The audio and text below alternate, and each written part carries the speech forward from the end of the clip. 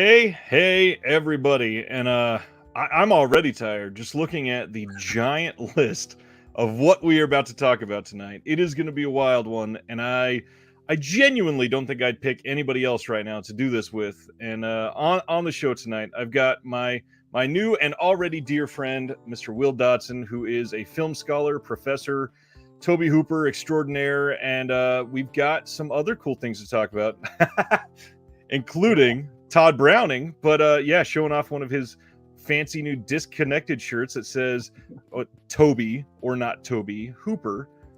Love that design. Link for the merch is in the store below. I didn't really plan on doing that, but hey, it's there. Hey. Will, how are we tonight? I'm good. Actually, I just cut myself, so I hope I don't bleed out on the show. But in case anybody's squeamish, there might be a little blood on tonight. Well, that actually makes sense with the amount of things we got to cover, because I guarantee there's going to be some more blood, sweat, and tears tonight. First off, I want to highlight Will Dodson, and Bruiser313 says, Dodson, still need to grab your book.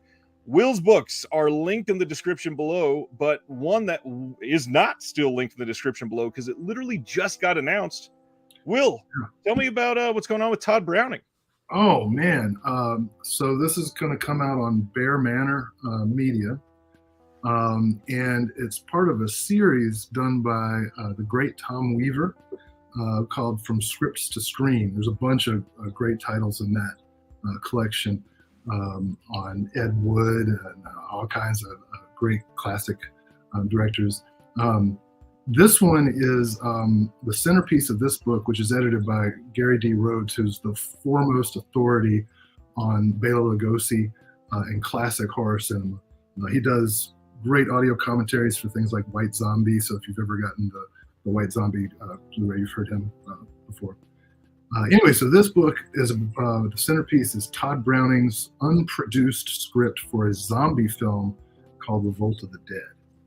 So we got the original script, essays about Revolt of the Dead, about Mark of the Vampire. My contribution is about this very strange late Todd Browning film, The Devil Doll. And I give a whole history of its evolution from a script called The Witch of Timbuktu to its final form, The Devil Doll. And it's a pretty amazing story. And I gotta say, with all humility, I'm more proud of this essay than I think anything I've ever written. It's a really great book and priced for consumers. So awesome. Well, I'll tweet the link out as soon as it's available for pre-order. But yeah, it just went to press. We did the final corrections last week, and super excited. Revolt Dead. That is very appreciated to see it priced for consumers. Sardis wants to know, Will, is this your home or are you at the school? Both. I'm a faculty in residence here at UNC Greensboro, so this is my office. It's a pretty dope office. It really is. But we actually live here on campus, and this is a residence hall where Ashby Residential College, the program that I work in, is housed, and my family and I have an apartment just down the hall from here. This is my sanctuary, and where I keep all the stuff that my wife won't let me have in the apartment. That makes a whole lot of sense. Speaking of Will's contributions, I believe one of his contemporaries, Mr. Stan Geezy, I think that's how you say his last name, right? Oh, Geezy, yeah. I got it right. He says, great shirt, Will. Let me promote one more thing, because if you're into Toby Hooper, you need to know about this new book by Stan Geezy, Red Scare, The Making of Toby Hooper's I'm Dangerous Tonight, which we actually talked about last time because I contributed an audio commentary and Stan Geezy did an interview and behind the scenes footage. This book is great. I'm not just saying that because Stan's on here. It's even got, I even wrote a blurb for it along with Dee Wallace. So nice. we're friends now. Beautiful. Just separated by a paragraph. Yeah. So, and Red Scare is out. I'll check it out. It's available on Amazon and everywhere else. Yeah. And Will definitely be on the show again. So the next time he's on, if there is a link for that new Todd Browning book, it will clearly be in the description for the next one. So just watch out for that. I will promote everything Will does until the day I am canceled. from this platform because inevitably it'll happen after we're talking about the kind of things we're going to talk about tonight. But there's a lot going on right now. The world has been weird this last week. We've gotten announcements for everything from random what people thought were snuff films to art house films from the 80s and 90s to just about 11 minutes ago I put out the most recent announcement, and we are covering it live tonight. I hope everybody's ready because oh my gosh, we've got I do this for my Instagram, and there's about 85-ish posts tonight that we have to go over. And Jeremy Long and I, we broke the record for longest stream on this channel just last week. And if Will's up for it, we may end up being forced to do it tonight. So I appreciate that. I got a whole bottle of Speed. Got some green tea pills. I'm ready to go. Well, and luckily in 20 minutes when that bottle's empty, then you can pee in it. So you'll be fine. That was for Will students who might be joining in. So hello to all of you. It has been a great week. So first off, a couple things about us. Have you been watching anything cool lately, or maybe showing any films to your classes? Yeah. So, oh gosh, where to start? I'll start with class since I actually just got out of class. Thursday nights I teach film appreciation, which is kind of the intro, general audience class. Teach the basic parameters of film history and terminology, technique, and try to help people with their taste subtly. And tonight we were actually looking at some examples of early silent comedy, and this time I've been emphasizing women and women directors and non-white directors, especially in the early days of cinema. So we looked at some films by Elise Guy Blaché, Lois Weber. Tonight we watch a Mabel Normand film, one of the very first films to include Charlie Chaplin. Mabel Normand, who worked with Max Sennett and Keystone Studios, was the first performer to ever get hit with a pie in the face. And this is an important story. She also directed the first feature-length comedy, Tilly's Punctured Romance, in 1914. So we looked at some of those, a little bit of Chaplin and Fatty Arbuckle and Keaton, and then we wrapped it up with, during the early days of cinema, we still had segregation, and studios would give incredibly low budgets to black filmmakers to make movies for black theaters, and these were called race films. And so we watched an example of one starring Sam Jacks, who had created a character that is kind of recognizable, vaudeville slapstick. And it's called The Reckless Rover, which was preserved and released in that Pioneers of African American Cinema set that Kino put together with Library of Congress a couple years ago, right? Yeah, it's a really interesting film. So the students get to learn basic techniques, continuity editing, cross-cutting and whatnot, while they're also seeing some sort of hidden histories of Hollywood. So nice. A lot of silent movies tonight. And then in my own time, I watched Werewolves Within last night, which I hadn't done. Nice. It's pretty funny. And it's decent. Yeah, I enjoyed it. This has been a weird week. I've been getting home and been really tired and just watching random things without thinking. The night before last, I watched a movie with Dolph Lundgren and Stone Cold Steve Austin. Now, I'm a huge Dolph Lundgren fan, inexplicably. I can't tell you why. I just love the man. I have 43 of his films. And so I watched a movie called The Package. And it's pretty good. It's pretty good. Stone Cold Steve Austin is the good guy, so he ends up winning. But in real life, Dolph would have killed his ass. But so I saw that. And then the last thing I'll say that I watched this week was I fell for the hype, and I sat down and I watched L.A. AIDS Jabber. Yes. What'd you think? I loved the ironic twist at the end. Yes. And I got my I got my syringe pen. Nice. So thank you to Grindhouse Video for that. Yeah, Elliot. I love how many films have released syringe pens now. It's like no longer a novelty. I probably got 5 of them here. Wanted to point out while you were talking about the female and early comedies, Christian's Hobby Blog and I were on the exact same page. I wanted to bring up that set of early women directors that Kino's about to drop. I believe it's called Cinema's First Nasty Women or something like that. Oh yeah, looks really great. And I believe, oh gosh, where was it? I think Kino Direct has a really good pre-order price on it right now, and it's like $60, and that's great for everything that's coming in it. Let me grab. Oh man, you're fine. I want to know what this newer set of early sexploitation is. You can also check out the new Mark Cousins 940-minute documentary, Women Make Film, which is a kind of alternate history.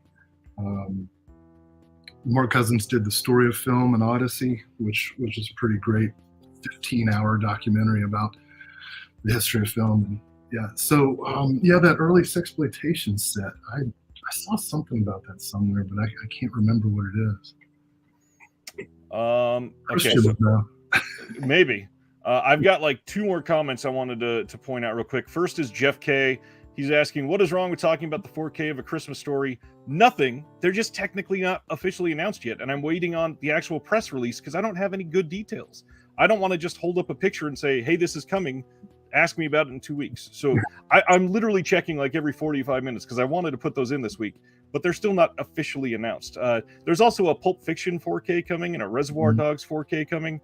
No official announcements yet, but those are highly looking to be coming somewhere around the end of November, early December. And then Jeff also had a question. What kind of restrictions were put on the race films? Do you have anything in the pocket that you can talk to about that for a minute? Well, if you mean restrictions in terms of content, no more than anything else, any Hollywood film.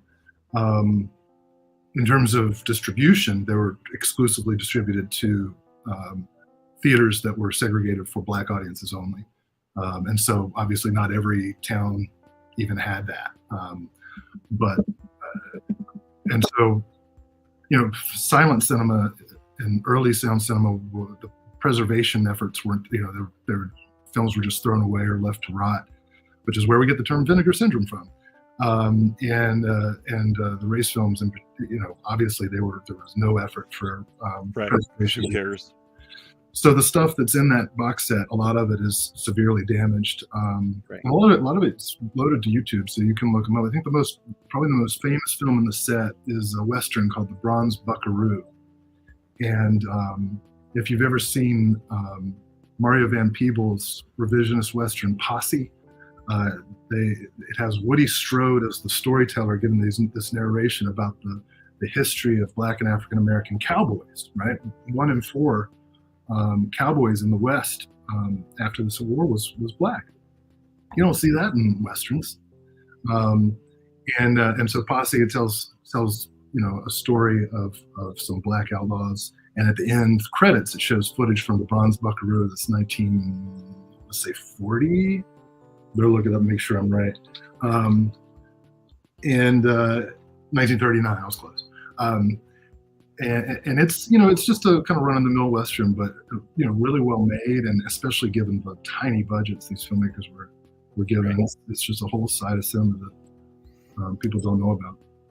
If anybody is super into this historical side of race discussion in film, and you are also maybe a traveler or you're anywhere near the Kansas City area, I will throw out one really cool thing is the Kansas City area is basically known as one of the birthplaces of jazz in the entire country. And we have a really incredible jazz museum that I just went to about a month ago with my sister, who happens to be in the chat. What's going on, Courtney?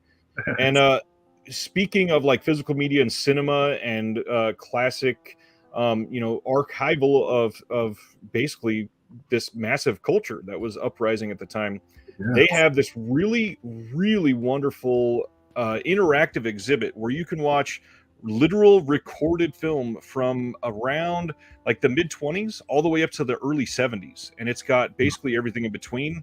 They're not super long, but the fact that you can watch something and it's in incredible shape from like 1927, I think is the earliest one, all the way up to about 1973 or 4.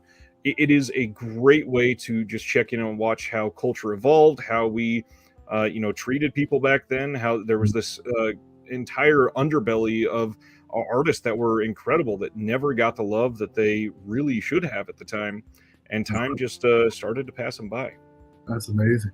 Hey, for folks who are interested in checking stuff out virtually, go to blackfilmarchive.com, which is run by Maya Cade. I think I'm pronouncing her last name right. She's a scholar in residence at the Library of Congress, and that website, which has tiered subscriptions, including free for newsletters, has so much stuff. blackfilmarchive.com.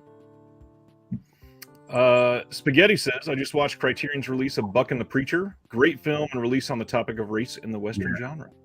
Fantastic movie. And then last question before we get into the announcements. Christian's Hobby Blog says, I see a Jess Franco book in the background. Is that new, or is that Stephen Thrower's already released mega book? Well, what an eagle eye you have. This came out actually around the same time as the Thrower book.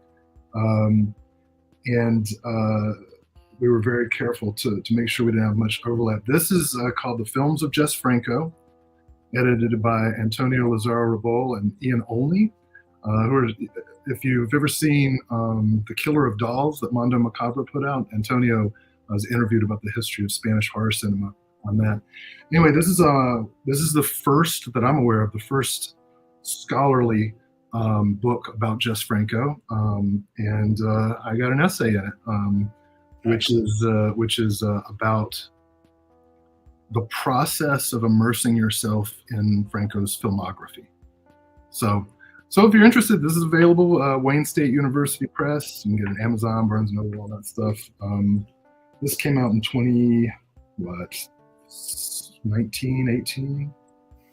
18, yeah. And I know that this is not going to be on Ryan's reading list immediately. You can just check my essay out. The rest of it, Literally, I was going to email you afterward and say, "Hey, do you have a download copy of that essay you can forward me?" Sure, I'll hook you up. Yes, please go out and support art of all different kinds. There's so much out there to consume, and I understand your time is valuable, and obviously do what pleases you. But I mean, tonight will show you that even though we've been told for the last, decades that physical media is dying, 80 plus releases to discuss tonight. So let's jump in and get started. All right. Oh boy. First things first, right after the show last week, we started getting some announcements from Imprint Films, and they are releasing volume 2 of one of the best box sets to come out in the last few years, and that is their After Dark neo-noir cinema. This is coming with Blue Steel from 1990, Internal Affairs from 1990, Crimson Rivers and The Way of the Gun and the Yards. Those are all from 2000. And then Narc from 2002.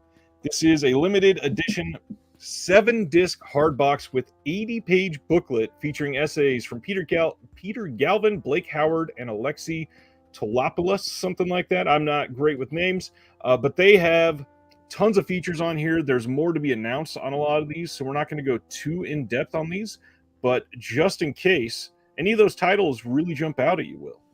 Oh, Catherine Bigelow, Blue Steel. That is a star turn. Well, she was already a star, but this is a star action turn for Jamie Lee Curtis. Yep. She's strong, she's sexy, she puts up with no shit. Very true. That one's a really fun and interesting movie. A lot of the rest of them, I know. I worked in a video store for 4 years while I was a college student, and several of these I've the cover art from their VHS cassettes is imprinted in my brain. Yep. I've seen Way of the Gun. I saw part of The Yards, but I don't think I ended up finishing it. But I'm really interested in jumping into it again. For me, Blue Steel's worth the whole set. So yeah, I'll probably get it. Oh no. Yeah, Blue Steel is great. The other one in here that I know that I love is Narc. Narc is a great film. I feel like again, either I've seen The Yards, or just like you, for some reason I feel like I'm picturing the VHS art just sitting on the shelf, like nobody ever wanted to rent it. So Yeah. something like that. This is a great looking set, a little expensive, but again, it's 7 films and they each get a wide array of special features. I mean, just look at internal affairs here. They've got a new interview with the director, new interview with the screenwriter, new interview with the co-composer, and they're still going to be announcing more features. So those this post alone is just for the first couple films in it. This next one, we got Crimson Rivers. This one's got all kinds of stuff on there. We got documentaries, we got commentaries, we've got a whole bunch of other stuff, plus they're announcing more. The Way of the Gun, they've got a new commentary with Travis Woods, commentary with the director and the composer, Joe Kramer, plus more on the way.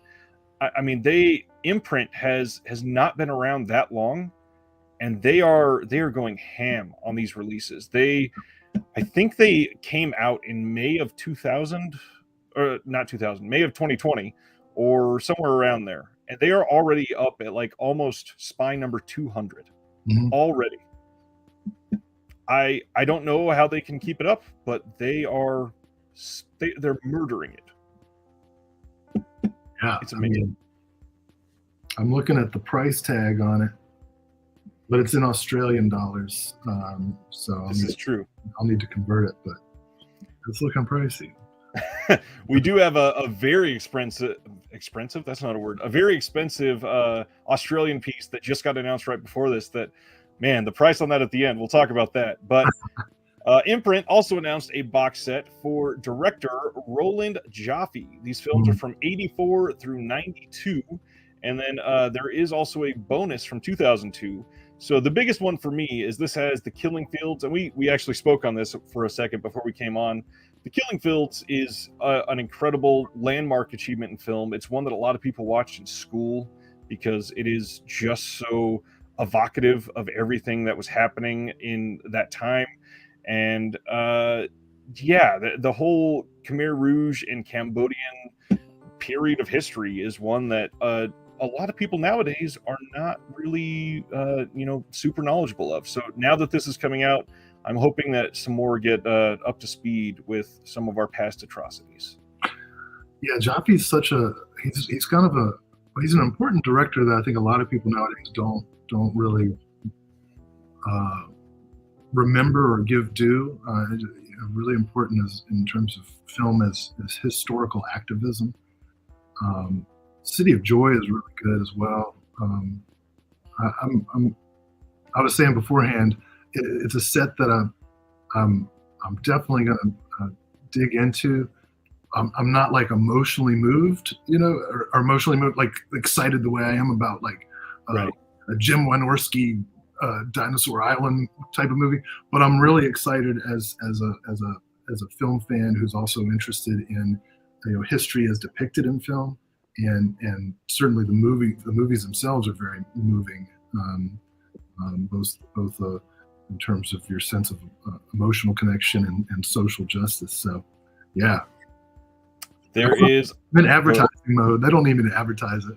I'm into it. That's fine. And it's what's really cool with The Killing Fields, the one that I'm super excited about, it's coming with the second disc. And this is going to be a feature-length documentary by Arthur Dong exploring the life and experiences of Dr. Heng S. Nyor, who was forced into the brutal labor camps by the Khmer Rouge. Years later, he will recreate his experiences in the film, which is just astonishing that he's willing to do that. And then the one from 2002 that's pretty cool here, Prisoners of Our Own History, the first 4 films of Roland Joffe, is a new exclusive feature-length documentary that is done with Joffe. There's all kinds of interviews discussing his work, and it's done by Ballyhoo Pictures. So when you get this, it's not just 4 films. You're getting all kinds of stuff with this. And one of the other ones that we didn't mention other than City of Joy, Fat Man and Little Boy, is one that obviously a lot of people know by name. And that one stars Paul Newman, which is a pretty big deal. Paul Newman stars as General Leslie Groves, the military man in charge of a massive project that will produce 2 weapons, Fat Man and Little Boy. Dwight Schultz is J. Robert Oppenheimer, the brilliant scientist attempting to bring the startling mission to fruition. How was Ed Murdoch?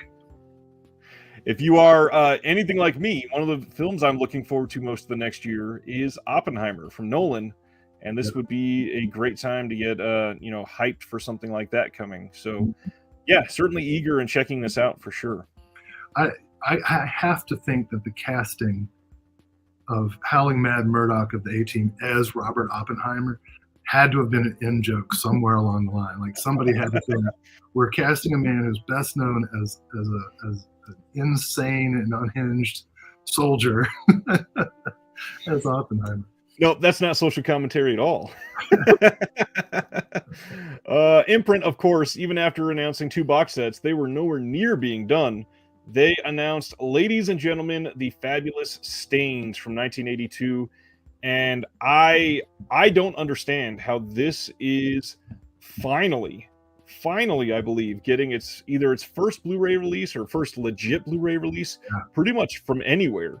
But this is one that a lot of people have been begging for, and I think was rumored to be coming from Criterion.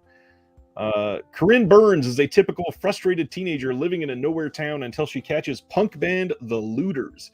Bewitched by the whole punk scene, she and her fledgling band, The Stains, join the tour and in no time at all become media magnets. The band forms a rabid following of young girls while Corinne begins a relationship with Looter singer Billy, played by Ray Winstone.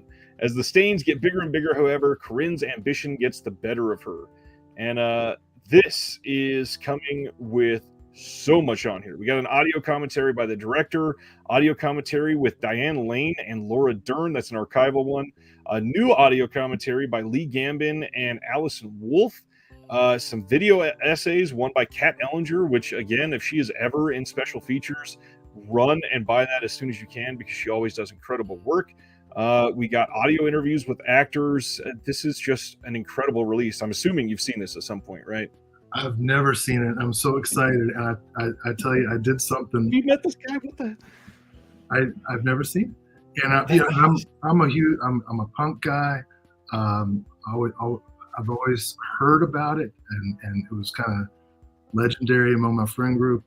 I'll tell you, I did something kind of foolish. When this was announced, I tweeted how excited I was to finally see the debut of the wondrous Debbie Rochon, of whom I'm a big fan, and I added her just to see if she would, like it, and right. She posted, "Thanks, Will." That's pretty special. A lot of people don't understand, but getting some attention like that is amazing. Oh, my heart is still beating fast. This one has been hard to see for a long time. It took ages to come to DVD. It's taken longer to come to Blu-ray. This is a great underseen, underground movie, and it is... I went to say a sentence, and I had my mind completely interrupted by Brian saying, "I've made a few fabulous stains in my day," and that was funny as hell. Thanks, Brian. This is a great movie, and as somebody that came primarily from Stan even calling you a nerd after that. As somebody that came out of some spots of the music industry, The Fabulous Stains is a special film, and I do think that this is one that a lot of people should make an effort to get. And it's only, if you want the limited edition, it's only limited to 1,500 copies, so get it in soon. Very exciting. Oh, I see Sarah Marcus did a video essay. That book she wrote, Girls to the Front, about the Riot Grrrl kind of movement in the early 90s. Pretty good book. Nice. Yeah. I have not read that one. City of God. This is kind of a massive film for a lot of people as well. This is from 2002. Have you seen City of God? I'm ashamed to say I haven't, because I should have. And so I'm gonna. This was when this came out. It was really well reviewed. Obviously nominated for several Oscars, and I just never Never saw it. Yeah, this is a really really interesting film, and was huge pop culture phenomenon when it came out, which is odd because 2002, like a lot of people nowadays are, yeah, Parasite won the Oscar for Best Picture, but stuff like this, it took a lot to break through the mainstream, even honestly, even like 5 or 6 years ago. So something like this, making the impact that it did is astonishing now, but in its time, just bloody amazing. City of God is special. We don't know much about the features right now, or honestly about the scan. Imprint really doesn't share a lot about their scans unless it's something brand new from Paramount and they have the exact details on it. But this is one I would recommend certainly you try to check out if you have not. Then Distant Thunder. This is from 1988, coming in the end of November. And I loved this one because they lead off by saying John Lithgow from Shrek and Footloose.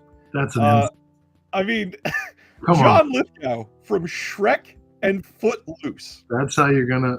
I mean, go Harry and the Hendersons at least. I mean, I'd rather read John Lithgow from Third Rock from the Sun than either of those. Like, what are we doing to John Lithgow? The only thing that could have been worse to say there is John Lithgow from the Pet Sematary remake. Or Third Rock from the Sun or something. I just said that. Oh, you did? I did. I'd rather see that. So John Lithgow stars as a self-exiled bush vet, and Ralph Macchio from My Cousin Vinny. They don't lead with the Karate Kid there. Come on. Co-stars as the son he hasn't seen in 15 years. Their uneasy reunion accidentally sparks war-haunted violence, and father and son share a harrowing fight for survival that will either destroy them or unify them forever. This was pretty widely underseen, but very much appreciated by a lot of people in its time. A lot of the critics, I mean, you can even see Roger Ebert is quoted there. I gotta be honest, I've never seen this one. I don't know how, because I adore John Lithgow, but it's another one that just, it doesn't get a lot of play. Yeah, and that's that's what's so great about every time I watch one of your announcement shows or catch stuff. I'm like, I've devoted my whole professional life to this, and I feel like I don't know anything because these labels are releasing stuff. I'm like, what is that movie? How did I miss it? And so I'm pretty excited about all these announcements from Imprint. It is a really great way from them, and for the people that are like Will and myself. When you look at announcements like this and you go, I haven't seen anything. I'm the exact same way. I happen to have seen a few from this slate of announcements, but most of the time, I'm blind buying like 95+% of what I see, and it's my film school, and it's what I love, and it's exactly the way I want to approach a film nowadays. Yeah. Being even something like Nope that was just in theaters, I tried to go into it completely blind, and what's better going in blind than a movie from 1988 that I've never seen anything from before, never heard any details about it. That's the best way to go blind. Yeah. So yeah, this is a good cast. I certainly hope to check this out. Lithgow's amazing. Speaking of a good cast, School Ties. This is like a miraculous cast. School Ties is from 1992, and you got to hear this cast if you've not looked into this yet. Brendan Fraser of George of the Jungle leads an all-star cast including Matt Damon, Ben Affleck, and Chris O'Donnell in this acclaimed coming-of-age drama. This is getting a new audio commentary with Jim Hemphill and other features, but this is Imprint Films number 188, and it is supposed to be a fairly good drama, and I have also missed this one. I've seen this. This one of my favorite instances. This is Brendan Fraser's performance. One of my favorite instances of an angry young man in the rain screaming "cowards" at the anti-Semitic bullies who've made his life live in hell. It's. It is Fraser kind of developing from the George of the Jungle, Encino Man roles that he was getting early in his career to straight drama. Yeah, you know, it's not a great film, despite what the text there says, but it's pretty good. It's worth a watch. I will throw out there, Encino Man is a classic. God, I love Encino Man. I agree. 90s comedy Brendan Fraser is amazing, but for anybody that knows me and has ever heard me rant about Brendan Fraser, did I say Brandon? Brendan Fraser before, his performance in his, I think it's 2 episodes back to back of Scrubs will change your life. Incredible episodes of TV. Anyways, I will get off this soapbox of my love for Brendan Fraser, and I can't wait to see him. Have you seen the pictures that he's in The Whale coming up from A24? Oh my God, yeah. Jeez, that's like De Niro level commitment. He is back, and it looks to be a performance that will be a new mark on his career, and I can't wait to see the Fraser songs, however we're going to call it. It's probably the Brendan songs, whatever, because that sounds a little better. I really hope that he is back. I know that he went through the victim end of some Me Too stuff, and talking about it caused some consternation in Hollywood for some reason. I think primarily because he was a male, but he is remarkable, and in every single thing he does, including the somehow hated film Bedazzled. I don't know how many people hate the film Bedazzled. I love Bedazzled. That and Blast from the Past are 2 back to back that he puts in. Like, what's that? I said Blast from the Past. I forgot about that film. They are like remarkably grounded performances from him in what could be very silly films. Yeah, Brendan Fraser is a gift. I could just sit here for another hour and talk about him. Let's keep going though. We got into some Arrow announcements, and this one is silly because this was, oh my gosh, Airheads. If we're gonna talk about Brendan Fraser, we gotta talk about Airheads. The Wolf of Wall Street. This was teased from Arrow in one of their little postcard inserts. I think it was like the end of 2019 or maybe early 2020, and then there was silence forever, basically.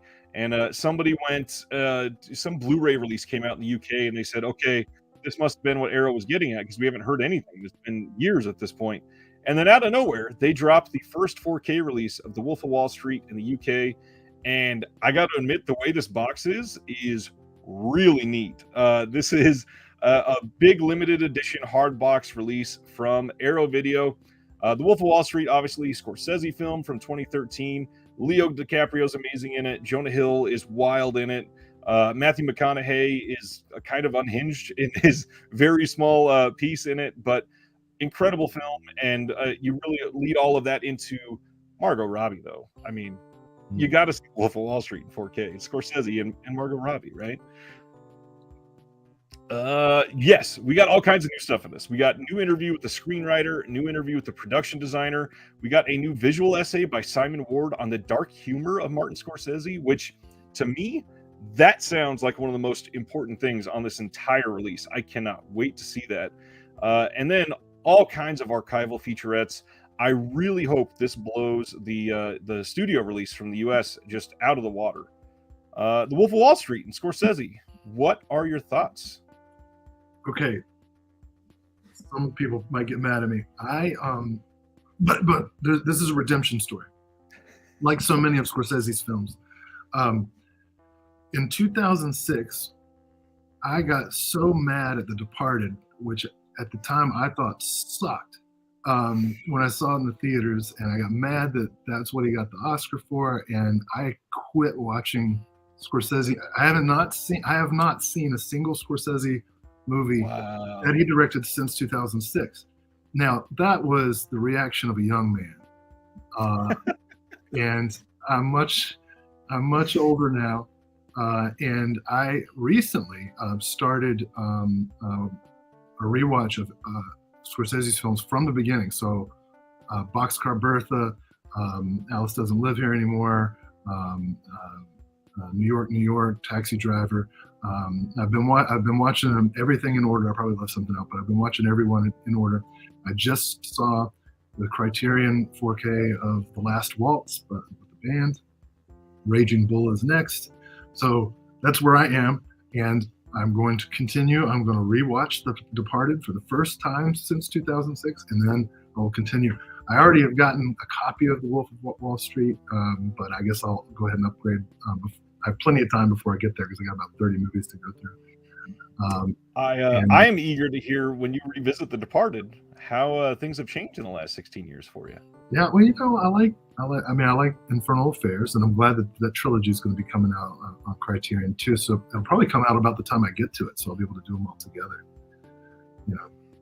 That would be a fun. Well, maybe fun is the not a good operative word there, but that'd be a very exciting weekend at least. Yeah, I'm excited about it. So that's why I have not seen The Wolf of Wall Street yet, but I am turning my life around.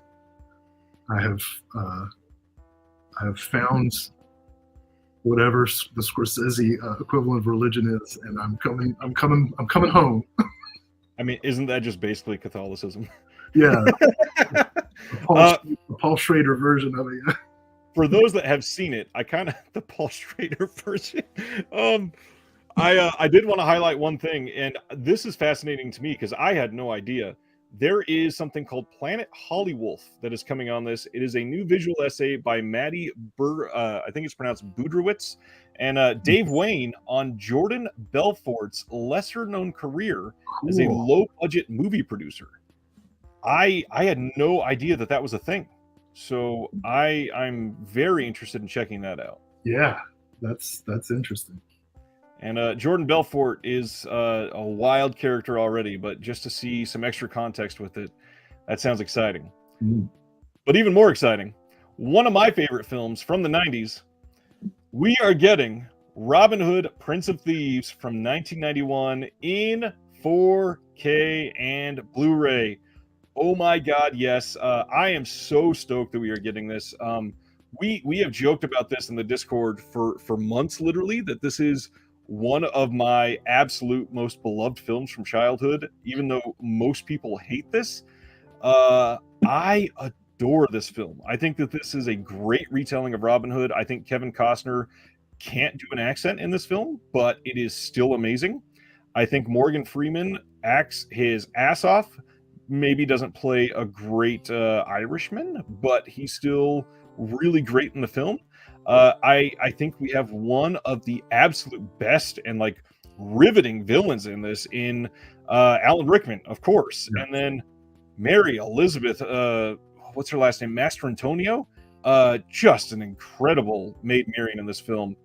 Robin Hood, Prince of Thieves got lambasted by Mel Brooks, but what do you think of it, Will? Oh, don't forget the great Christian Slater as Will Scarlet. Well, frequently in that film, he gets forgotten too, so it does make sense. I'm feeling a little bit inferior today. I remember seeing this in the theater when I was a kid. Alan Rickman is fantastic in it. I think that the video for Bryan Adams, Everything I Do It For You, kind of ruined the movie for a lot of the MTV generation that I'm a part of. I'm interested in revisiting it because I have not seen it since I saw it in the theater when I was when did that come out? In 1991. So I was 13 when I saw it. A 4K rendition of Kevin Costner's butox in a waterfall. Sign me up. No, I'm excited. I remember it really. Yeah, I remember it being really exciting. So it'll be fun to watch it again. And it undoubtedly will likely be a gorgeous 4K. Some of the way that they shot this film, like obviously this has been sort of panned for the last, I mean, we're at 30 years literally. This is 31 years later, and this has it's not ever really gotten great critical reception, but it is a undoubtedly gorgeous film, especially like just the first act, the amount of ground that they cover, the scenery that they're in, the castle work that they show in the background. It is just beautiful to see. And of course, the what really gets you with this film is the characters. I mean, Alan Rickman at the end going, "I'll cut your heart out with a spoon." I mean, it's so classic. I cannot wait to see this. Yeah, this is like a life-changing film for me. Bonuses on. Go ahead. I'm glad to see they do not include the Bryan Adams video. But they do include at the very end. Oh no, they do have it. It's a perfect. It's different. Bryan Adams' "Everything I Do It For You" performance at Slane Castle in Ireland. Yeah. So they held back on the music video. They said, we won't hit you extra hard with that. You've watched it 324,906 times. So you can watch him do it at a castle. You've never seen that before. And it's now too, right? So it's Bryan Adams now. Maybe. There's no year on it. I'm not sure on that one. I'd probably check it out. I will undoubtedly be watching that. So in this, we get a limited edition packaging with a reversible sleeve featuring original and newly commissioned artwork, 60-page perfect bound illustrated collector's booklet with Jackson Cooper and Mark Cunliffe doing some writing on the film, double-sided fold-out poster of both original and newly commissioned artwork. And man, I didn't realize that before. This talks about 2 fold-out posters. Ooh. Does that mean we get 2 there? Huh. 6 double-sided postcard-sized art cards, and then we get the old archival audio commentary with Morgan Freeman and Christian Slater and a couple of the writers. We get a making of a new multi-part documentary featuring new interviews with Densham Watson, director of photography Douglas Milsom, the editor, costume designer John Bloomfield, and many more members of the creative team. I am all in just for that documentary, first of all. I can't wait to hear stories about this. Hosted by Pierce Brosnan.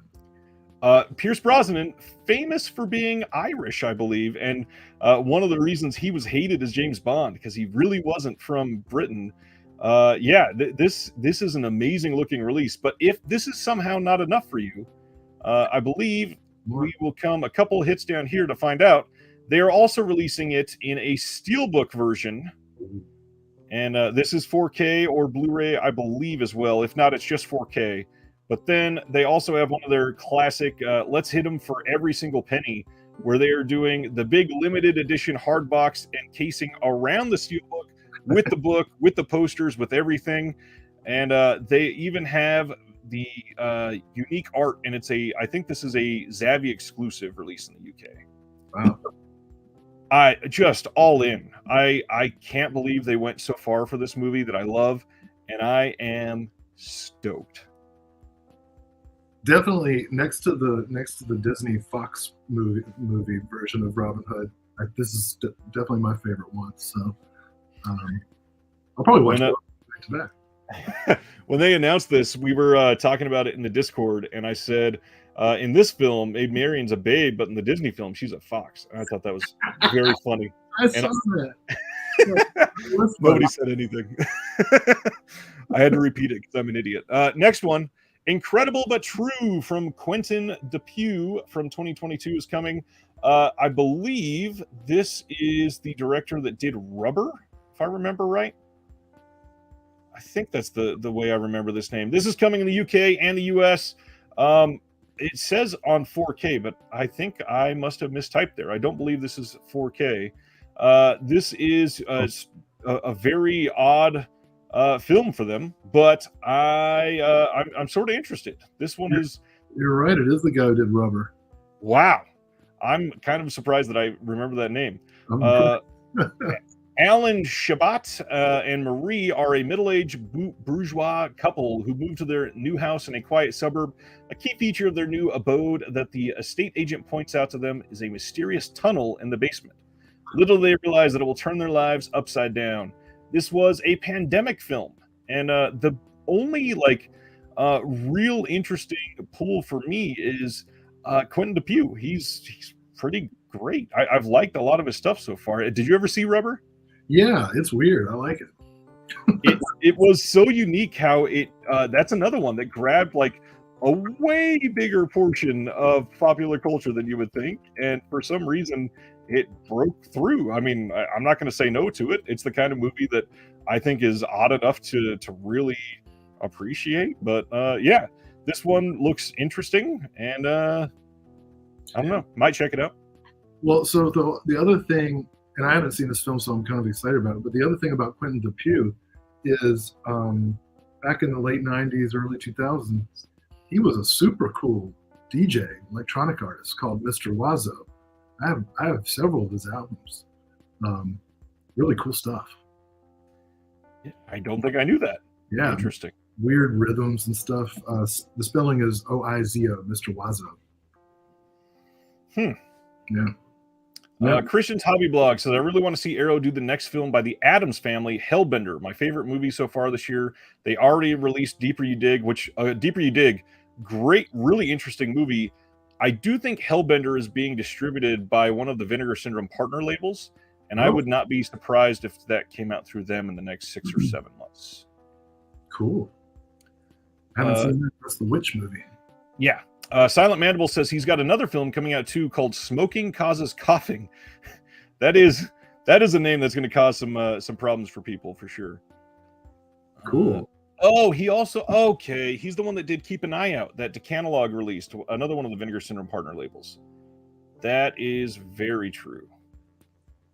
All right, next one up is Audrey Rose. Audrey Rose previously had an imprint release, and this has everything that is on that imprint release. So if you happen to already have that, you probably don't want to jump into this one because it's the exact same disc, it looks like.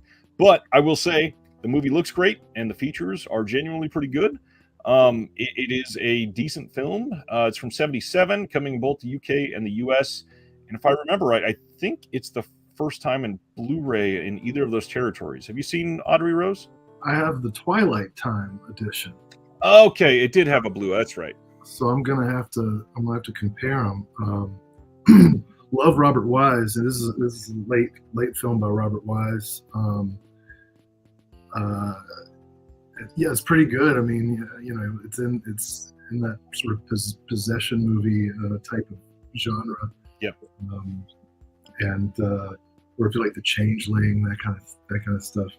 Yeah, and like all Robert Wise movies, it's really well edited. Really well edited, and this does have some things that imprint disc doesn't have.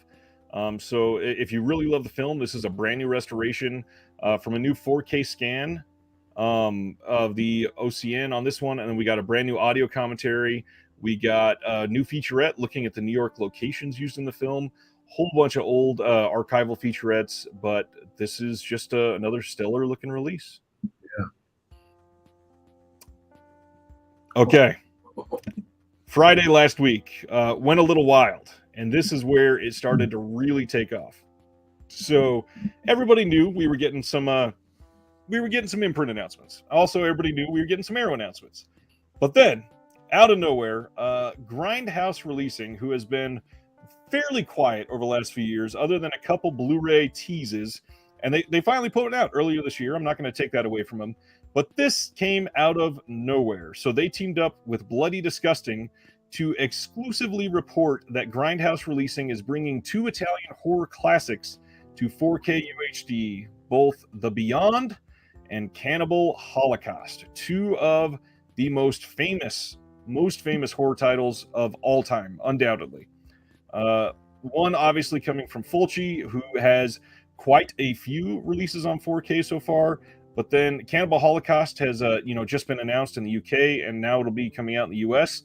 This one will have, it's less than half a second more footage in the US than the UK because it has to be cut in the UK.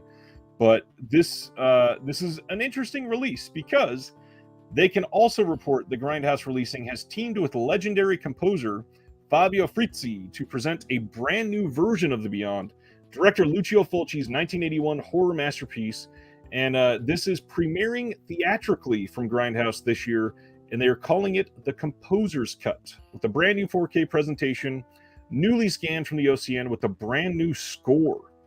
How do you feel about that?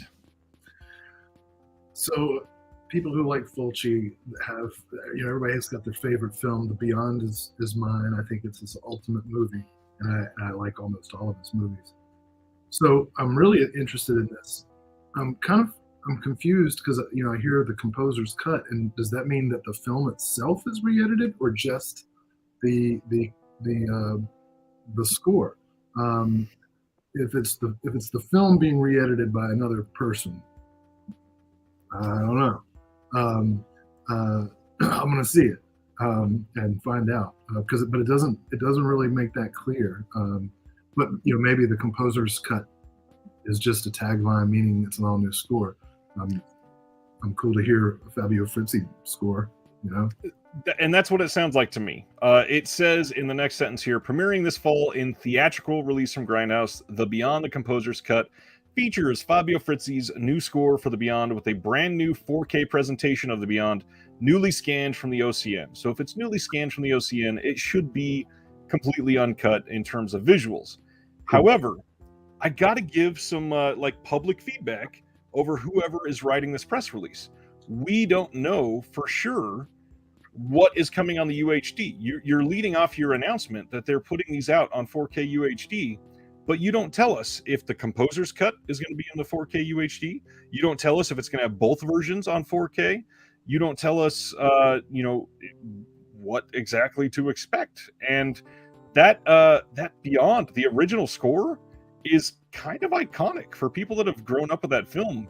We're not going to want to give up that score. It's amazing. So if this is the only version of the film, I mean, I'll be happy to see it in 4K, but I'm going to be a little disappointed to not have that original score.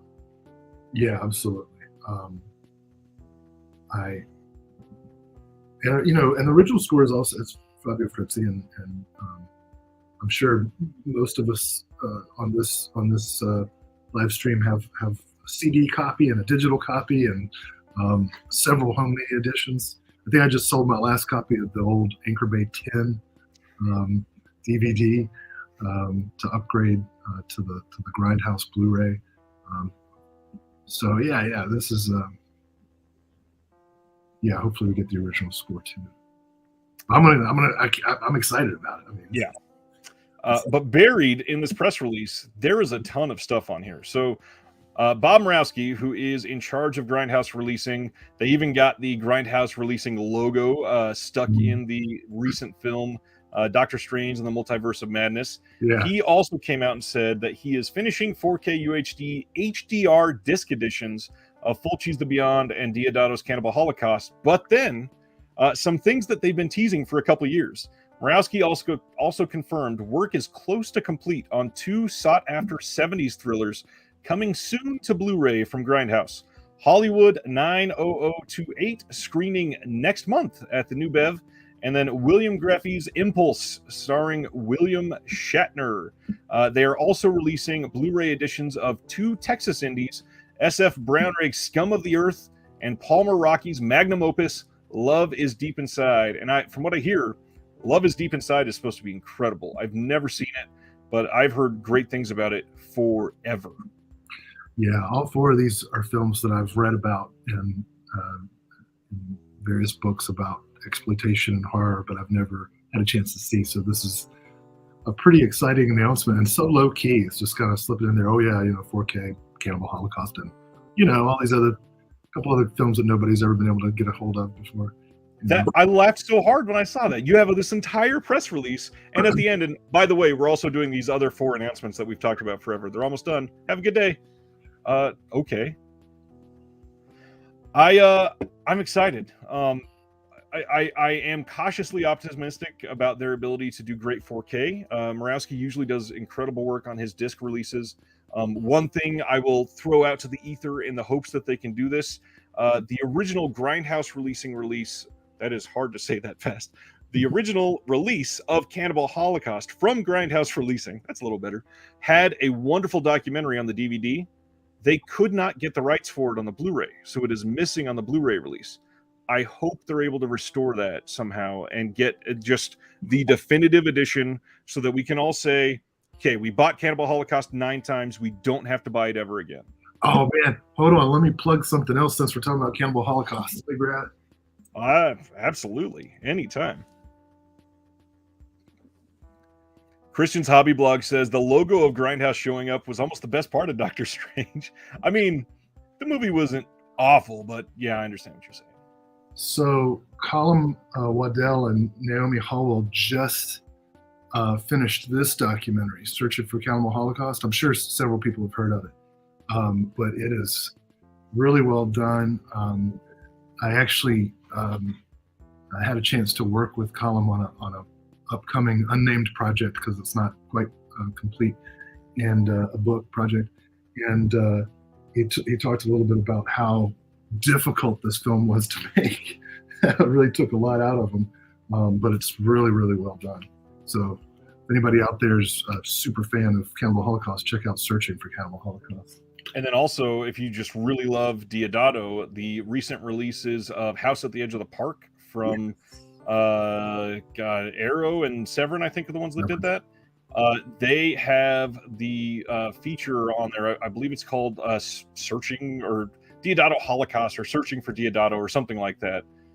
It's a very interesting one. I saw most of that on a release that came out previous, but yeah, it's supposed to be great. Yeah. Let's get this added back in there and carry on with this remarkable day, because we are not done. And listen, not even close. It is an hour into the show, and we are barely on Friday morning from last week. So there is still so much to go over. And one of the most challenging ones to talk about. Let's break into this one. So a few weeks ago, I released a fun interview with the guys over at Air 4444, and they were great. They did tease 4 announcements last Friday, and there was a little bit of some shade thrown in one of these announcements. So we're going to talk about that. Oh. First, they announced Fatal Termination from 1990. They say they are working on a restoration of the legendary Hong Kong action film with arguably the most irresponsible and dangerous scenes ever put to film. But it's really so much more than just those scenes. Watching the amazing cast, including Moon Lee, Ray Lu, Simon Lam, Robin Shao, and Philip Ko go after each other with nonstop precision is exhilarating, to say the least. This is definitely one film every Hong Kong action lover should see. And then the second one attached to this is Challenge of the Lady Ninja from 83. And they say, maybe introduce the most outlandish martial arts film you've never seen. This Taiwanese ninja film is overflowing with crazy antics. And this is where whoever is writing the copy, this is the kind of copy that you are going to sell people with immediately. Female mud wrestling, giant spider webs, underground gopher fights. Never seen one of those on screen. Murder by ninja seduction, an all-female assassin squad, and several big bads. It's an incredible little martial arts film that really throws everything in the book at you. We're proud to be doing a brand new restoration of the film and hope that you will embrace it with as much affection as we have. It has strong female lead characters who kick ass, and we honestly can't wait to show it off. This is the original poster for Fatal Termination, and then this is Challenge of the Lady Ninja. Any history with these two for you? I've not seen Fatal Termination, but I have seen Challenge of the Lady Ninja on VHS. There was some video back in the day, you know, when you'd like go on a beach vacation visiting grandparents or something, and you'd find one of those beach video shacks. I saw it there, and you know, terrible VHS stuff, but I remember it being, yes, quite outlandish. It was fun. So I'm really excited about this one. Air does really great work, and they were wonderful on the channel. If you did not get to see that interview, go check it out. But then the thing that disappointed me a little bit, they did put out 2 more announcements, and this first one, you might notice a little bit of shade. They announced Thrilling Bloody Sword from 1981. You may have heard of this one recently, as a print of it was scanned and released to the public. We are doing a proper restoration of the original elements to make sure the film is seen in the right way for the first time ever, and we went through the correct channels to do so. We'll get back to that in just a second. Like Challenge, this Taiwanese film is filled with crazy predicaments and set pieces, but it's a fantasy wuxia fairy tale epic that looks a lot like what a live-action heavy metal magazine adaptation may look like if it were done right in the 1980s. We're talking He-Man meets Flash Gordon meets Ghostbusters meets Snow White meets Aladdin. Monsters, flashy costumes, black magic, wild set decoration. You're gonna love it. So obviously, they are alluding to the Gold Ninja video release of Thrilling Bloody Sword that has come out in the last year and a half, and it took everybody by storm. Most people had never seen this film. They did a limited edition Blu-ray of 800 copies, and it sold out very quickly. They sold so many that for the first time they said, we're going to do a repressing, and we're going to put a standard edition of these. And they were putting that out, and this got announced, and it's kind of some shade. It came out of nowhere, and Gold Ninja had nothing to do with it. They were They thought that they were doing the right thing when they put that out. They thought that this was an abandoned film, and Error 4444 just happened to have the correct contact and found the original rights holders. And I don't think the shade was needed there. Did you get the shade like I felt? Oh yeah, well, and I saw, who was it? Justin Liberty. Justin DeClue. DeClue. I messed up my Justins. Too many Justins. Justin DeClue. Yeah, I saw him kind of mention that. I think he said something like, "Oh, that must be why a bunch of pre-orders just got canceled," and that makes me sad. Whenever you see your heroes, in a fight, like with the Thriller release and Synapse and Vinegar Syndrome and stuff like that. I know it's a really small market, and there's a lot of friendly competition that sometimes gets less friendly and more tense. But I think it's great to be proud of the work that you're doing. I don't know any of the people personally involved, right. So I don't know if there's prior history or any other reason for it. But yeah, you hate to see it. Yeah, and you can tell that they felt a little bad for it afterwards, because they edited their announcement after this was made. They took out some of that shade, and I'm glad, but that also really shows, probably should have thought about it a little better the first time. But thankfully we got, I got it out there and copied it and pasted it before it could be changed. Thrilling Bloody Sword, fantastic movie that's made the rounds over the last year. Getting a new restoration, I'm not going to say like you're only a real fan if you have both releases or anything, but you will get value out of both, undoubtedly. There will be extras from the Gold Ninja release that will not be on the Arrow release, and then this one will have new extras plus a new restoration. So if you just love the film, this is going to be the absolute best way is to get both releases. Yeah, now I want to compare them, Yeah, and the Gold Ninja release had like burned in subs and everything. So I imagine this is going to shine when they get a brand new restoration on it. John DeMarsico, one of the patrons, said, "Did I hear that Will is a film professor at UNCG? No way. I studied film right down the street at NC State." Yeah, that's right. NC State's hiring. Maybe I'll go there, but no. Yeah, I've been at UNCG now for 17 years. Wow. Yeah, it's a good little media studies program, and I teach in the English department as well. So nice. Great. Always good to see some hometown fellas. North Carolina School of the Arts down the street the other way. So there's a lot of filmmaking going on in North Carolina, despite our legislature's attempts to stymie film production in our state.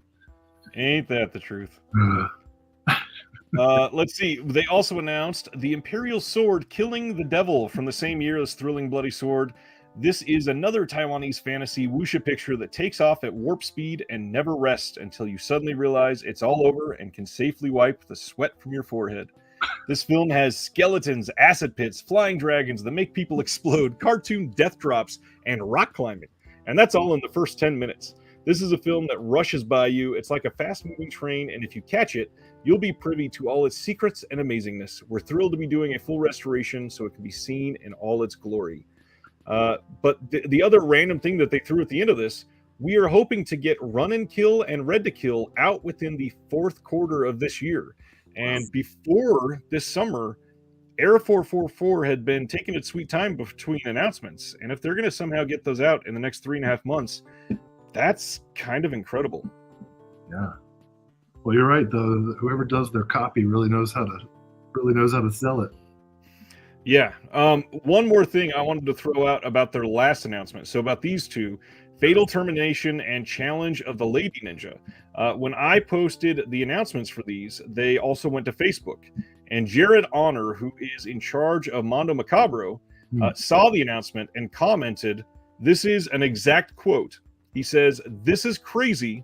I have looked into both of these films and both had huge asking prices, like Suspiria level prices. Not sure how these guys pulled this off." And for anybody that has worked behind the scenes in anything and have heard, Suspiria supposedly is a license that was like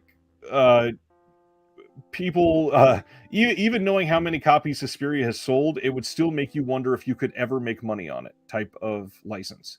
So the fact that these were anywhere near that high and Air is putting it out, either they have an incredible negotiator or they are secretly loaded or something.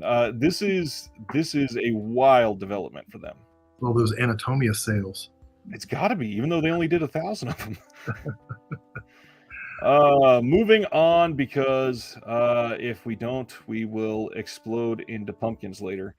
Coming from 88 Films in the UK on December 5th, we are getting something called Saucy 70s, a British sex comedy threesome featuring The Sex Thief, Au Pair Girls, and Zeta One. From the era that brought us the seedier Carry On films and the Confessions movies, there also came a run of other delightfully of their time British sex comedies. These are beautifully presented together, 3 of those typically silly and salacious softcore porn romps from 70, 72, and 73. Sex comedies, how do you feel about them? That's a loaded question. On purpose. Well, all right. So the centerpiece of this for me, and partly because it's the only one I've seen, is the Au Pair Girls, which was directed by Val Guest, who was a great Hammer director. And you know, I like my cannibal films. It's got Mimi Lai in it. One of her non-cannibal films.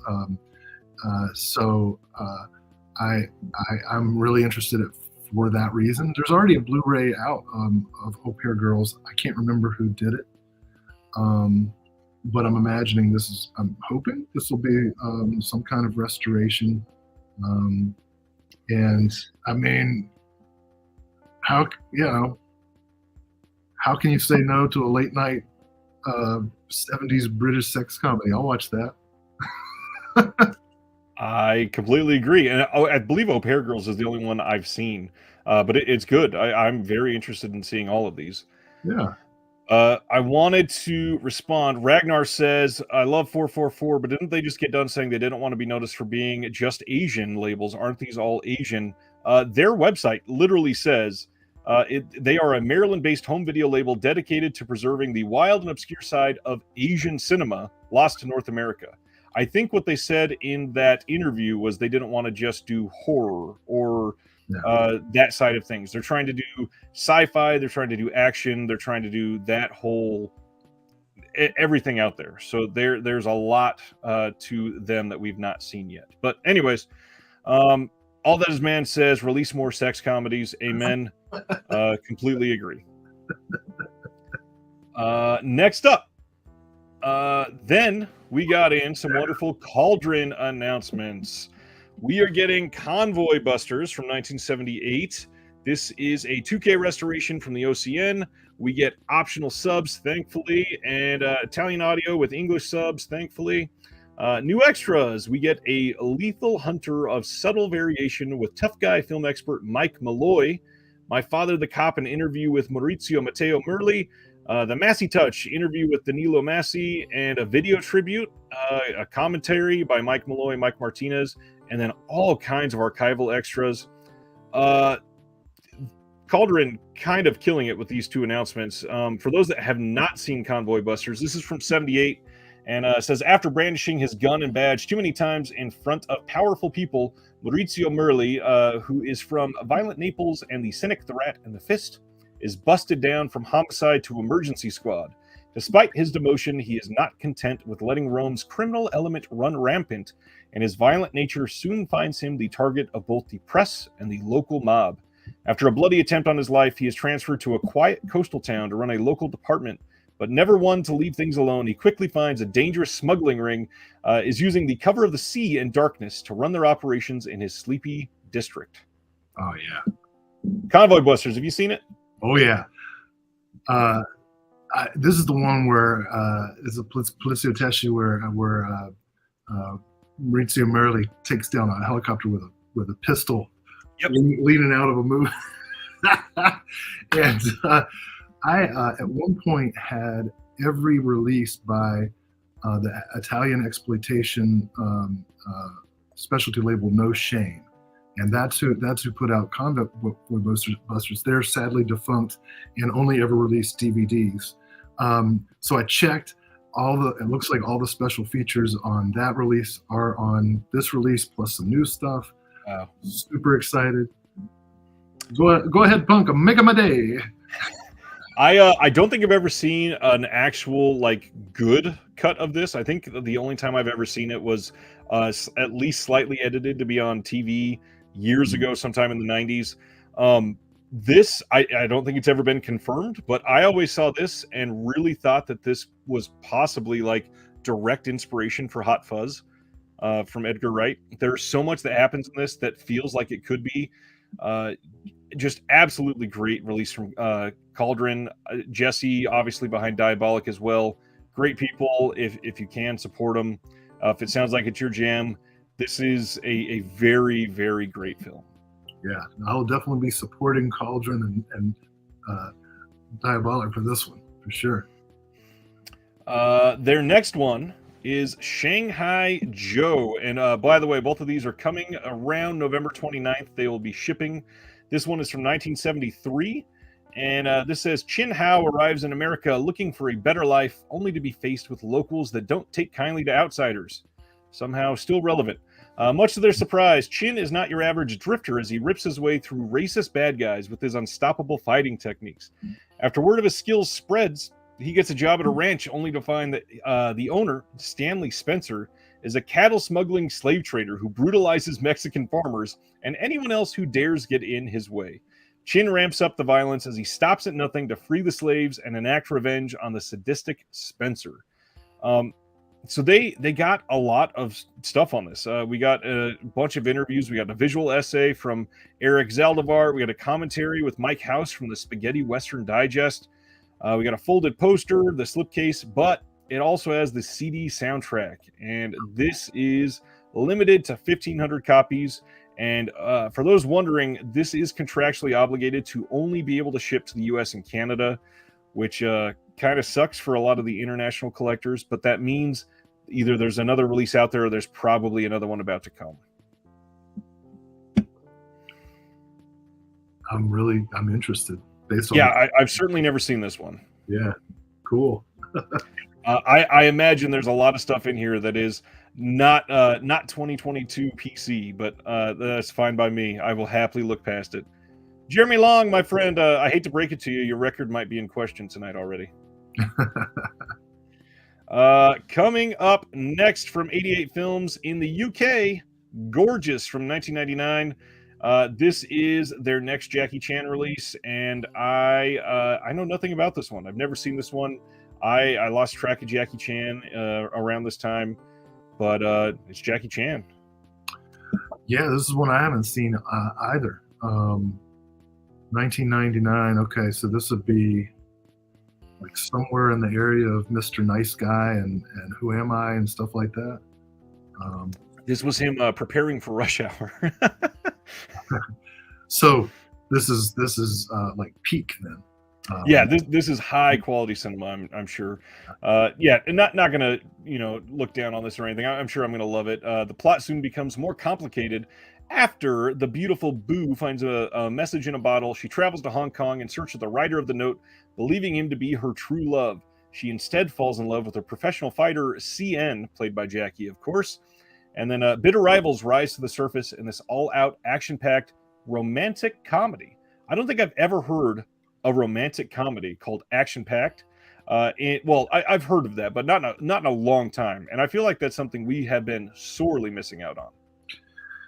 Well, and Brad Allen, the guy down there with the boxing glove, he was an Australian stuntman martial artist, and he was in a bunch of Jackie Chan movies around this time, starting with Drunken Master 3, and tragically died at age 48 just last year. So I'm glad to get a chance to see some of his stuff, as an actor in front of the camera rather than being hidden as a stunt performer. Yes. Yeah, it was pretty good. We've mentioned this kind of before on the show, but stunt performers really don't get the attention and recognition they deserve, especially ones from the past that obviously unions and OSHA and everything nowadays, stuff is a lot safer. It's still not super safe, but the stuff that people went through from like the 60s to the early 90s on some of these sets, I mean, you're essentially donating your body to science. So just big props to everybody that was in that field. Yeah, I always remember the flashback sequence of in Singing in the Rain, where Gene Kelly is talking about his early days in film, doing his own stunts and everything, and all the slapstick of buildings falling on him. There's no safety. Nothing at all. So it's not much of an exaggeration to what the performers go through. And genuinely, when are we ever going to get an Oscar presentation for people in stunt work? It is beyond necessary. Yeah, I don't understand why there's not more advocacy for it. It seems like a no-brainer. You know, I think it's because certain actors don't like it, like to have audiences be reminded that they're not really doing what it looks like they're doing. Maybe either that, or everybody's pissed off because Tom Cruise would win it every year. Next announcement, Snake and Crane Arts of Shaolin. Yeah. This is coming in the UK from 88 Films. I mean, first of all, didn't they release a standard release of this previously? And I believe this is going to come out as just a big release from them, more of a limited edition, which kind of weird because the first one only came out a couple years ago. I think I have that right. I may be wrong there. This one is more of classic peak era Chan. This is from 78. And what about this era of Chan? Were you ever into it? Yeah, okay. So here's a flashback. I must have been 14 or 15 in the Mercer Mall in Bluefield, West Virginia. Went into a disc jockey CD store, and they had a little display of like $3.99 VHS tapes, and I got this and Killer Meteors. Nice. And these are the first Jackie Chan movies I ever saw. And then soon after that, Rumble in the Bronx came out in theaters. So then I saw that. But I really, even though it was a bad pan scan hack job VHS, I really got in. And this is a lot less of the humorous Jackie Chan than we know. It was more straight up martial arts. And I really got into it. So I'm excited to see this. The way it's supposed to look, Yeah, and 88 Films, if you don't have any of their Jackie Chan releases, they are they basically they worship at the ground of Chan over there, and they've given the utmost respect to all of these. If you're gonna jump in, this is a really good one to start in to find that bare, raw type of martial arts film with Jackie Chan. And it's one that a lot of people saw and they don't really remember because it was, staticky on a TV channel that you don't remember from 1994. It would come on at 3 o'clock in the morning and you wouldn't see everything. And it was probably one of those old pan and scan scans. And this is going to be mind blowing if you haven't seen it in the last 30 years. So completely recommend this one. Next up, 88 Films, oddly, releasing Miami Vice from 2006. We don't know anything about this. This is the picture they're using. I'm kind of surprised they didn't announce this in 4K. I feel like it would have been a great time to do that. We need more Michael Mann in 4K, and it's I kind of think that this is a little bit of a slept-on movie. I think it's better than people give it credit for. Jamie Foxx, Colin Farrell, Michael Mann. I mean, what do you complain about? I was kind of prejudiced against Michael Mann. Same period of time that I did my stupid boycott Martin Scorsese thing, and I've since made up for most of the Michael Mann gaps. But I never saw Miami Vice. But a former student, now friend of mine, Clayton Dillard, who's now a writer and sometime actor in LA. He swears by this movie, and I've grown to trust him. So I'm gonna finally see it soon, I think. If Manhunter is like the Michael Mannified version of Silence of the Lambs and Red Dragon, this is literally just the Michael Mannified version of the TV show, and that's, to me, that's a pretty damn good formula for something that I'd appreciate. I mean, I adore Manhunter, and obviously Heat is a classic, and there's a handful of others that we could really get into because man is just that incredible of a director. But Miami Vice, it is unfairly hated, I think. Another major announcement just kind of came out of nowhere from Cauldron, and we got a couple more that we're going to go to from them. I just watched this week. City of the Living Dead from 1980 is coming in 4K UHD as Cauldron's first UHD title. You said that you love The Beyond. How do you feel about City of the Living Dead? So, I'm a huge fan of City of the Living Dead. It doesn't make sense in all the right ways. You know, it's a put that on the cover. I hope Cauldron heard that. I love the movie. It's truly an atmosphere experience, atmospheric experience.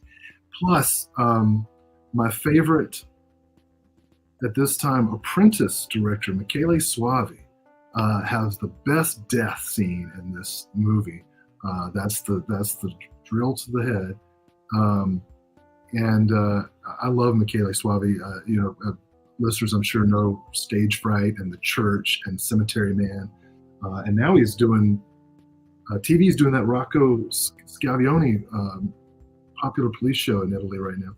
Well, anyway, he's in everything. He's the guy in Demons. He's the guy in all the, he did that great documentary about Dario Argento's World of Darkness.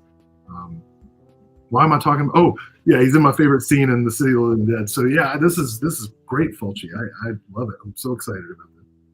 There is so much in this film, and literally just having watched this last weekend and then to have this announcement really brightened my week. It was such a nice way to revisit this kind of blank because it had been a couple years, but I love how many iconic scenes are in this film. I love the amount of just shock, pure shock that comes out of some of the scenes in this film.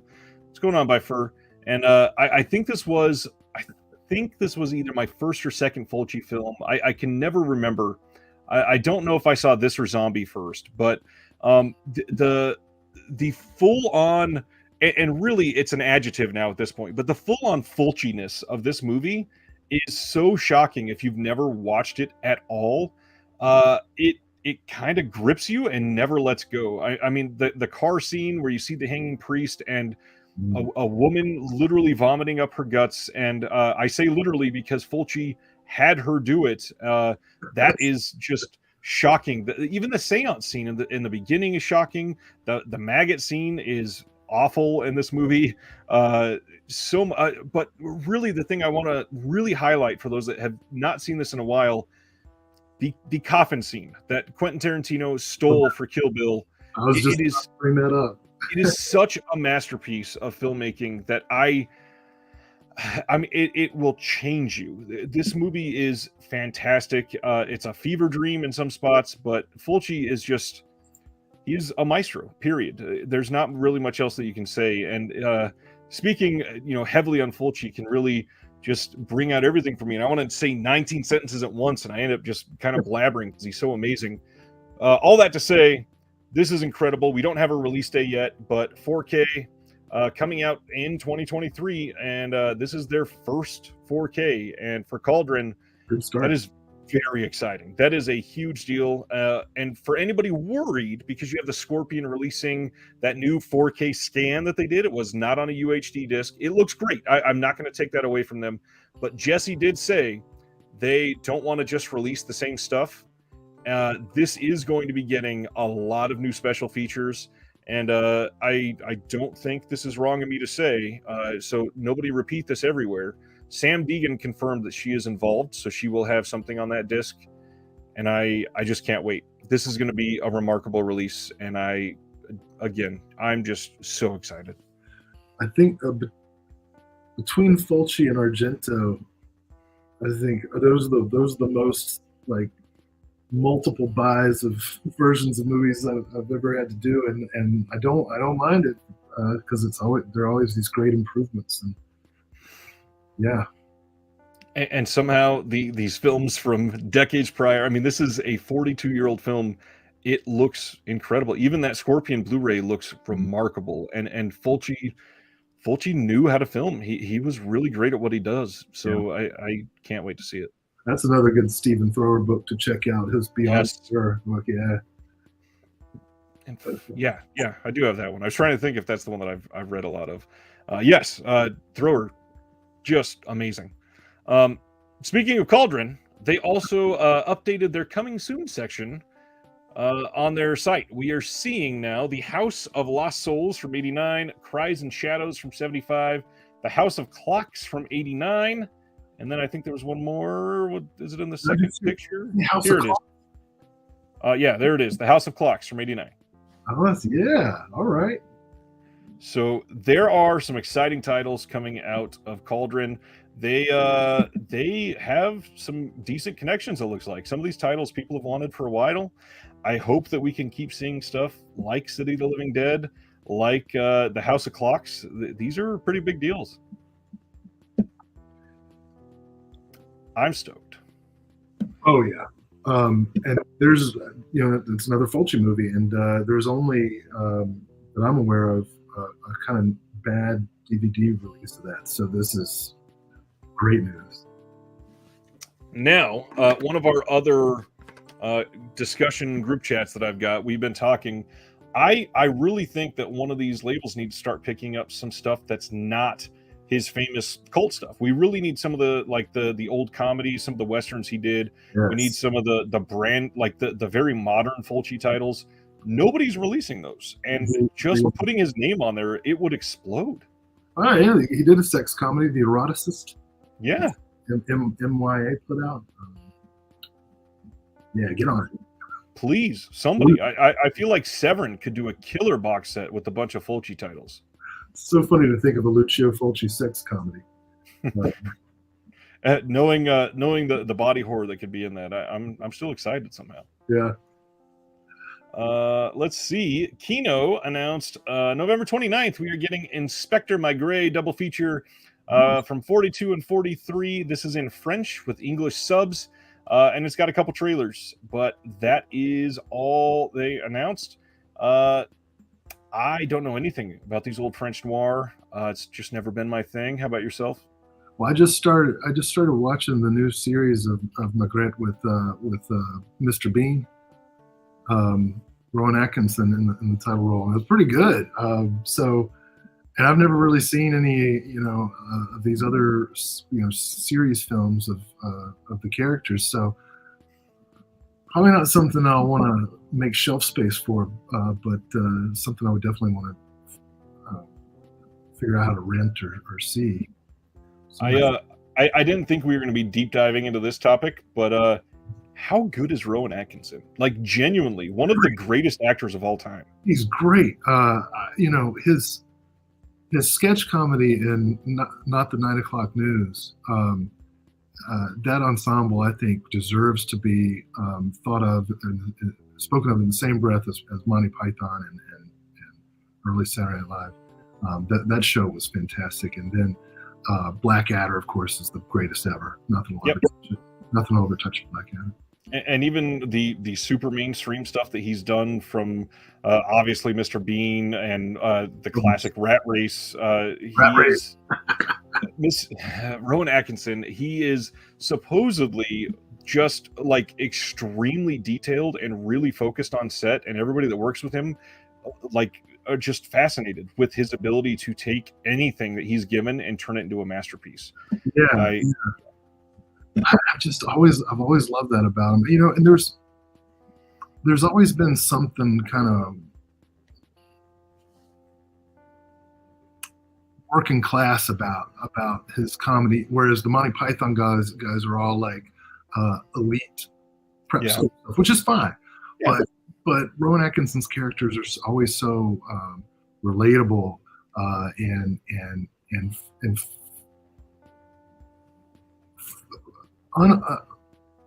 there's never any like ironic separation, right?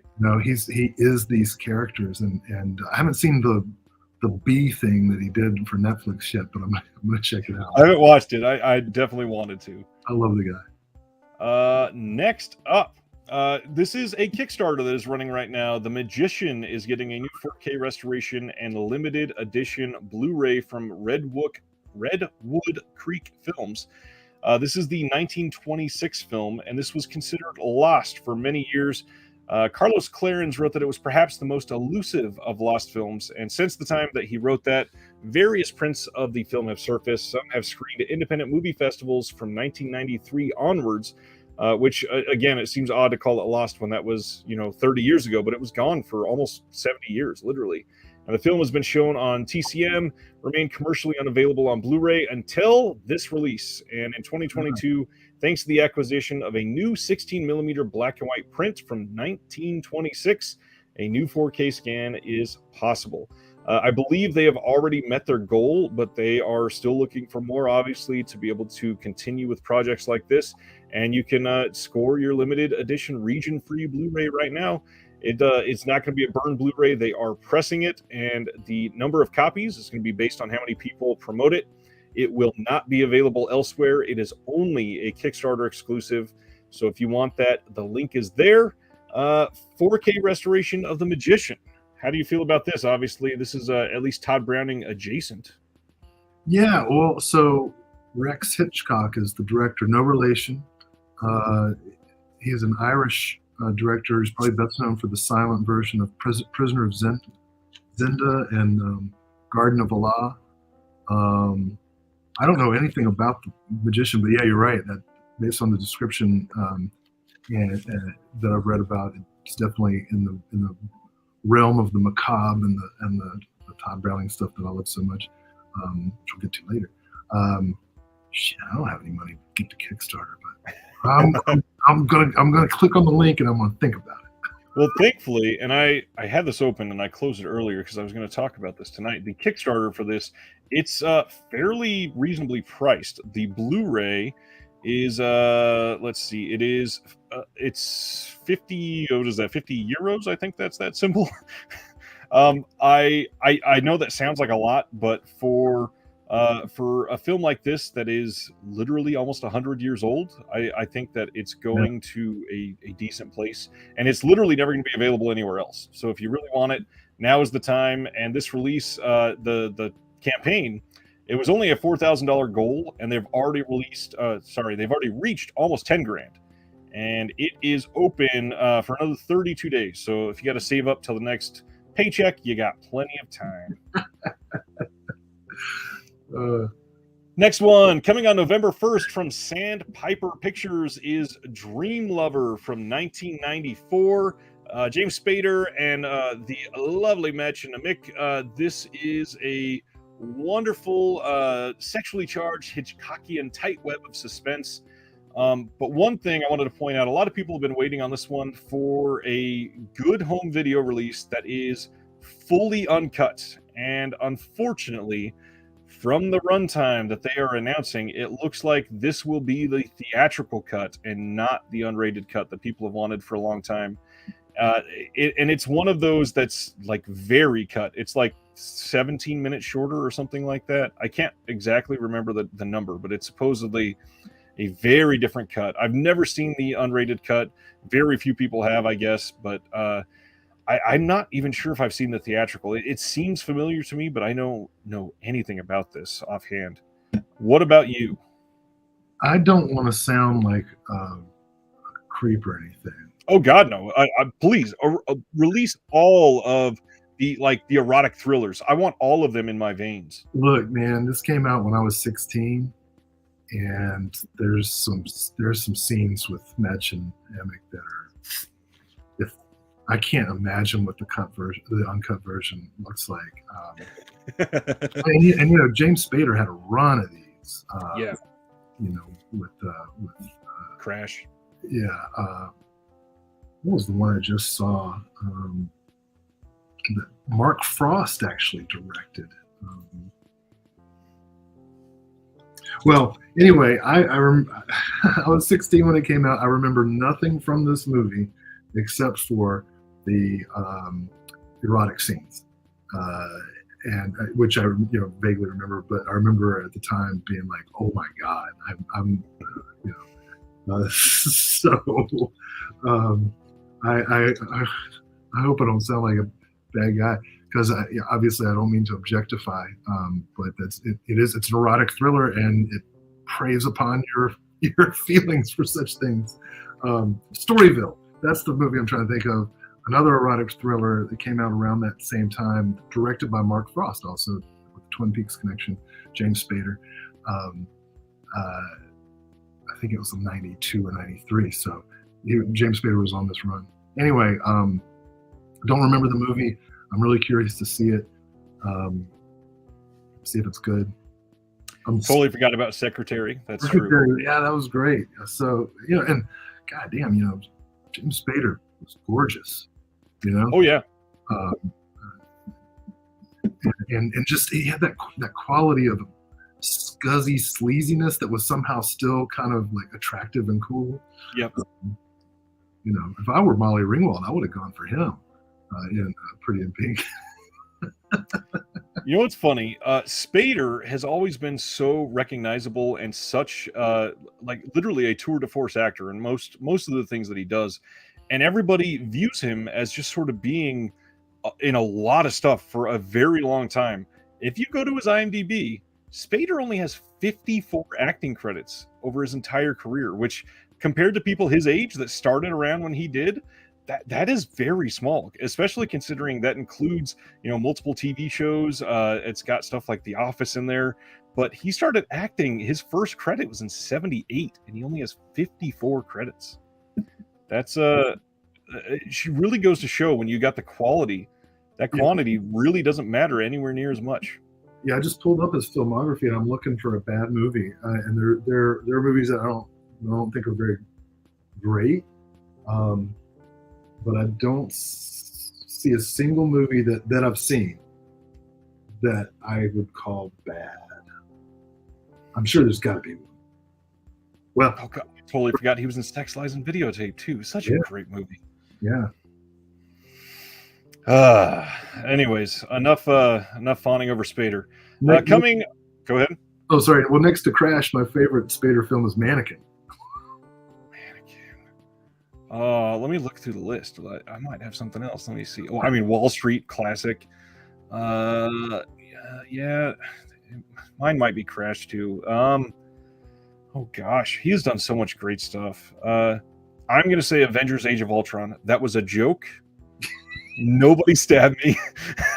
Oh, sadly, John took the joke. He just commented Age of Ultron is bad. Well, he was just a voice actor. That's a paycheck. That's okay.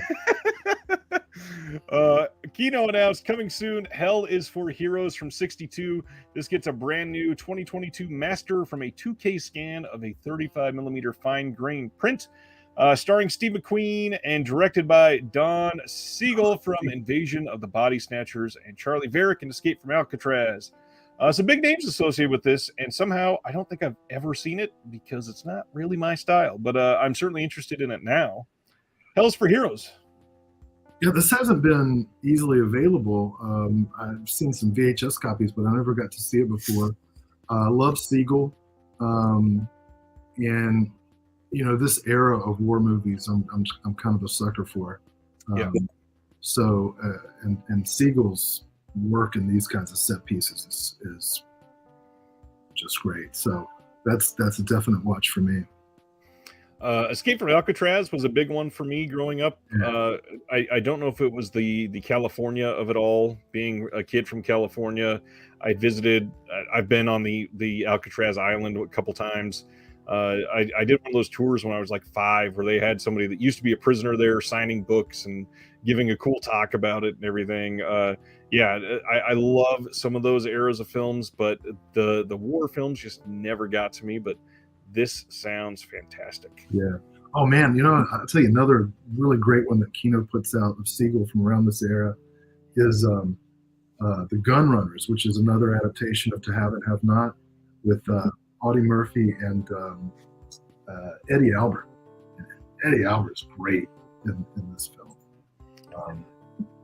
Kino is hard to talk about because they just it's an endless barrage of titles, and every single week, I'm not saying they're all great. There's a couple duds, no doubt, but they put out so much stuff that they've got so many classics, especially nowadays. They kind of got big in like 2019, 2020, and now they've got that Kino Lorber money, and they're just putting out everything. Yeah, that catalog's amazing. My wish list on their site is just unending. It's like a Twitter scroll. Exactly. And for those that don't know, Kino, absolutely great to pre-order from directly. They usually are at least a few dollars cheaper than everyone else. And if you time it where you're getting at least $50 worth of titles, you get free shipping. And it's not just like media mail. They ship you UPS, and it's pretty good shipping, and it's fast, and I mean, just great service overall. Next up, kind of a cool one for me because I've had the owner of Dead Vision Productions on here. This is the Gainesville Ripper, coming from Dead Vision Productions with a co-partner of Severed Cinema. This is from 2010, and one of the reasons that I knew that I had to pre-order this, which, by the way, this is available now. It released last night at midnight. They are only putting out 100 copies of this on Blu-ray. So if you want this, go to deadvisionproductions.com. Before I go through this rant, open another tab, check it out. I posted this announcement, and somebody within literally like 5 minutes commented and said, "This is atrocious that they would make a movie about a real killer. How are you doing this? I'm from Gainesville," and all this other long rants. And I'm like, you know what? I'm buying a copy. How could you make a movie about a real killer? Exactly. What? Like there's not been 193 other films in the last 2 years premiered on Netflix alone about real killers. I'm definitely sympathetic to people who are sensitive about, especially if they're from the area or lived through it, of dramatizations or exploitation of real people being, killed. So I get that, but you can't stop it. Right. There's nothing to be done about it. And not to mention, through art like this is the way that we are going to learn as a society and try to weed out the ridiculousness. So all about it. Yeah. For those that don't know anything about this, which I also did not before this was announced, in the year 1990, the college town of Gainesville, Florida, becomes a blood-soaked hunting ground as a serial killer ravages the community and leaves a trail of depravity and horror in his wake. Who will be next, and how will he be stopped? Based on the real life and crimes of Danny Rolling, this film has been all but lost after its initial theatrical release in 2010. First off, astonished that this got a theatrical release in 2010 with something like the Gainesville Ripper. The special edition 2K Blu-ray includes an exclusive interview with the director Josh Townsend, never before seen shorts, trailers, and more, and they are giving its first ever disc release, meaning it was never even on DVD, and this was released just 12 years ago. I mean, I got a buddy who was from Gainesville and would have been a kid at the time. I'm gonna have to ask him about this. Interesting. All right. So deadvisionproductions.com. It is available now. Then on Sunday, Kino also announced in 4K UHD Rian Johnson's Brick from 2005, starring Joseph Gordon-Levitt. Brick. How do you feel about this one? Because I know that this is a bit of a divisive film. Yeah, okay. So I have not seen it. Oh, wow. But I teach a course every now and then called The Rhetoric of Adolescence in American High School Films.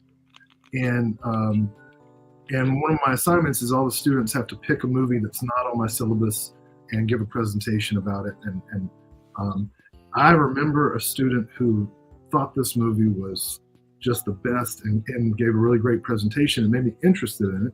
And I got a DVD that's been sitting in a stack for a couple of years.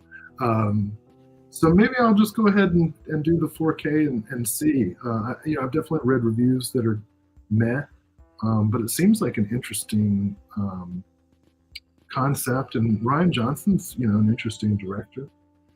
Yeah, and it's before he got all of his, Star Wars hate, obviously. Joseph Gordon-Levitt is great in it, and I think one of the reasons that it's pretty divisive is it's just not a traditional film. It definitely steps out of the normal mold, and Brick is it's pretty special, and really it's entirely because of Joseph Gordon-Levitt. The dude, when he's given a great script, Joseph Gordon-Levitt is just a remarkable vessel for good work. I've always appreciated what he's done, even with something that could be taken as cheesy, like 500 Days of Summer.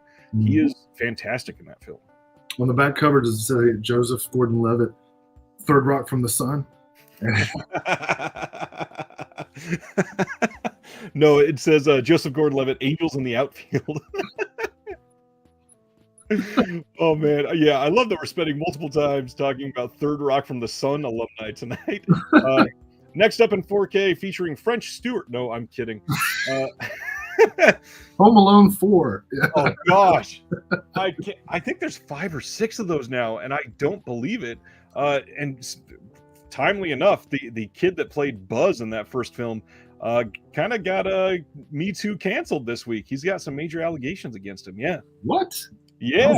Oh, no, I hadn't heard that. That's Buzz McAllister is he just starred in not starred. He played a minor role in Kimmy from Steven Soderbergh, and yeah, supposedly he is in some hot water at the moment. Man, that's a shame. I hate that. I just Silent Mandible says we need a French Stewart thriller. The next McGrant. He could be the next McGrant. Except played completely seriously. All right. After Sunday, we rolled around on Monday to some Shout Factory announcements, and they are decent. I mean, this first one really caught me by surprise. The Company of Wolves from 1984 is coming direct to 4K. I don't think this was ever on Blu-ray, at least in the States. This is coming, like I said, November 22nd, featuring Angela Lansbury. A lot of people will recognize a couple of scenes that they've been kind of like widely circulated from this film. Once again, no word on extras or anything like that, but this is a collector's edition from Scream Factory, so hopefully they do well by the title and put a lot on it. This seems like one that you would have watched as a kid quite a bit. Yeah, and I've only ever seen it on VHS, and it's Neil Jordan, so I'm looking for some color. I'm looking for some shadow. Yes, please. I'm pretty excited about this. Yeah, this was a pretty big deal in the 80s, especially, I mean, Angela Lansbury has been a star for since the dawn of time, essentially. Yeah. I am astonished. I believe she's still alive, right? Yeah, she is. 95 at this point. Yeah. Let's see. And her niece is in I'm Dangerous Tonight. Yeah, she's 97. Yeah. Angela Lansbury is 97. I love her in the film Gaslight. Gaslight is amazing. It's so good. Well, anyway. Yeah, and we're going to talk about Shout Factory and Scream Factory more in just a second after we go through all these announcements, because there's kind of a lot to talk about them this week. Shout Factory announced A Kind of Loving featuring Alan Bates from 1962, the debut full-length feature film from acclaimed director John Schlesinger, who did Midnight Cowboy. A Kind of Loving stars Alan Bates as Vic Brown, a young draftsman whose search for love leads to Ingrid Rothwell, played by June Ritchie, an employee in the company. Ingrid quickly falls in love with Vic, but when she becomes pregnant, Vic only reluctantly agrees to marry her. Finding himself forced into a life he never wanted, Vic resents Ingrid and the position of sudden responsibility. When Ingrid ends up losing the baby, Vic, spurred on by the acid tongue remarks of his sour mother-in-law, makes a decision that could change all of their lives forever. This is Shout Factory, not Scream Factory. It's more of a drama than a horror. But I don't think I've ever seen this one. A Kind of Loving. I haven't either. I'm so excited about this because Schlesinger's second film was Billy Liar, and he did Marathon Man, he did Yanks, he did. There's another movie that doesn't have a Blu-ray release yet that I hope they get to, that he did with Julie Christie called Darling. So I'm hoping this is the first of a few re-releases of his stuff. Truly great director. Yeah.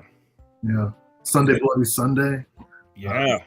Which I believe that just got either announced or just came out from imprint, I think, if I remember right. Oh, yeah. Oh, and Criterion has an edition too, I believe. Yeah. This release is exciting to me for one major reason, and I feel like a lot of people, and I've been victim, I've been guilty of this myself, looking at films from this era as being very tame and really kind of like light on cinema. Every once in a while, you'll watch a film that has a plot that is still so relevant and still so punchy that, like this one sounds like, that you just realize cinema has always just kind of been there. And obviously we've got the Hays Code and stuff like that has changed the way that cinema was made, but some of these plot lines are things that they still affect society today, and it's not only things that you can relate to, but they're real, they're raw, they go there in a lot of these films. We talked about that with Sam Deegan when I had her on. And I've got a lot of discussions previously on films from the 60s and previous that just really don't back down. Even a film like Gaslight has some major plot lines that people, they just like don't believe that they happened in films back then. And I don't understand it. It just seems like people don't ever want to branch out. Yeah. Everything was in black and white and people didn't open their mouths when they kissed. Yeah, that's basically it. This next one is an interesting one. This is coming. Whoops.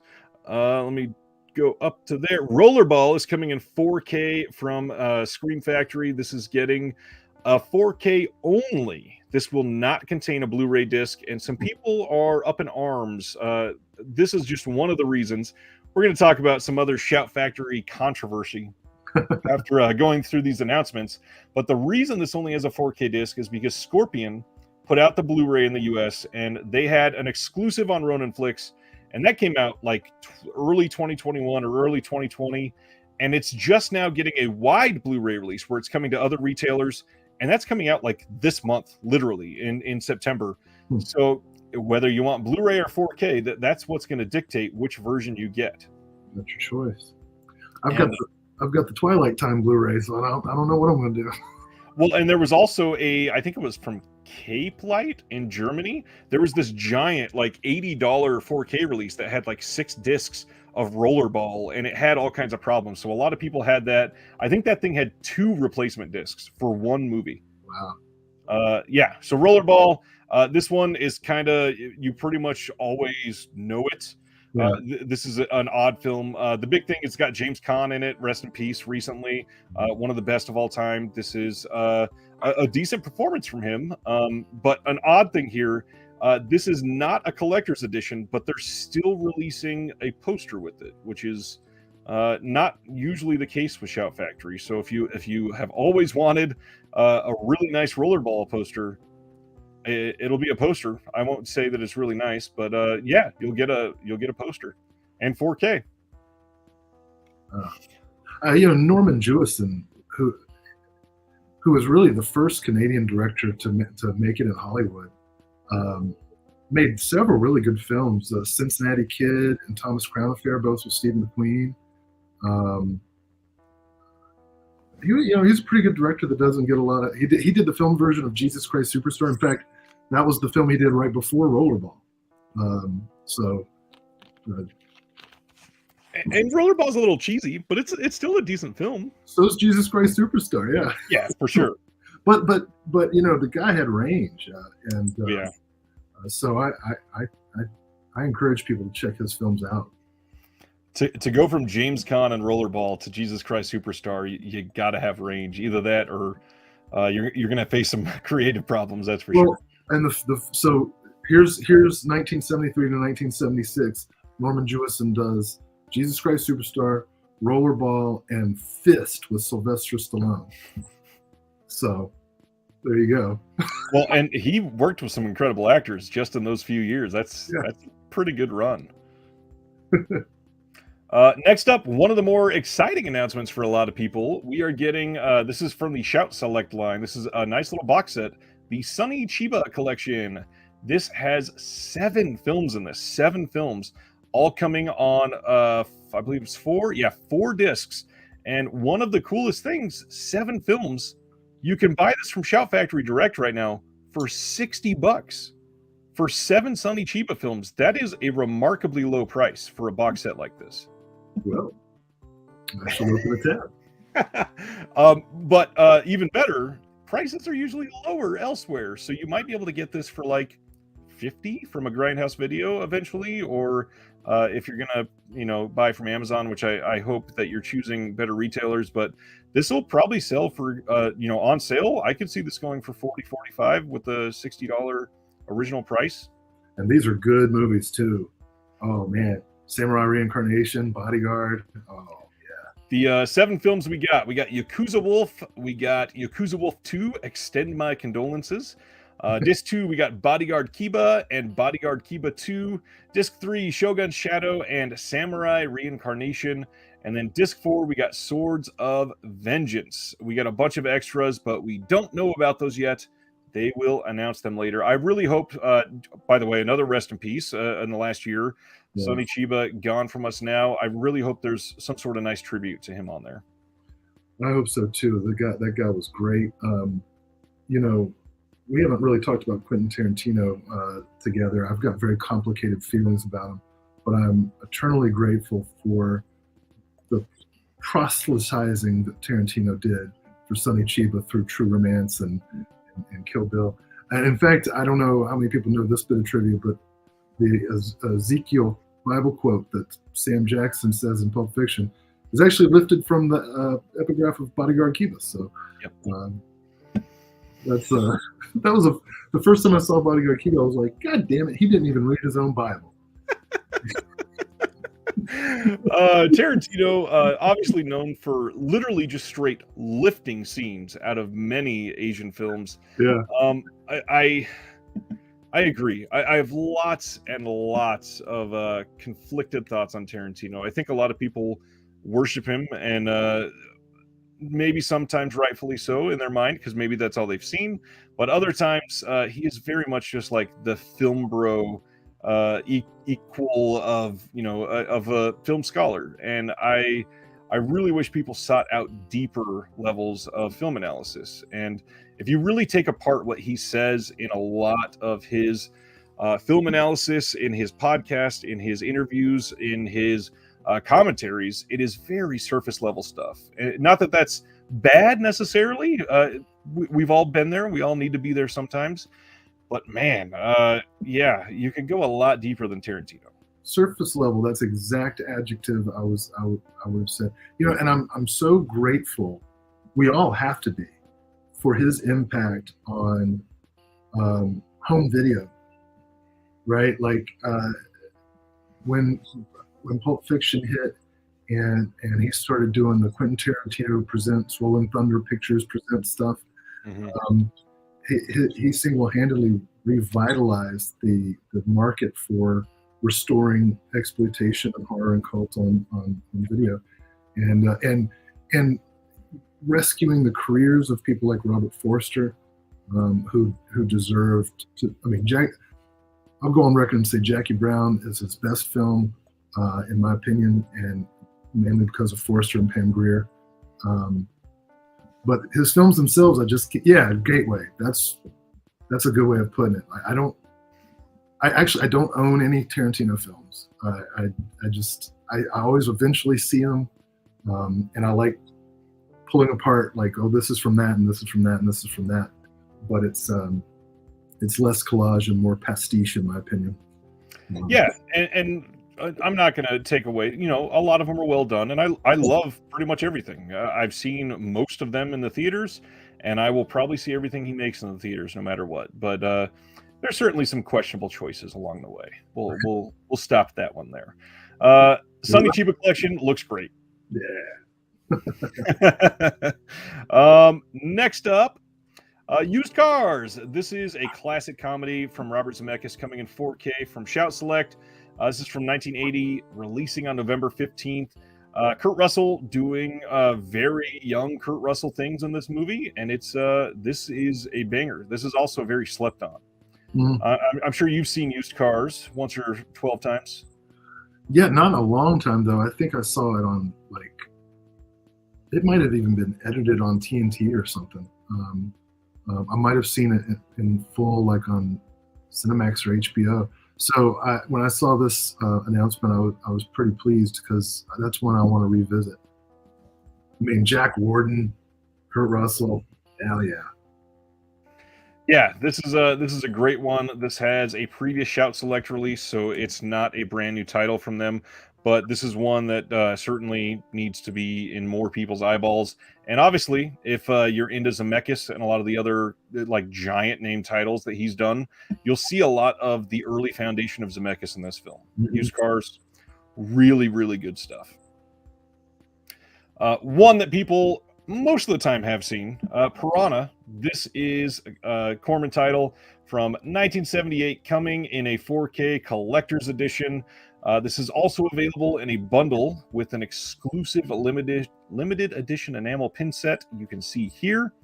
And this is probably not going to look real well as I zoom this in, so I apologize to everybody watching. But one of the cool things I love, that New World Pictures Presents pin in that corner there is fantastic. And I really wish they had done like a New World Pictures t-shirt. That would have been amazing. Yeah. I really like Piranha. I'm also a big defender of the modern Piranha remake and the Piranha 3. What is it? Piranha Double D? Is that what they called the second one? They're so much fun. This one on 4K, this is going to look great. There was a lot of really amazing filmmakers that had their hand in this. Unfortunately, let me make sure. I think there's one or two more from Shout. Okay, there's nothing else big. So this is where we're going to talk about some of the problems with Shout Factory people are having right now. Piranha in 4K. We are getting a lot of releases getting announced from Shout Factory that are 4K upgrades of their previous films that they've put out with essentially no new special features. I don't think Piranha, let me look at the list here. I don't think there is anything new other than the 4K scan. No, nothing new on this one. So they also do the same to us with Return of the Living Dead, Army of Darkness, a couple others. Some of them they're doing really well. Like they announced the Halloween box set that's coming out in 4K, and the special features for that. Resurrection is getting like 9 new features, which who needs that? I'm gonna love them. But what do you think? What do you think about these coming out with no new special features and a 4K box? Well, I'll tell you what I want to see as a special feature in Halloween Resurrection: Busta Rhymes performing in a castle in Ireland. Literally singing Bryan Adams, "Everything I do it for you." That's what I'd like to see. You know, there's an ethics to double dipping, and I feel like for those who have the 4K technology and are really into the restorations, it's great to see these recently released Blu-ray editions getting the upgrade. I do, they could at least get another interview in there. I mean, with Space Truckers, they at least got a new Barbara Crampton interview. You think Joe Dante doesn't want to talk some more about his movies? Come on. I'll do a commentary. I know a lot about Piranha. So I do think it's unfortunate, and frankly, for me, there are a lot of those titles I'm not going to upgrade. Right. Partly because I don't think the difference in picture is going to be that much to make it worth it. And that's really all you can do is to make an impact on Shout / Stream is decline. I see both sides here. With some of the other titles, Return of the Living Dead is the best example of this. That Blu-ray has been out of print for ages. There was a viral picture that went around like 18 months ago, taken, I believe, in Missouri, where I'm here living in Missouri right now, from one of the vintage stocks in the area, which is like a reseller place you can go trade in used. buy new, get some store credit type place, and they were selling a new wrapped version of Return of the Living Dead for $90. Well, hell, I've got a copy. I should maybe I will upgrade. And the crazy thing, that thing was selling with a slipcover for like $120 to collectors because they wanted the slip for the longest time. So I understand when something goes out of print and now you release it on 4K with no new extras even, it's for all the people that missed out, it's a great opportunity to get it. On the other hand, I also understand the issue of I love these films. I would have loved to see something new on it, and just the new restoration may not be enough to entice me. I will say, if that's what you're feeling, the release just probably isn't for you, and that's okay. And that's what you should understand as a person in this hobby. Not every release is going to be made for you.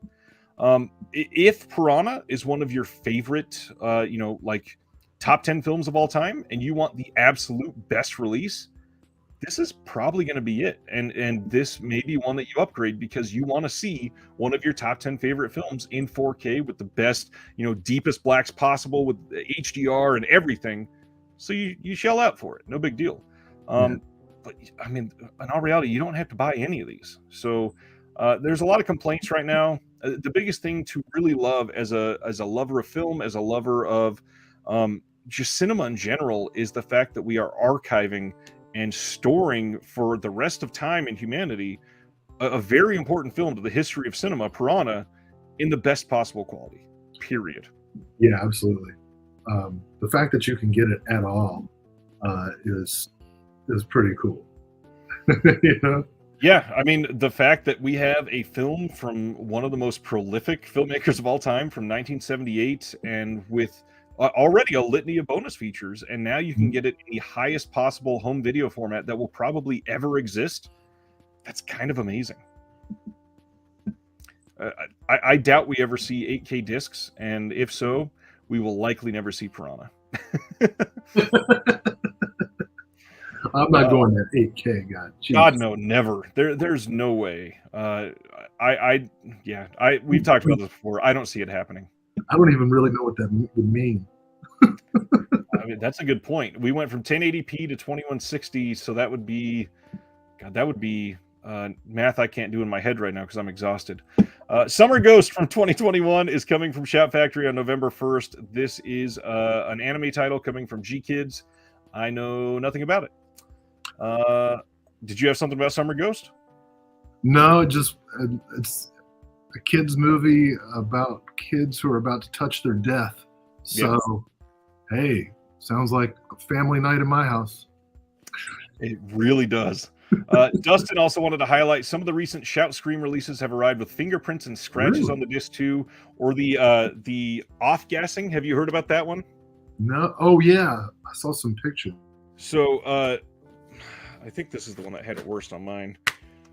This is my copy of Child's Play 2. Let me see if I can show this. So those on this side that kind of look like smudges. Yeah. It is, I mean, let me see if I can get a good reflection here. And watch, it kind of looks, there we go. It is, look at that. It is like greasy. And they claimed it's the word off-gassing. But the hard thing, which a lot of people are just immediately attacking Shout and Scream Factory with this, it is not just them. So there is only one disc manufacturer in all of North America. It is located in Mexico, and a lot of companies are having this problem right now. Criterion is facing it, Kino is facing it, and it's not just Shout and Scream. Shout and Scream is just one of the most popular boutique labels because they do very mainstream horror films, so they get noticed more. And that's what a lot of collectors love. So it's happening very much across the board. And all I can say, and I've said this in a few of my videos before, when you buy something, open it. Open it. Make sure it's not damaged. Make sure you have the right disc. Make sure that it's something that you bought and it's all there and ready to go.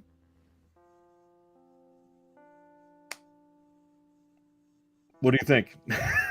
A lot of people are saying that this is QC errors from Shout Factory, and they don't understand. Shout Factory doesn't put these discs in the cases. Yeah, I'm actually, as you spoke, I was thinking about how many discs are stacked up that are unopened in here, and I was getting a little nervous. Yep, I've certainly been there before. Imprint has announced a Father's Day flash sale, 20% off, and this confused a lot of people that follow my page because they are in the United States and they don't realize that Father's Day in Australia is this coming Sunday. So if you want some Imprint titles, you can get 20% off until this Sunday, the 4th of September. Fast and free shipping if you're in Australia. This does exclude all pre-orders and Imprint Films July and August releases, but anything previous to July, you can get 20% off, which is pretty dang good. Like, I understand Imprint is fairly expensive to get in, but 20% off is nothing really to sneeze at. That's a sizable discount. Yeah, that's pretty good. We'll take a look at that. If you're doing that, they got this code Father's Day 2022 that'll get you your discount at checkout. And don't forget, when you're looking at their site, that is in Australian dollars, not USD. Let's continue on here. Some previously out of print titles from Twilight Time are coming this fall from Sandpiper Pictures. This is an odd one. Sandpiper Pictures is a label that there's like a lot of rumors going around that people know nothing about. And the rumor about Sandpiper Pictures is that it is owned by the people who used to own Olive Films. And they just quietly started this new place called Sandpiper Pictures. And they are putting out a lot of the old Twilight Time releases that went out of print. Interesting. So we are getting Radio Days, Another Woman, The Purple Rose of Cairo, and Broadway Danny Rose. They've got a lot of the Woody Allen flicks coming. These are all coming on October 18th. And then they also have Shadows and Fog and Crimes and Misdemeanors. Those are coming on October 25th. And then on November 1st, we are getting Wuthering Heights and Khartoum, I believe is how it's pronounced. Lots and lots of old Twilight Time releases that were out of print and expensive, getting brand new releases. A lot of these seems like one that you would like. Any of those that jump out as must watches? Well, I know watching Woody Allen is problematic at best. Whether or not where you stand on the allegations that have been made against him, you can't deny that he's done some creepy shit at least. And I'm not a huge fan of Woody Allen as a filmmaker, but these films, Crimes and Misdemeanors, Purple Rose of Cairo, Shadows and Fog in particular, are really, really good, objectively, and really, really important part of cinema history that can't be denied.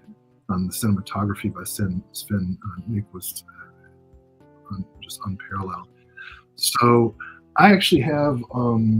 Do you remember there were 3 like huge DVD sets of Woody Allen? From Arrow Academy, I believe, right? No. These are they from Arrow Academy? Hold on. Or no, they did Blu-ray sets in the UK. Maybe that's what I'm thinking. Huh. Were those Blu-ray? Now I can't remember offhand. But I know that there were 3 sets, and I believe they were all Arrow Academy. But man, they may have been Blu-ray. Gosh, I've not seen one of those sets in a very long time. I used to have those, but I certainly don't have them anymore. I don't remember what I did with them. I put them in the sale pile. So I have several of the Twilight Time editions, but I did not have Crimes and Misdemeanors, Purple Rose of Cairo, and Radio Days and stuff like that. So this, if nothing else, this lets me get rid of those old DVD sets. Right. Which were probably already in the sell pile anyways. Yeah.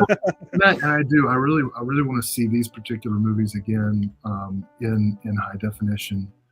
And that was the hard part about Twilight Time. They would release 3,000 of a movie, and for some of the movies, like they did Fright Night, and it sold out pretty much immediately. And then there was no other release of it allowed because they just put it out, and that's it for years.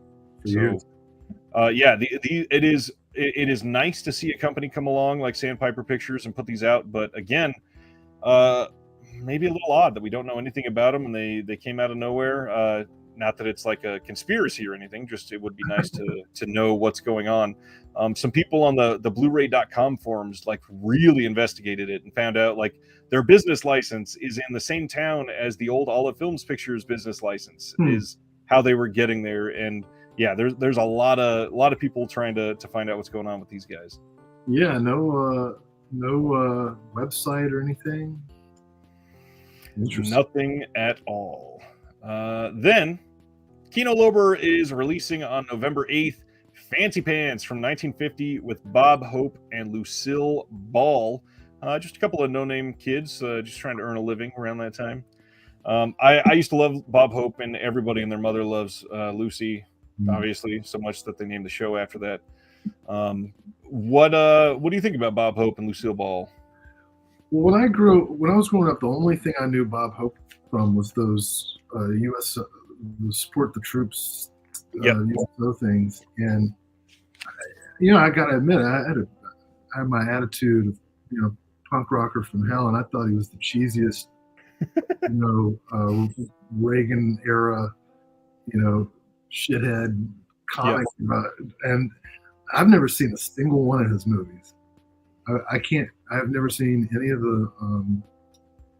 I've never seen a single thing he's been in. So I've not seen many. He is funny, but I will agree he's fairly cheesy, and I had a lot of the same thoughts when I was younger. Lucille Ball, though, is a gift to humanity, and I will defend that till the day I die. Well, and George Marshall directed it, so that's a real director. And this is getting it was a brand new Paramount restoration 4K scan of the 35mm 3-strip Technicolor Element. So this should look very good. High definition Bob Hope. No, I mean, it'd be cool to see high definition Lucille Ball. Yeah, for sure. I'll check it out. Why not? For those into the company Discotech, they are releasing a whole bunch of stuff on the 29th. I will completely admit right now I'm not into a lot of this, but I know a lot of you are. So I'll go through this quickly because I don't know anything about them. If you know something, just shout because I'm on another tab and I can't see you at the moment. But Sherlock Hound, the complete series, coming with some extras. Know nothing about it. Legend of Dinosaurs and Monster Birds. We talked about this on the show on Tuesday. Supposedly, this is god-awful. Just one of those old classic kaiju films that is pretty poorly acted and doesn't have great features, but the cover looks amazing, and they'll probably sell a whole bunch because of that. I don't know how to pronounce this. Yurusei Yatsura, I'm going to guess. That's pretty close. Always My Darling. This is coming out. And then Tales of Symphonia, the animation. Symphogear AXZ. Cat's Eye Season 2. And a couple of these are getting some extras, but most of them are just the release of the title. Anything in there up your alley, or is that mostly out of your wheelhouse as well? I'm certain that my two younger kids would want to see all of these. So if they're not watching them already, Especially that one, huh? Well, I don't know. I might have to preview that one myself. No, my 15-year-old's got a subscription to Crunchyroll, that streaming service. Yep. So, Crunchyroll does very well, from what I've heard. Yeah, so I'll take the list of these titles and ask which ones are good. Nice.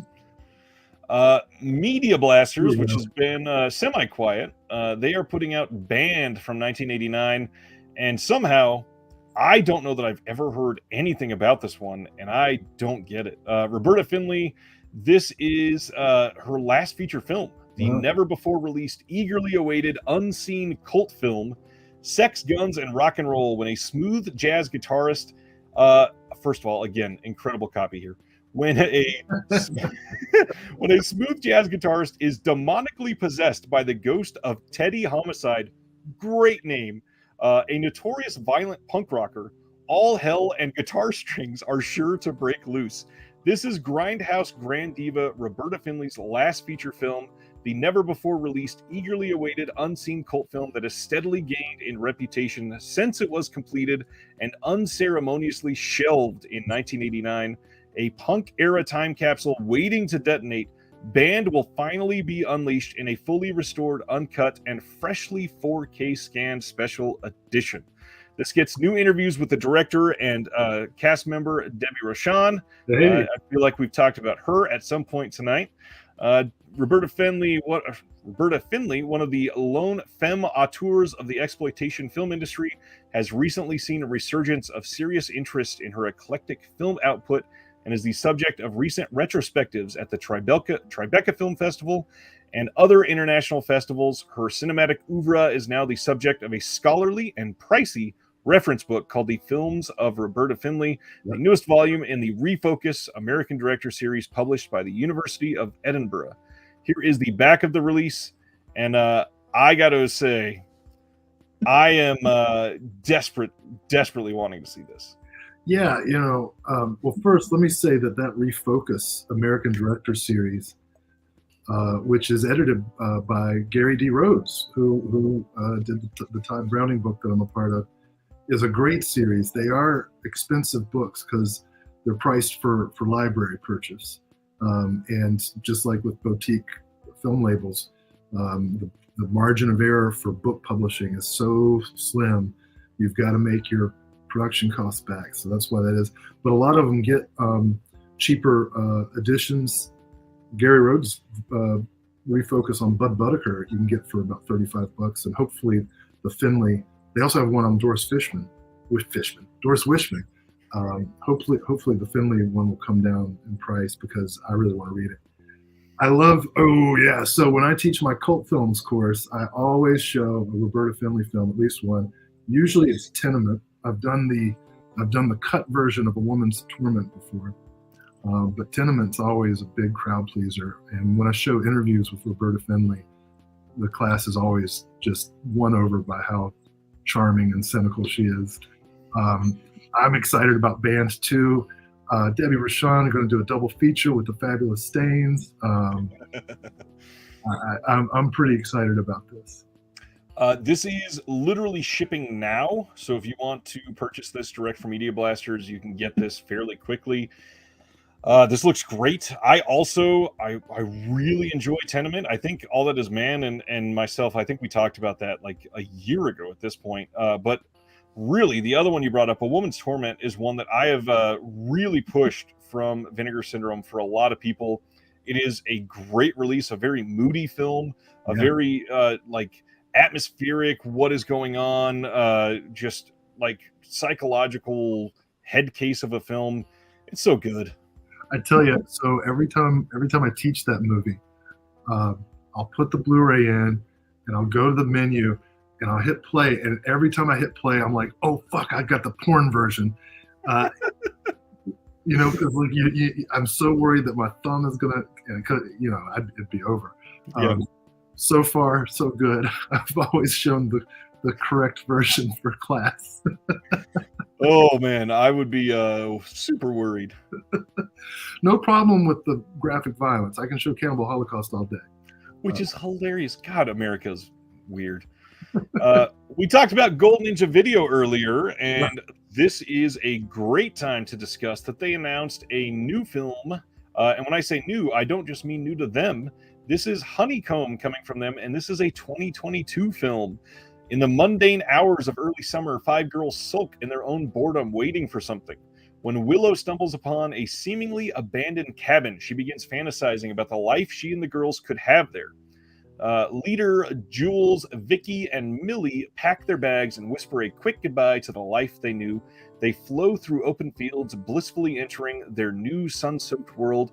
Director Avalon Fast's new film Honeycomb is a way of feeling. A slow, mindless space has been written with borderless rules and time to fill. The girls push for a meaning that is hardly there, struggling to reach out, grab it, and lock it in a box. Sometimes the girls find themselves feeling as though they were more free before. Brand new film, never seen it, but this sounds very interesting. And Yeah. it seems like the director is close to Justin at Gold Ninja. I believe she's Canadian as well. She's done some stuff with Justin before. So I'm certainly curious about this one, and it sounds really interesting. Yeah. Not quite the copy that Era 4444 has for their descriptions, but this is a whole different kind of film. Yeah, that does look interesting, and I really like. I got a soft spot for these kinds of Yep. coming of age type of deals. I'm interested in this. I agree, and I don't know what it is. Obviously, the art is good, as much as that word is meaningless in that sentence. Just saying this art is good is pointless, but it's enticing to me. It is something that really is drawing me in, and I'm very happy with how Gold Ninja is doing that, because art like this, and then with their recent release of Skip Tracer, this art is fantastic. I love what they've been doing with these, and I mean, Skip Tracer, this is a film from 1977, and putting an art piece like this on there is going to breathe new life into something that people have either never seen or maybe not heard about in decades. Even a brand new film like Honeycomb, with it looking like that, I already want to be in, but the copy alone, it just sounds enticing. Yeah, this sounds interesting. I just looked up Avalon Fast because I hadn't heard of her before. And I see that she's got a horror film coming up that she describes as being inspired by Mandy, the Nicolas Cage film. So, witchcraft. It's about witchcraft and stuff. Okay, I'm in for both. Oh man, next one, Private Desert. This is coming from Kino Lorber on October 25th, and this is a wild synopsis. This is a movie from 2021, and reading this, I was not ready for what they say in this entire synopsis here. Sarah is a gender-fluid blue-collar worker who lives as her male birth identity by day while caring for her religious grandmother in Sobradinho, a small town in the northeast of Brazil. Daniel, who teaches in a police academy in southern metropolis Curitiba, has been placed on unpaid leave after a violent incident that's all over the news. The only thing holding him together is his online romance with Sarah, whom he has never met in person. When she suddenly disappears, Daniel drives 2,000 miles across Brazil to find her.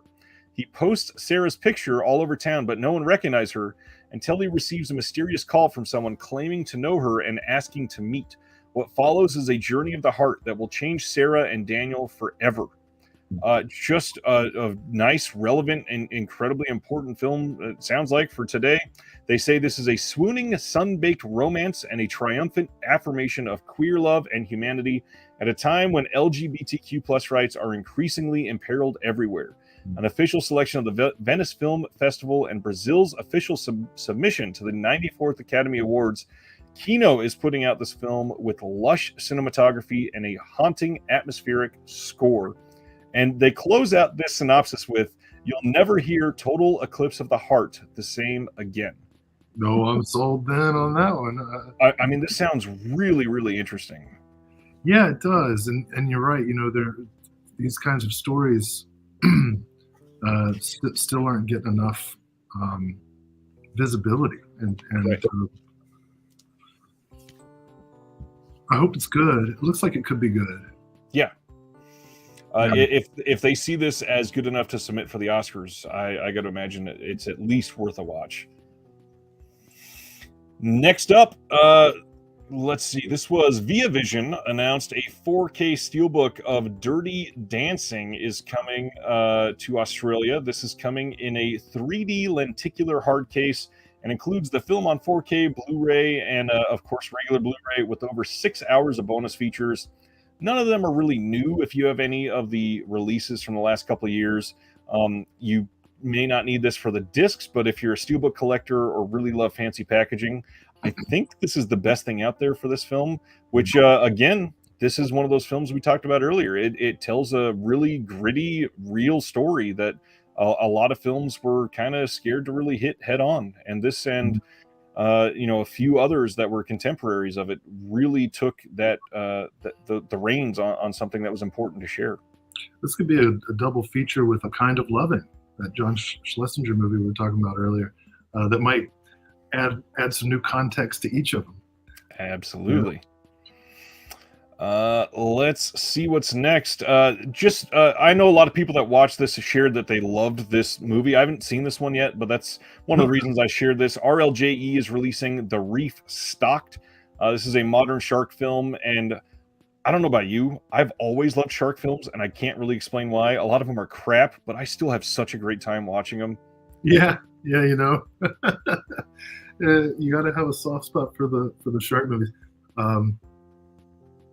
I really love like Open Water and The Shallows. You know, that's a recent one that was really good. I haven't seen The Reef. Just the other day, I was helping a friend, an older friend, and his wife moved some furniture, and they were watching Sharktopus versus Were-Whale or something like that, and that was a good time. We moved some chairs around and had that on in the background. That was fun. I think one of the labels, not like one of the big U.S. labels or anything, but somebody is putting out another one of the Sharknado collections of all the films. And I don't think I've ever been desperate enough to watch like Sharknado 6 or whatever it is. But I mean, the first one was kind of interesting. Well, call me a purist, but I feel like the Sharknado films really jumped on the bandwagon of the Corman Sharktopus and Sharktopus versus series. Absolutely. And I just never could. The Sharknado films were too, you know, and the Corman movies play it just straight enough to appeal to me, and I prefer my CGI monsters to be hybrids. I'm really looking forward to I think, isn't it Jim Wynorski that did Piranhaconda? Yeah, I believe so. Hell yeah, I can't wait to see that. I hope that gets released at some point. Oh man. I'm trying to find a way to get a Velocipaster joke in there, but I can't think of any good way. Do you know what's sad? If I've got the Roland Joffe set and Piranhaconda sitting on a table, I'm gonna watch the Piranhaconda. Probably, same here. That's I'm a bad guy. I'm a bad person. SJ Miola says, I saw Orca in the theater as a kid. Wow, that's cool. Orca is an interesting version of these types of films. And actually, if he's still in the chat, I think Jeremy Long, for his birthday last year, I sent him Orca, the Scream Factory release.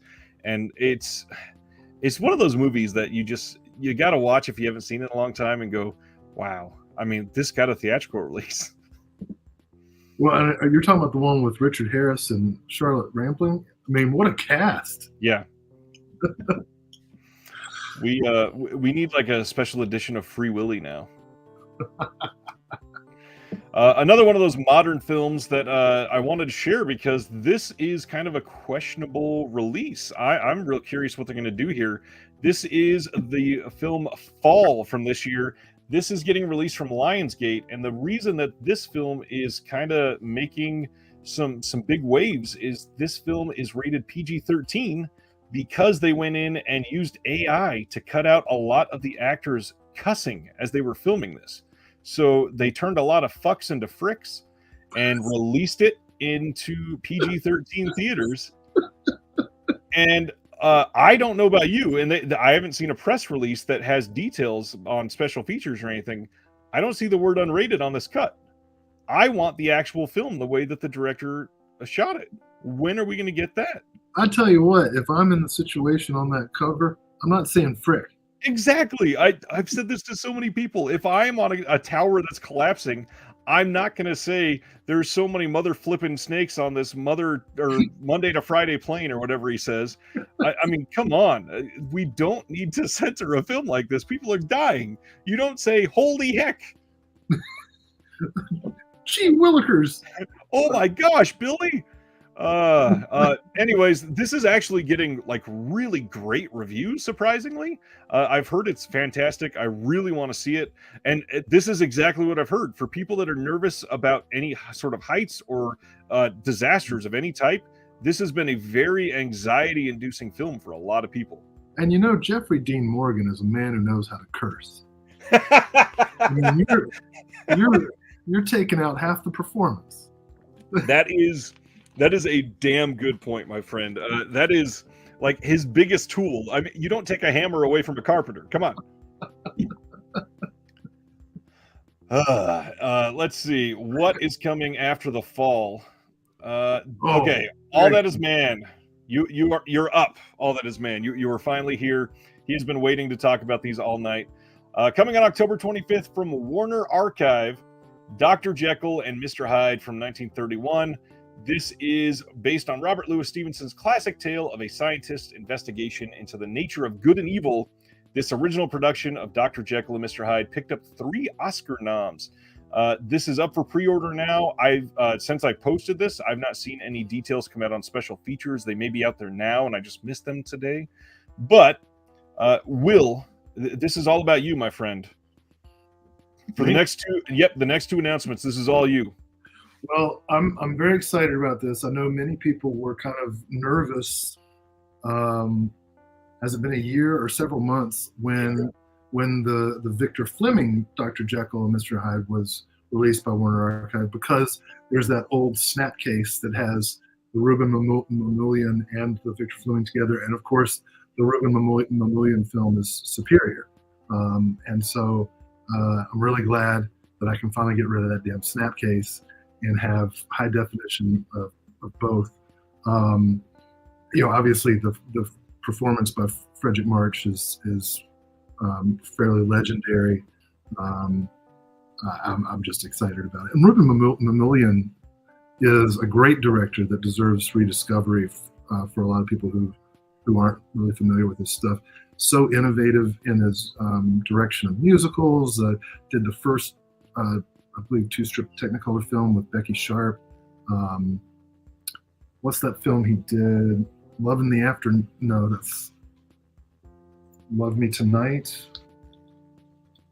Yes, Love Me Tonight, one of the all-time great musicals and one of the great innovators of sound. He transitioned to sound great. So this version of Jekyll and Hyde is one of the most iconic and important. So I'm so excited.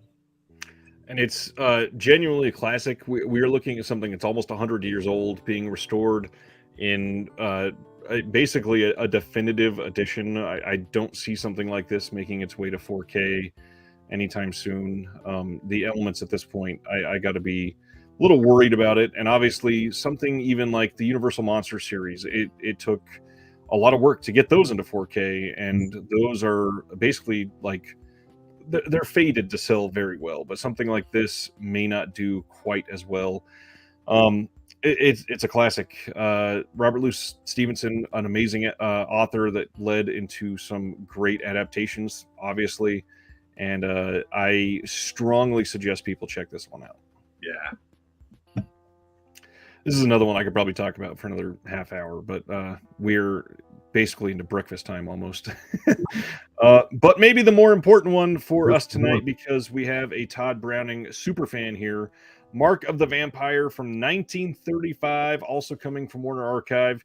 This one says, Sir Borotin, I think that's how you say something like that, or Borotin. It's been a long time since I've seen anything from this movie. A prominent Prague resident is discovered murdered in his home, with all indications pointing to a vampire assault. The victim's friend, Baron Otto, and the physician who analyzes the body are certain that the vampire is the mysterious Count Mora, or perhaps his daughter, but receive little help from the law. Professor Zelen, an expert in the occult, is called in to assist with the investigation.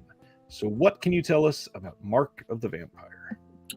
Well, so going back to the book that's coming out, Todd Browning's The Revolt of the Dead, there's an excellent essay by Gary D. Rhodes called Mark of the Vampires of Prague, and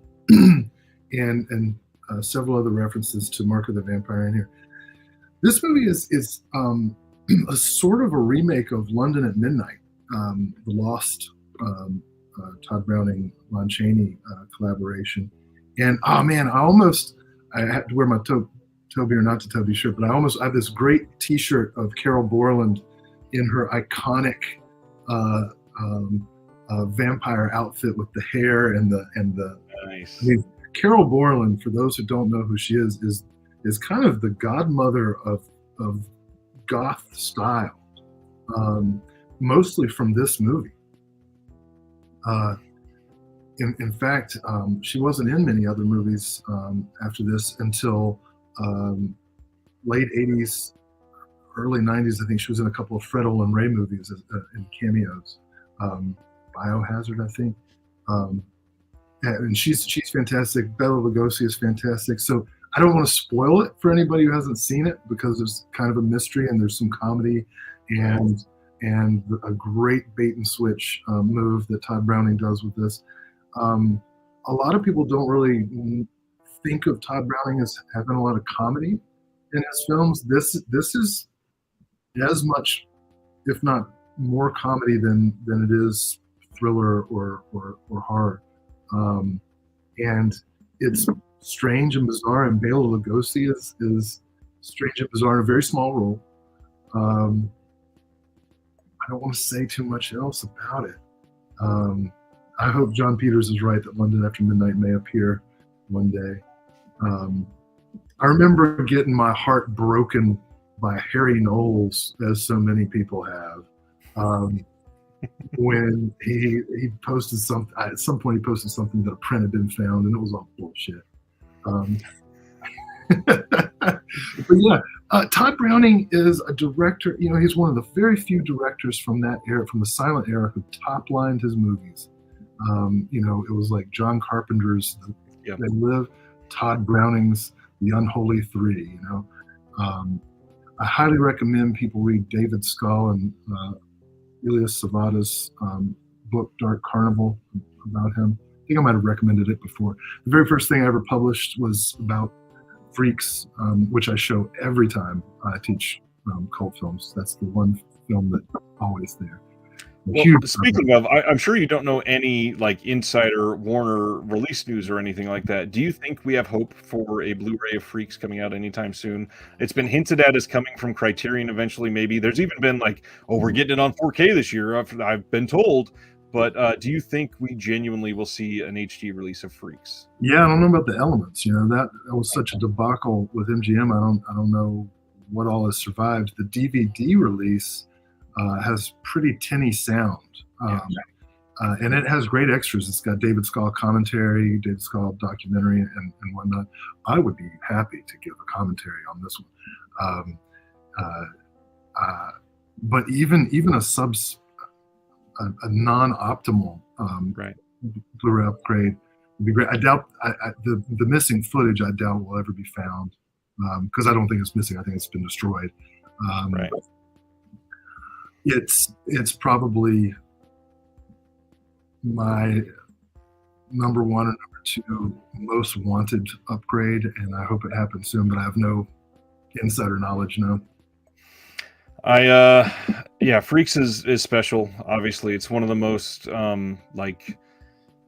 referenced films of all time, in the amount of things that we've had come out that have, you know, done the Google Gobble One of Us scene, or the amount of times that people reference a freak show, or a lot of that is from Freaks. And I mean, even if there is a suboptimal like Blu-ray release of a handful of his movies where they just put a couple of the old SD releases on a Blu-ray together, I could be down for something like that. Just get the art out to the people. Well, and you know, while we're at it, you know, Warner's got a bunch of his stuff on DVD. The Devil Doll was in a box set called like Masters of Suspense that had Dr. X and Mad Love and a bunch of, and they're all 2 movies on per DVD, and none of them work right after a while. 3 of the movies on that set, Dr. X, Mad Love, and Mark of the Vampire, that's on that set too, have been released, and what remains is The Return of Dr. X and The Devil Doll, and I can't remember the last film. But we also need upgrades of The Unknown, which he did with Lon Chaney and Joan Crawford.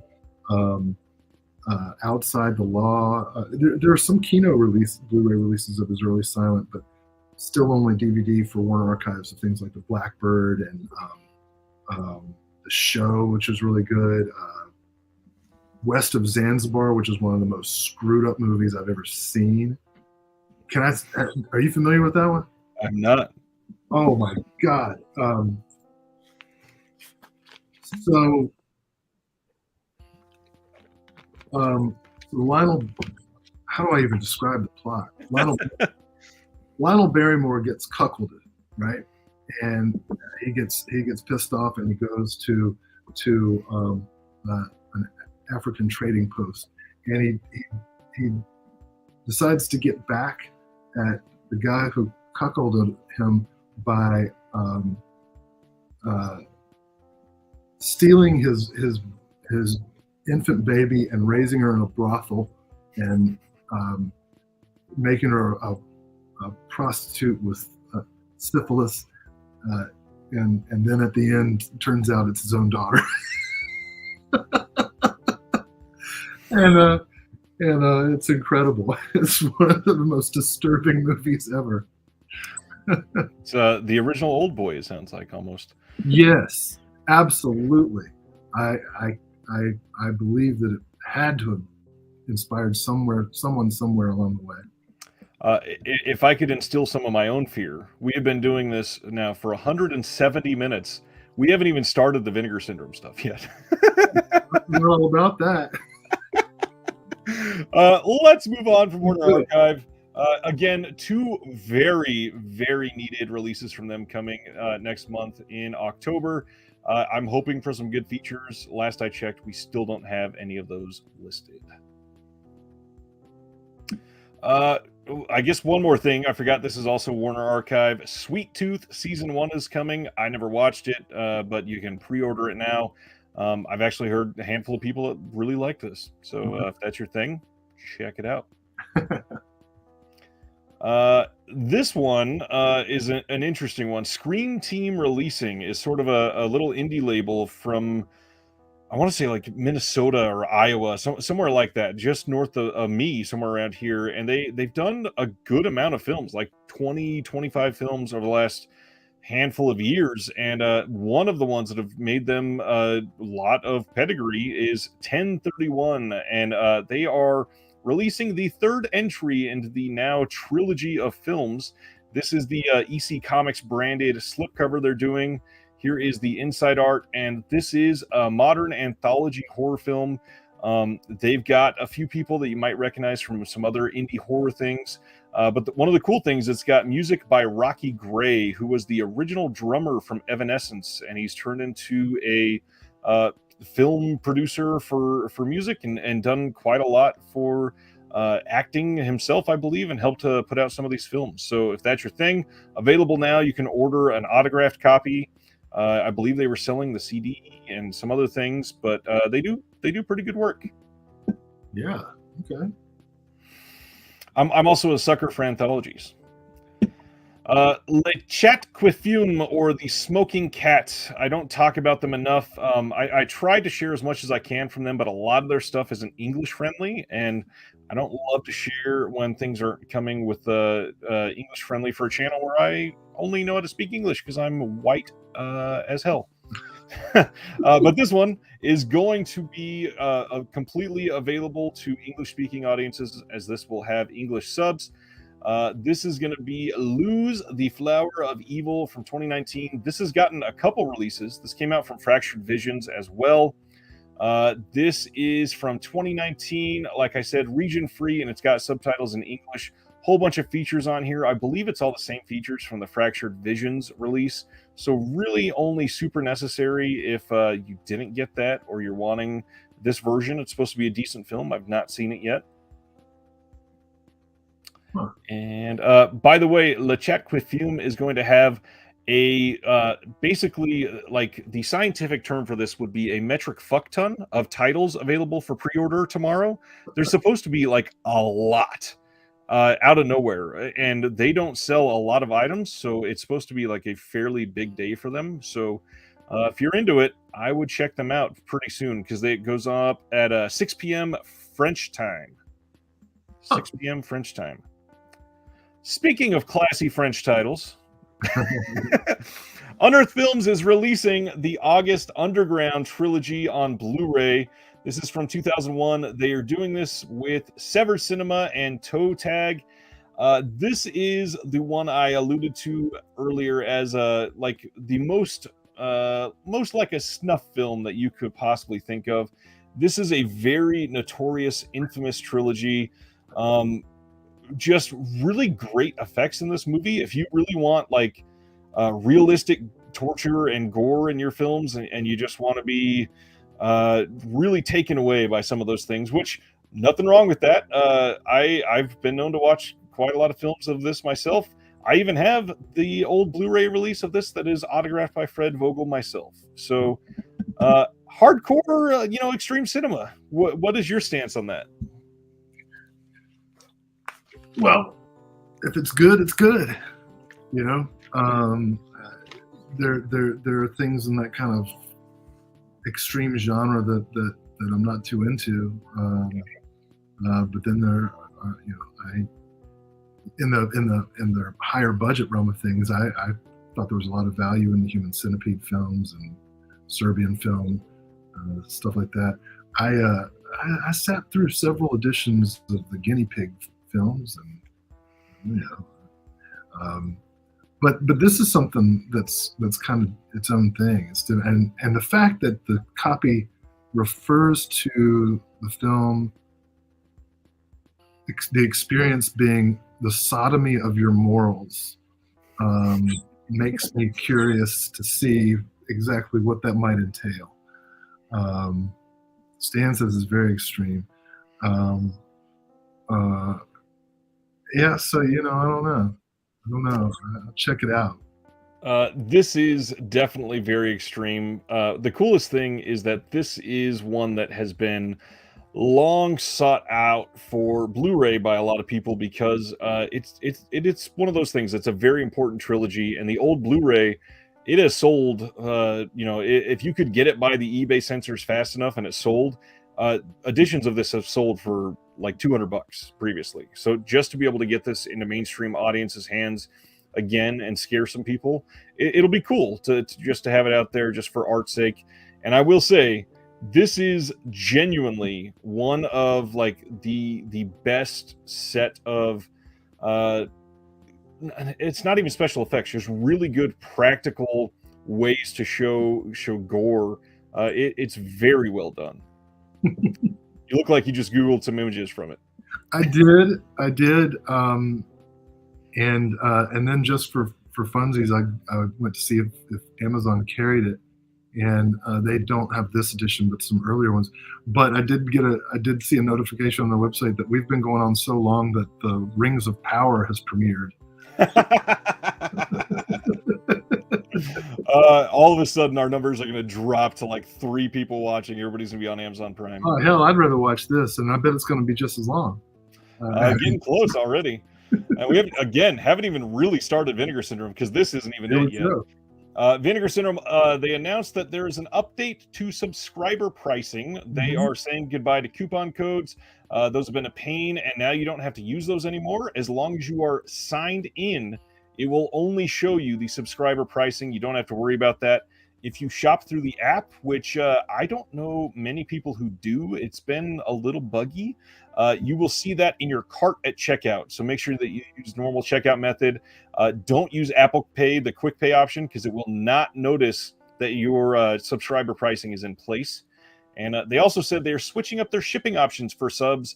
There's only going to be free subscriber shipping no matter where you are, whether that be Canada, the US, or international. So it will notice through your account being logged in where you are and only give you that option, which is kind of cool. Yeah, that's cool. I don't know. Is it really that inconvenient to use the code? I actually thought the codes were a smart way of them get me to buy more, because I'd fill up my cart and it'd be like so expensive, and then I'd put in the code and it'd go way down, and it was still way more than I should pay. But I'd be like, right. Look how much I'm saving. Yeah, I'm not gonna go through and delete stuff. So, but now that the pricing will be accurate, I might be more frugal. So we'll see. Supposedly they had a thing where they're like the foundation of their website could only give out so many coupon codes. So they were like running out of coupon codes, literally. And then the other thing I didn't love is when they, for some reason, were forced to use a different one. So if you wanted to buy the Doris Wishman set and 3 other partner labels, you had to use 2 different codes, which means you had to check out twice. Yeah. Anyways, as of noon tomorrow, which was today, the website has a slightly updated look and feel, and there will be some new features such as sorting and filtering products, browsing by genre, and much more. There's still some features that I've been asking for a few years that do not exist. Like, I want to be able to open up a title and see what day it was released. Why is that so hard? If I go to a partner label, I want to see what day this came out. I should be able to see that, and there's nothing there to indicate. I want a partner label checklist. Where's that? Let's get into Vinegar Syndrome now. Now that we have been filming for 3 hours. Jesus. Oh, Jeremy, I'm sorry. This is probably going to beat your record. This is a big deal. Available now on 4K on the... Wow. Was not able to type myself properly there. Available to order now on the Vinegar Syndrome website in 4K. We are getting the classic, the Amityville Horror from 1979. We'll get into the features in just a minute, but first of all, how do you feel about this movie? Well, first of all, I want to say my goal tonight is to be longer than the running time of a Bela Tarr film, and I think we can get there Easily. Last time I was here, I like lost my shit over Damiano Damiani, right? who among other things directed Amityville 2: The Possession. I've got the Scream Factory set of the first 3 films and the Vinegar Syndrome set of the sequels. This is Stuart Rosenberg, quality direct. I mean, the first 3 films are all really good, I think. And can I say right now, Amityville 2, the best of the series by far. Absolutely. Please give me that on 4K as soon as possible. Oh, and the sound in that one, great. Damiani. This, I think, for me, this is the second best of the series, and the original. And I'm really interested in hearing the buzzing. I think the sound design in the 4K with my speakers is going to be great. To be honest, if this was a VSA thing where you had to purchase it separately, I might hesitate to upgrade. But since I'm a subscriber, I have no choice. So I'm looking forward to it. I like the Amityville films. Yes, I like this one quite a bit. I think it's got a handful of really like scenes that will dig into you and will hold on for a large part of your life. I do understand a lot of people thinking that this is a little bit boring. And I could, I could see that, especially if you've watched like the first 6 back to back and go, well, I mean, the first one really didn't grab me because the rest of them just got crazy. And I get that. Like, genuinely, the second one I think is the best Amityville film ever. But the coolest thing about this release, other than this incredible back art on the slip, I got to say, this is amazing. The coolest thing is the special features on here. So 4K HDR on this, newly scanned and restored in 4K from the OCN, amazing. Presented for the first time on home video with the original unaltered theatrical surround mix with an optional stereo mix.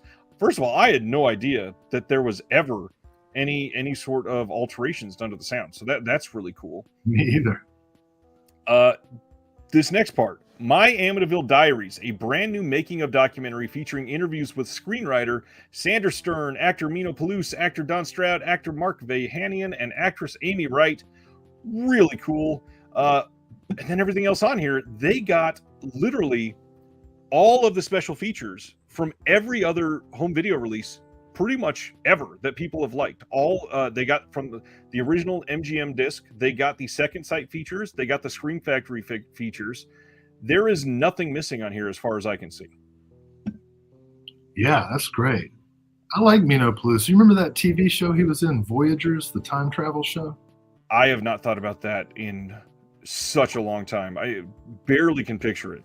Oh, you must not be a Mino Plus super fan like myself. Not a super fan. I've not watched that 3 times this year. I apologize. Great show. Ragnar says, "What am I supposed to do with the box set now from Scream Factory? You got to keep it because it's Amityville in 3D. Come on." Yeah, you got to keep it. This is a massive title for Vinegar Syndrome. This is a great, solid release, and as long as it looks great in 4K, which all indications is that it should. Margot Kidder, James Brolin, Rod Steiger. This is a stone cold classic. And then a month from today, we get to look forward to a 4K release of Texas Chainsaw Massacre 2, and I just can't wait. Anyways, let's carry on because there's a lot of cool titles. The Iceman Cometh, which is also coming in the UK from 88 Films. So if anybody is going to compare now, you can look at special features and see what is on both and make a choice or get both. This is a 2-disc Region A Blu-ray set, so it's locked. It is not region free. This is from 1989, and essentially this is... I believe this is the one. Yeah, 300 years later, one of the characters is accidentally thawed out and unfamiliar with his surroundings. So it's Encino Man. It's Unfrozen Caveman Lawyer, but it's They've got the Hong Kong cut on here. They've got the alternate Mandarin export cut, which is 7 minutes longer. They've got a commentary track with Sam Deegan, and then a new interview with cinematographer Poon Heng Sang, and some other archival features with a booklet. The Iceman Cometh. Any feelings? Well, coming right after their release of Righting Wrongs, another Wen Bao film, which was great. In watching that release and the 2 alternate Hong Kong cuts and Mandarin cuts in that film, they were so different that I felt like you're watching the film from a whole different perspective. There's so much different stuff. So I'm curious how different these cuts are. If it's as drastic as that, I'm going to really enjoy, seeing the film twice from 2 different angles. And I'm glad they do stuff like that. Give the alternate cuts. A lot of people, might not watch them. I don't know, but for somebody like me, I really appreciate it.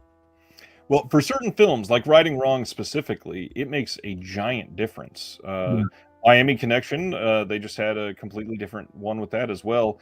I get not understanding for all of them. It would be nice to perhaps explain the difference up front and allow people to make the decision. Some of them, I've seen them do that in different ways. But one thing for me, I think this is really cool that we're seeing this increase in Asian films from Vinegar Syndrome. I think that they could do very well with these ever since Ebola Syndrome and this and, a couple others. Righting Wrongs, obviously. We've got a lot coming. We've got another one that we're going to talk about in a few minutes that they hinted at. And I am loving this year's output from Vinegar Syndrome. Yeah, there's a lot to love. Next up, Mutant Hunt, which, if I'm remembering right, I think this is a Full Moon title originally.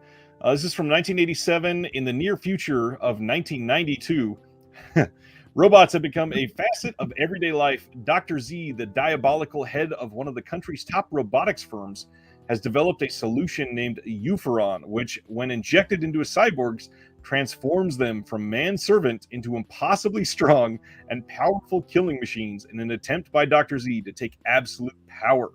Realizing the implications of Z's actions, Chief Robotics Engineer Paul Haynes attempts to stop the robot takeover, only to be kidnapped, of course, along with his sister Darla.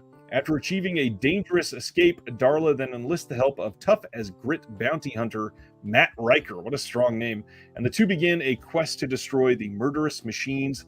This is newly scanned and restored in 4K from the OCN. This gets a commentary track with Elizabeth Purcell, interview with makeup special effects artist Ed French, a very long interview with actor Dr. J. Buzz von Ornsteiner, LOL, And then an interview with actor Mark Legan. Here is the back of the slip. Any thoughts on Mutant Hunt and the robot cyborg year of 1987? So Tim Kincaid also did Breeders and Mutant and Robot Holocaust, which are Empire Pictures Full Moon things. But then he went on. I admit I looked him up. I did not know this off the top of my head, and you'll know why I think it's important that I'll let people know that. He went on to do a 24-volume series called Joe Gage Sex Files, the first of which is subtitled Jack Off Party at Billy Bob's. So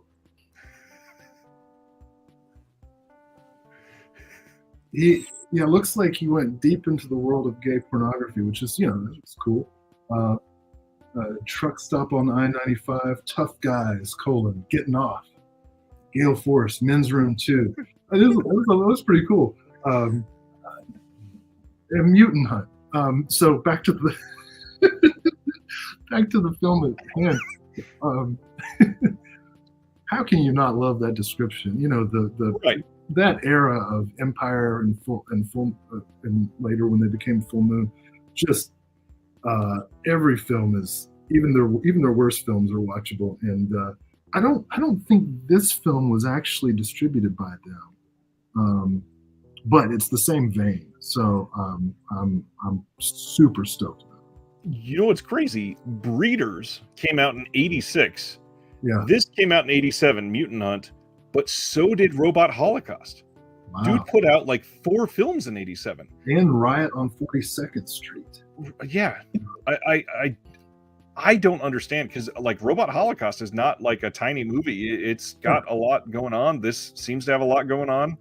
That is a lot of work in the span of less than a year and a half when you add Breeders into that. This is cool. I'm looking at this guy's filmography, and I got to know more, honestly, because there's a bunch of other films, The Occultist, Tulsa County Line, that look really cool. So Mutant Hunt will be my entree into the filmography of Tim Kincaid. aka Joe Gage. We also are getting Buried Alive from 1989. This is a take on Edgar Allan Poe, of course. Janet has taken a job as a teacher at Ravenscroft Hall, very Edgar Allan Poe there, a girls' reform school for juvenile delinquents. Not long after arriving, Janet's dreams become plagued with haunting visions of a mysterious brick wall, coupled with the very real increase in disappearances of the facility's young pupils. While dismissed by the headmaster as nothing more than runaways, Janet is not convinced and begins investigating the history of the school and its assortment of unbalanced staff members. This is a macabre contemporary reimagining of Edgar Allan Poe's classic tale, The Black Cat.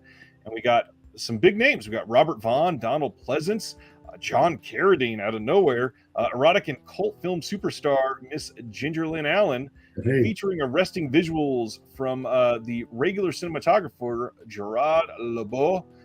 Vinegar Syndrome is excited to debut this underseen piece of French South African slasher cinema on Blu-ray, which, I mean, that alone is really intriguing to me. I've never seen this for sure. Newly restored in 2K. Here is the back of the slip. We got newly restored, like I said, and then a short interview with Ginger Lynn Allen, and then another short interview with William Butler, and that's it. This is not one of the discs that is stuffed to the gills, but this is an exciting title. Yeah, same director as Edge of Sanity, which Arrow put out recently. That's Anthony Perkins. Yeah, beautiful and sleazy movie. I haven't seen this, so I'm looking forward to it. I feel like almost 100 times tonight I've said I'm stoked or I'm excited, but I am. And there's nothing wrong with that. Yeah. So far, there hasn't been anything come up where I say, no, that should never be released. It's shit. Because everything should always be released. Yeah. Moving along to one of the most important action stars of our day, Don the Dragon Wilson. From their VSA line, you can get Red Sun Rising from 1993. And Don the Dragon Wilson recently, Miami Connection came out, and this looks, it's a VSA. This is coming with some brand new interviews. We got Don the Dragon Wilson himself. We got new interview with the first AD, Erica Fox. New interview with the producer, cinematographer, and editor, and then all kinds of archival interviews. There's a lot going on this, and if you're collecting VSAs, this seems right in line with a lot of the other titles. Oh yeah, peak Terry Farrell, Michael Ironside. Yeah, that's gonna be cool. This one screams 1993 to me, especially when you look at the VSAs. Usually they've got like an artistic cover, and then you flip it over, and it's usually a realistic cover. Mm-hmm. And this, I mean, just very 1993 for sure. Yeah, and Farrell did this film hot on the heels of her star turn in Hellraiser 3, Hell on Earth, which was Hellraiser 3 is great. Yeah, shot right here in Greensboro, North Carolina. Nice. Yeah. Then Vinegar Syndrome released a couple new pieces of merch in this. They're calling it Vinegar Death is the line that they're using here. This is the logo cover, the film reel shirt, and then they're doing the film reel tote bag. I like their shirts. I wear a lot of them, but I certainly don't need the exact same design that they've released the last 10 or 12 times.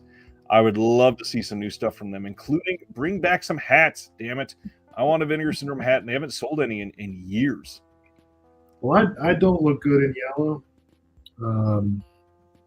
I think it's tough to look good in yellow. People who can do it, I'm always impressed. I look like I've got some kind of disease when I'm wearing yellow. It just kind of makes my skin kind of turn the same color. I can't imagine that's true. I bet you look amazing in yellow. I mean, you're pulling off this incredible shirt right now. This is great. This is very different. No other way to hawk my own designs more so than that. Yeah. Then we got a dozen new partner label titles from Factory 25. We were getting Ape from 2013. This is supposed to be a really good film, and I know I've said that a lot tonight, but not one I've seen, and it's got great reviews pretty much everywhere. The back of the slip is pretty damn funny. It sounds like a bleak film, but I am super interested in it. You haven't seen this, have you? No, but based on the description, it seems to have something in common with Todd Phillips' Joker and James Gunn's Super, which I think is probably his best film in my opinion. Super is very underrated. I love that film. And if that assumption is right, then I'm going to be really interested. I'll put this at the top of the stack. Yeah, it does sound great, and it has some really great reviews. I love that this is coming with a 24-page booklet, and it says 24-page booklet with original jokes written for the film and essays by a couple different historians there. I love these booklets. Hope that these labels keep doing it. John says, I was slightly scared this was the James Franco directed Ape. I'm so glad it's not. Continuing the run of really good partner label releases, this is TerrorVision's Blood, Guts, and Sunshine. This is the front and back of the slip. For those that don't know, there's an indie horror director from Florida that has worked with Gator Blade Films for quite a few years, and he recently announced his retirement. He's working on a couple things, and just working on indie films is not sustainable for him, and one of the last few things he's done is this documentary, and it was previously released on Blu-ray last year by Gator Blade, and now it's getting a wider release after TerrorVision saw it and took a liking to it. And this is literally a history of horror documentary for films made in Florida, and Sean Donahue knows a hell of a lot about it. So this says, Snake, Sunshine, Summer Heat, and Horror explore the independent horror film scene that Florida has been vigorously pumping out since the invention of film. This Blu-ray is jam-packed with interviews, exploitation, never-before-seen footage, and cinema madness. Watch and learn about films new and old in this exclusive documentary made for cult horror fans, featuring exclusive interviews from Herschel Gordon Lewis, John Waters, John Landis, William Greffey, Sean Donahue, Chris Woods, Marcus Cook, Steve Byro, who is behind Unearthed Films, Tim Ritter, Joel Wynoop, and more. And it's good. It's just over a couple hours long. They've also got some features on here. There's the home video store feature, a bunch of trailers that were made in Florida, Grindhouse Video Tour, a little older video since Grindhouse Video is not in Florida anymore. Yeah. Documentary that I think most people watching this channel probably are really interested in. I mean, previously unseen interviews with Herschel Gordon Lewis. I don't even need the rest of it, and the rest of it looks great. I'm really interested in that Grindhouse Video Tour, which, especially because they've got the new location in Nashville, and this is a way of kind of preserving and memorializing that space, which I never got to visit in person. So, but I think that whole story of that, what's his name, Mike Sam. His whole story, I heard him on a podcast. What an interesting life he's had. But to hear him tell it, I was like, you know. Yeah. I'd certainly recommend checking this out. I enjoyed what I've seen of it. I've still not quite finished it, but it is interesting to say the least. A lot of people don't love the stuff Sean Donahue has done, which is probably why he's never super taken off. But he's got a lot of random ass films that people have. His fans are very, very loyal. There's just not enough to pay the wages throughout the year. Yeah, it's sad. The biggest thing, I think Sean did. What is the Christmas horror he did? I feel like that was on Shudder for a while or something. He did Die Delta Pi, and then a few years ago he did Cannibal Claus. He's got an actor named Bob Glazer that he uses in a lot of his films, and he's got his fans. I'll say that much. I've got a lot of his stuff just to support him and keep indie cinema going, but it's hard. It's hard out there when you can't make a ton of money. So when you can, it's just another reason to support indie films. Yeah.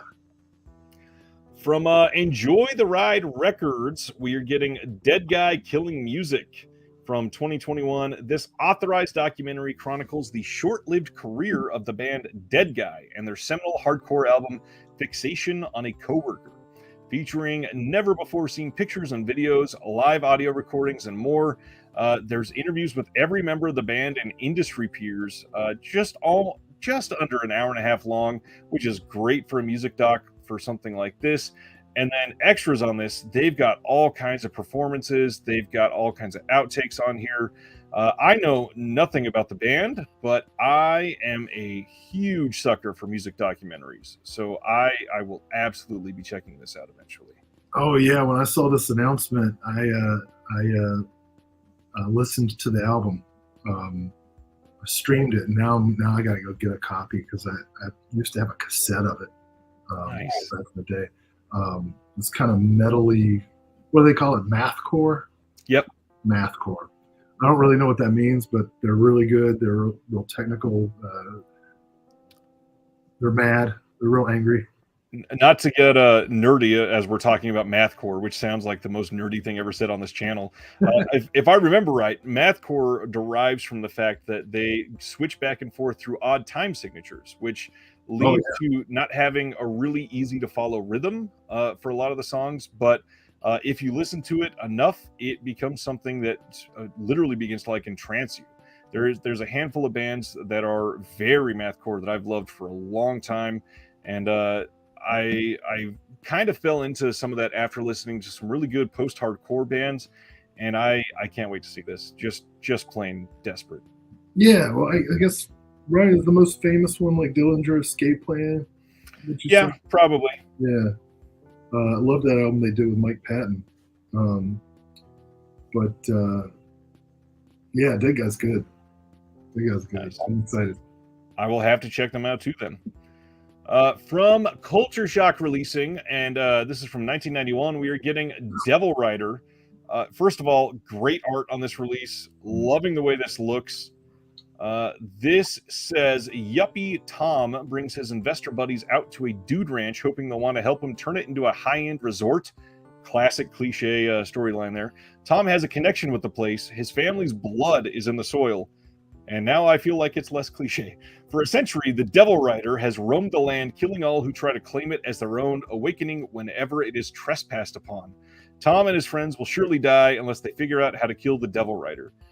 When I first read that today, all I thought was, is that a Scooby-Doo episode?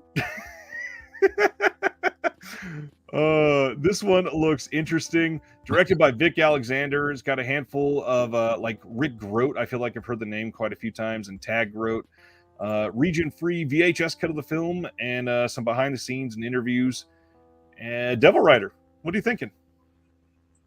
I know nothing. Like you, I'm loving that art, and yeah, Scooby-Doo. That's funny. Yeah, I don't know. I'll see this. Culture Shock has been a little hit or miss for me. Yeah. Some of the releases I haven't been super into, but well, some I have, and I'll check them all out. I'm so obsessive about collecting that I tend to go for completionists. Mm-hmm. And with the partner labels, I've got almost everything from everybody except for Culture Shock and AGFA, just because they have so many titles that I haven't yet. But Culture Shock, a lot of probably more of their titles than the other partner labels haven't been up my alley. But now that they're doing those semi-regular partner showcase, that's probably what I'll deep dive into. That's a good plan. And then obviously a lot of the stuff should be there for the 50% off sale come November, which we're going to be talking about in a little while, because it's already September. And even though a lot of people, myself included, still haven't even watched everything that came in the big halfway to Black Friday sale, we are already about to talk about the Black Friday sale. More to come in probably about an hour and a half when we get there at the end of the show. We got some major titles coming from partner labels, and this is just the first one. Fair Game is coming from Dark Star Pictures. This got a release from, I believe, the Umbrella Ozploitation line, Ozploitation Classics, I believe it's called, a few years ago. And Fair Game is going to make a lot of people happy because this release looks pretty great. This is from 1986. And it's a young woman running a wildlife sanctuary in the Australian outback is in for trouble when she is confronted by 3 kangaroo hunters. Bored with killing kangaroos, they decide to kill the animals in the sanctuary. I mean, bored and you kill animals in the sanctuary. And when they see how attractive the owner is, they decide to have a little fun with her too. Turns out they may get a bit more fun than they bargained for. Yeah, this has a whole bunch of stuff on this. We got an audio commentary with the director and writer, extended interview with the actress, behind the scenes stuff. But then we got some short films from the director as well. Vandalism from 81, Break-In 83, Taken by Storm 84, another one from 84, and then Under Pressure from 86. Have you seen Fair Game? No, but I have seen a horror film that Mario Andreacchio made after that called The Dreaming, and it was pretty good. And after that, like the rest of his career is all kids movies, family movies. Maybe to make up for all the dead kangaroos, it's a lot of movies with kids and animals and stuff.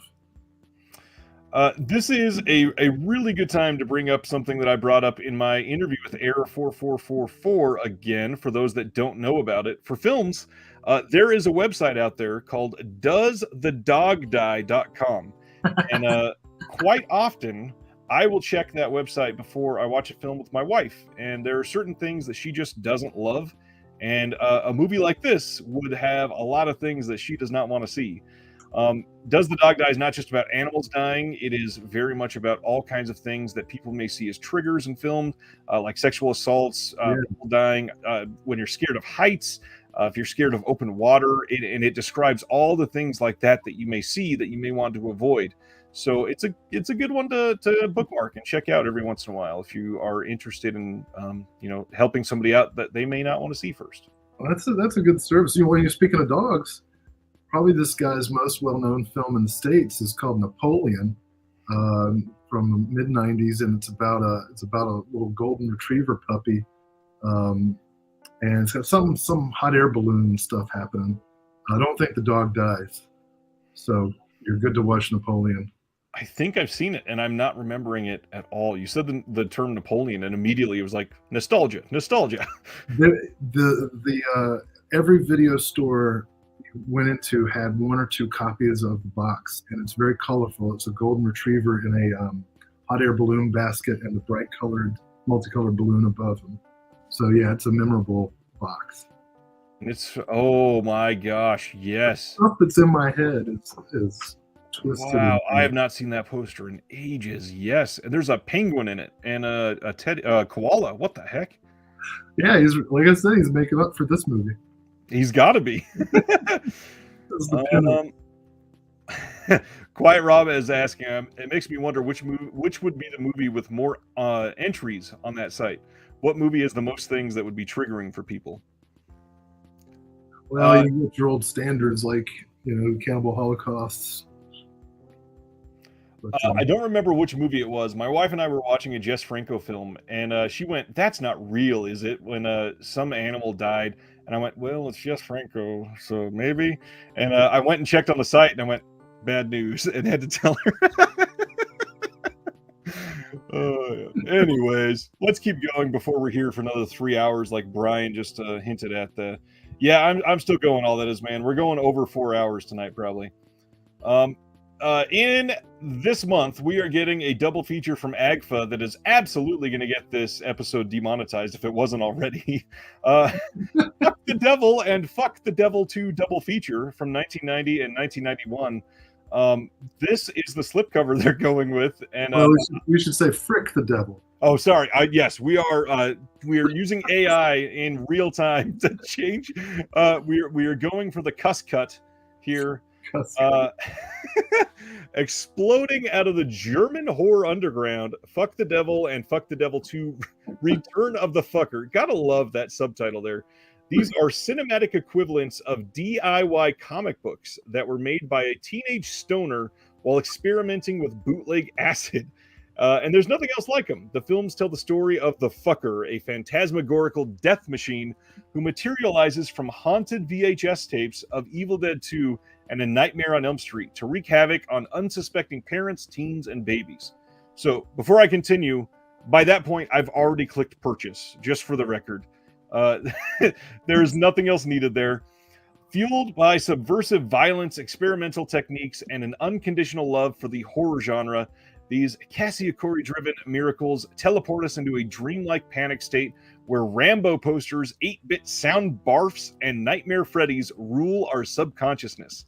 AGFA and Bleeding Skull are overjoyed to welcome the Fucker to home video for the first time ever, complete with a new 2022 director's cut on both the original cuts and a fuck ton of extras.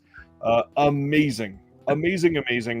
There's a booklet in this. There's commentaries, outtakes, shorts, trailers, everything. Altogether, these two films are less than 80 minutes if you watch both of them back to back.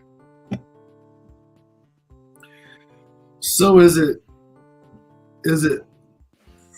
Fuck the Devil or Fuck the Devil? like are you making love to the devil, or are you saying no? I don't know this. I don't know the sense of it. I'd love to know, and I will tell you when it arrives later this month. Well, I'll find out for myself, I'm sure too. Quiet Rob says I'm going Energizer Bunny tonight. I want to know what that means. I felt exhausted before I started, and you and I are. I mean, you energize me. I love doing these things with you. So thanks for being here again. Yeah. First of all, I love the back of the slip, and I really wish they had made this a poster. I would absolutely hang that in my movie room. Might be.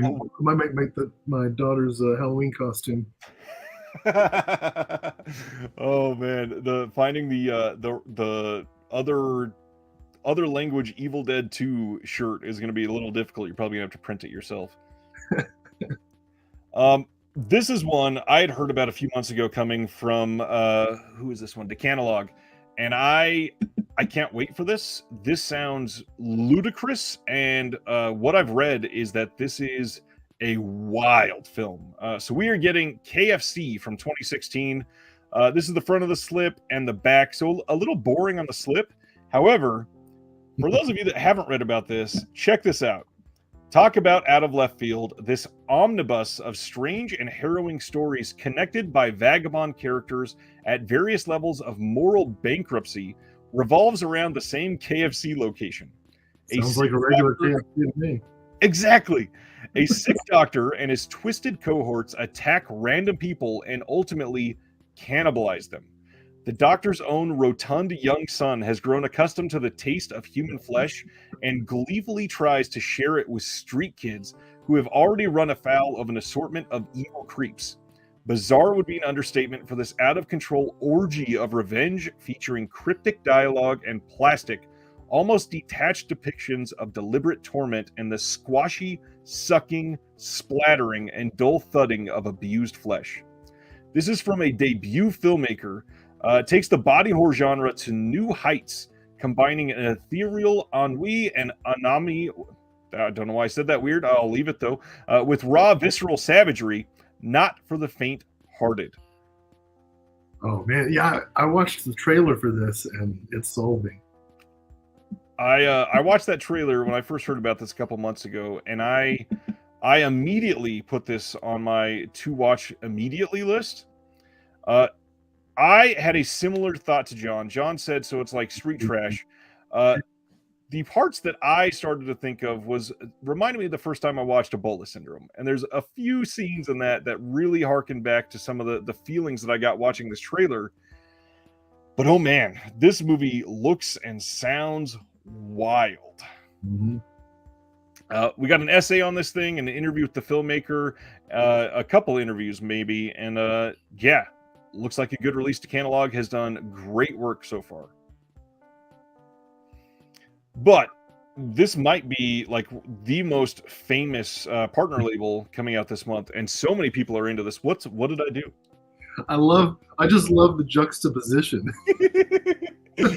Cannibalizing at the KFC to Married to the Mob, coming from Fun City Editions. This is a 1988 classic with some of the biggest names that you'll see in a partner label release so far. This is the beautiful slipcover on this. This is the front and the back. Loving the colors. It looks like it's going to be great. Everybody loves Angela, but Angela's married to the mob. In a star-making performance, Michelle Pfeiffer is suburban mafia housewife Angela DeMarco in Jonathan Demme's hit comedy Married to the Mob, when her unfaithful husband Frank the Cucumber, played by Alec Baldwin, is iced by his boss Tony the Tiger Russo by none other than Dean Stockwell. Angela flees her cloistered existence on Long Island for the big city, with several interested parties in hot pursuit. Tony, who's smitten with Angela, Tony's insanely jealous wife Connie, and FBI agent Mike Downey, played by Stranger Things' own Matthew Modine, who believes Angela is the key to locking Tony up for a very long time. Something really cool. Stranger Things is huge right now. Matthew Modine filmed a new interview for this. Wow. That's really cool. Flickering, I had the exact same question. How, well, first of all, it's only a 2K scan from an inner positive, and I think the fact that it's an inner positive is what made it possibly not be a 4K scan on this one. But it looks and sounds great. We got a new booklet in this with essays by Jordan Searles and DJ and writer Margaret Barton Fumo. We get an audio commentary by Danielle Henderson and Millie DiChirico of the I Saw What You Did podcast.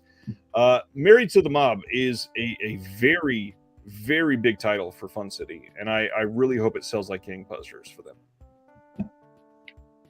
Yeah, I'm excited about that. You know, Matthew Matthew Modine, I have a real soft spot for him because when Stanley Kubrick died, he wrote the absolute best tribute of all the people that I read, and gave this really meticulous account not only of what it was, what the working methods were like, but how they made him feel, and in so doing, he threw some shade at Tom Cruise, who was trying to act like they were like he and Stanley were best friends after Eyes Wide Shut, which I liked that too. What does that have to do with the movie? Nothing. But like you, I'm excited. Jonathan Demme titles are always. I always find that when I watch the first time I watch any of his movies, I'm kind of like, not really into it, because they seem just like run-of-the-mill genre movies. But then the second, third time I watch them, I keep finding layers and different things and side characters and stuff. I haven't seen Married to the Mob probably since what? Well, it had to be the VHS days. So this is really cool. This is one that, if I remember right, I think it was my dad that really liked this one, and I just haven't seen it since probably the last time I watched it with him. Wow. This has been a long time. I think this was the title. Again, a lot of the stuff from my childhood I've blocked out. It just very much, I think it was. Fun City, a huge get with this title. The director's films that they've gotten so far have been Lynn Ramsey, Jonathan Demme, crazy. Like Smile from Michael Ritchie, like Dude McMahon brought up. I'm shocked they've been able to get such a great catalog, and I hope it does not slow down. They are absolutely killing it. The Stanley Kubrick conversation for a second. I don't know. I wanted to bring up two things. First of all, for the last few years, we've gotten a Kubrick 4K in November or December. They haven't announced one for this year yet, and I really hope we get something. There's still a handful of his stuff that we don't have on 4K. Kino's obviously added to that a lot in the last year with some of his more classic films that came out through Criterion, but his last film, what's that? Eyes Wide Shut. Yeah, it's one of his best, and bringing up his death, the fact that he, if I remember right, like he submitted notes to the studio about some editing stuff, and then passed away like 2 days later, and never got to see it released and see what ultimately was, not the fanfare that it deserved at the time, but in due time, people have fallen in love with that film, and I don't think that film could ever be done the way that it is. The fact that we got those two people starring in that film is one of the biggest pieces of social commentary in it. Yes. They don't even know. They still don't know. Yeah. The fact that we have Tom Cruise himself walking around that debauchery in his mind, that alone is like, how did this get made? And how did it get made when it got made? By who it got made? That it is such a mind-blowing achievement. It's amazing to me that we don't have that on 4K, and something that really needs to be looked at again. I don't. Kubrick is, you could talk about him for years. Oh, and Eyes Wide Shut's the only film by him that I've ever gotten to see in the theater on first release. I've seen restorations and everything, but going like on a Friday night opening weekend to see that, and watching everyone around us like eventually get pissed off and totally detached from the movie was so fun. This is not Full Metal Jacket. Well, kinda. Well, yeah, touche. Let's carry on. This is from Canadian International Pictures. Nobody Waved Goodbye, and this sounds absolutely fascinating. Here's the back of the slip. This says, a startling film that shows what teenagers feel but never tell. Teenager Peter Mark has it all: supportive parents, a loving girlfriend, and a comfortable middle-class existence. But on the brink of finishing high school, he feels emboldened by his impending freedom and decides to pursue a rebellious new path. After his parents make their disapproval known, Peter decides to move out on his own, confident he'll conquer the working world with his insight and sophistication. When the reality turns out to be far less glamorous, he settles for a shady new job that continues his criminal evolution. This is supposedly ranked among the most important Canadian films of all time. And this is the feature directorial debut of the guy that did The Ernie Game. With Canadian International put that out previously. Yeah, and, that was a real discovery for me. I really enjoyed The Ernie Game. Canadian International has quietly been putting out like some of the most solid releases from all these partners. So this one, in addition to this, we also have 3 of Owen's early shorts. This disc also includes Christopher's Movie Matinee, an inventive documentary that shows where Toronto teen rebellion landed just a few years later.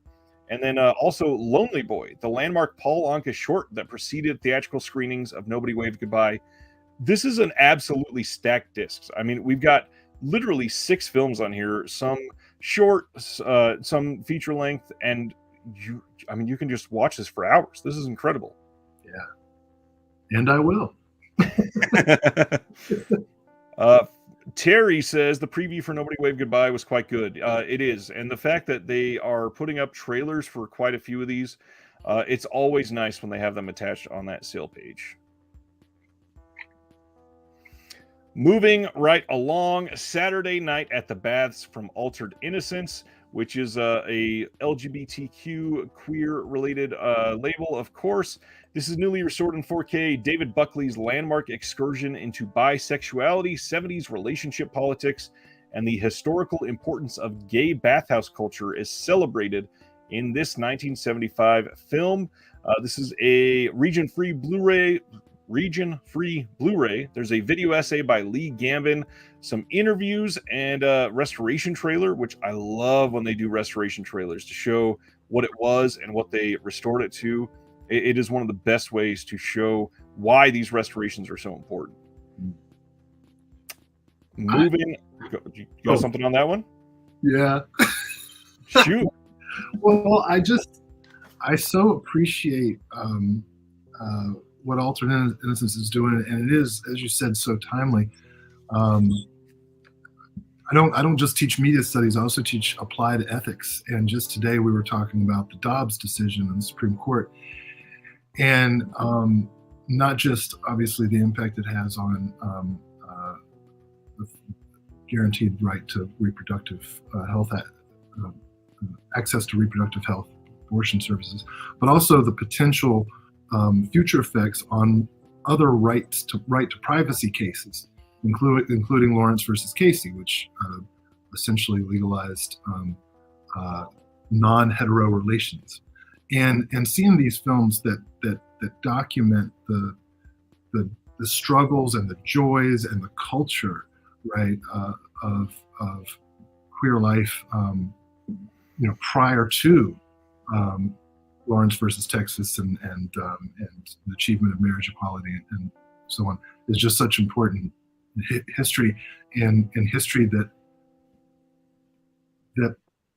people who aren't necessarily affected by these kinds of restrictions need to know about, right? The people like me. So I just think this is a wonderful service, not preserving art, but also expanding our knowledge of history.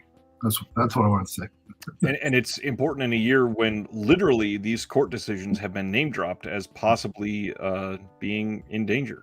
Mm-hmm. It is not a joking matter in any sense of the word that there are certain things that could be up for debate that just seem fundamental at this point, and a lot of them make no sense. But it really is through documentation like this that shows the evolution of our culture and how it should just be literally second nature. Yeah, my students, they're so young now, right? They're always surprised that the guaranteed right to even access contraception for heterosexual couples is only 50 years old.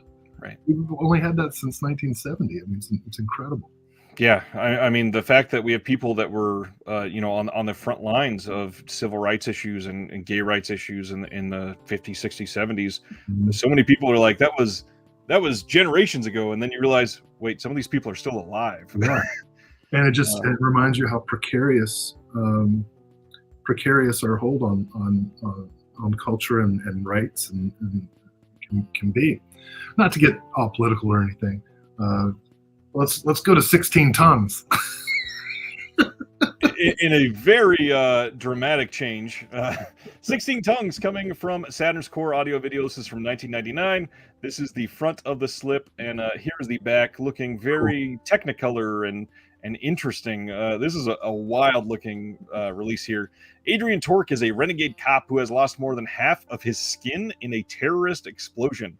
His missing flesh has been replaced with the tongue meat recovered from the 16 victims that died during the tragedy. First of all, I can't wait to see how they come to that decision. And then this name. What do you like to talk? I don't get it. I read this name earlier and I was like, wait a minute, is this real? Ginny Chin Chin is a genetically engineered prostitute assassin chasing down the scientist who implanted her sex organs under the folds of her eyelids. Wow. What am I reading? Alec Silens is a worried computer hacker hunting through the pornographic abyss of cyberspace for the identity of her brother's killer at a rundown S&M hotel purgatory where even the strangest desires can be met for a price. The trajectories of this star-crossed trio intersect in a claustrophobic collision of sex, blood, bullets, and personal apocalypse. Yeah. Hard to believe this is a Scooter McCrae film. And it's even made worse right now by the fact that we are just about 4 hours into the stream, and I'm reading that, and everything is a fever dream. So Scooter McCrae, we got an audio commentary with the director and producer, and another audio commentary with a few other people involved. But the cool thing, we got some short films. We got a 16mm student film by Scooter McCrae from '88 with his commentary. We got a 16mm student film by Scooter McCrae from '87 with commentary. And then a bonus movie called Saint Frankenstein, Scooter McCrae's award-winning 2015 short film starring Melanie Gatos and Tina Kraus in HD with optional director's commentary. And then an isolated score by none other than Fabio Frizzi, somebody we just talked about earlier. This sounds just absolute wild. I've seen this. I saw this around the same time that I saw Shatter Dead many years ago. Nice. So I'm really excited to see it again. As I recall, it was kind of strange. I would imagine so. Flickering Wave says it is genre Mad Libs, and I think that's a really great way to say that. Stan Geezy is somehow still watching, Will. He is in it for the long haul. Stan, we're going to have a long scholarly conversation afterwards that's going to last at least 2 hours. Stan's on West Coast time, so it's still early for him. Oh, I mean, that's easy. Come on, Stan. It's 1:30. It's 1:30 for me. You're doing great. I hope you don't have a 7 o'clock class in the morning. I got to get my kids to school. They'll be all right. Me too. Canny is releasing. Wow, that's again a double word there. I shouldn't say. We are getting Viva Erotica from Canny releasing. This is from 1996. This is the only title this month that is a strictly limited title. So if you were wanting this one, this is not one that you can get the standard edition of eventually. This is only getting these 3,000 copies. Beloved Hong Kong icon Leslie Chung from Happy Together stars as Singh, an ambitious out-of-work filmmaker with 2 flops to his name. When his producer secures funding for his next project from a freshly cleaned-up triad financier, he is saddled with the sexy Taipei starlet Mango. Tasked with being more Wong Jing than Wong Kar-wai, and encouraged by his long-suffering girlfriend, Singh gets to work on his first softcore porno. This is supposed to be really great. This is a Region A locked release. We got an interview with a handful of people, commentary by Brian Hu and journalist Ada Sang from the podcast Saturday School with a booklet. Do you have any history about Viva Erotica? I wish I did. No, this is brand new to me. I mean, I'm familiar with Leslie Chung and Shuki and a couple other names in the credits, but this is a new one. So cool. Yeah, this one is certainly interesting. One of the things that really is going to grab a lot of people is if you read in the second paragraph, alongside her Sex and Zen 2 co-star Elva Sui, Viva Erotica offers an electrifying behind-the-scenes look at the sleazy world of Cat 3 filmmaking in a declining industry. This is like inspired by a true story from Bosco Lamb and Lochi Lung's arduous experiences as an assistant director from hell. This has a lot of really interesting cameos, like Anthony Wong is in it, and Sean Lau Cheng Wing from Running Out of Time. There is a lot going for this one. Cool. So I am super, super interested in this. John wants to know, whoa, this is Cat 3. I'm not sure if this is Cat 3 or if this is talking about Cat 3, but the fact that the Cat 3 logo for the rating is on the back here, that very well could mean that it is specifically Cat 3. And I think a lot of people were missing that when this got announced earlier, because this is like a very big deal for what seems to be the ongoing trend with some of these boutique releases right now. Anyways, we are down to the home stretch with only a few left. But one of the biggest things out of Vinegar Syndrome today was details on their fall flash pre-order for the Black Friday sale. Over the weekend of September 23rd, they are hosting their flash pre-order in anticipation of our always colossal Black Friday sale, meaning we only have 3 weeks until the flash pre-order event for Black Friday, which is wild. During the pre-order, you'll be able to secure your copies of the entire Vinegar Syndrome branded November lineup. 3 of our 5 November VS releases will be revealed, including full specs and extras. Among them, 4 Never on Blue slashers and an ultra-violent Hong Kong actioner directed by one of the genre's undisputed masters. That was the thing that really got me excited about this November. They say we'll also be revealing and putting up for pre-order our next VSU, which is an 80s action classic with a legendary leading performance from a Hollywood superstar. And then related to the Black Friday sale, we are slightly changing the way we'll be selling yearly subscriptions for 2023. The basic subscription model will remain the same, but specifically when we sell the subscriptions will be a bit different. More to follow on that front. And as you and I are both subscribers, what do you think that means?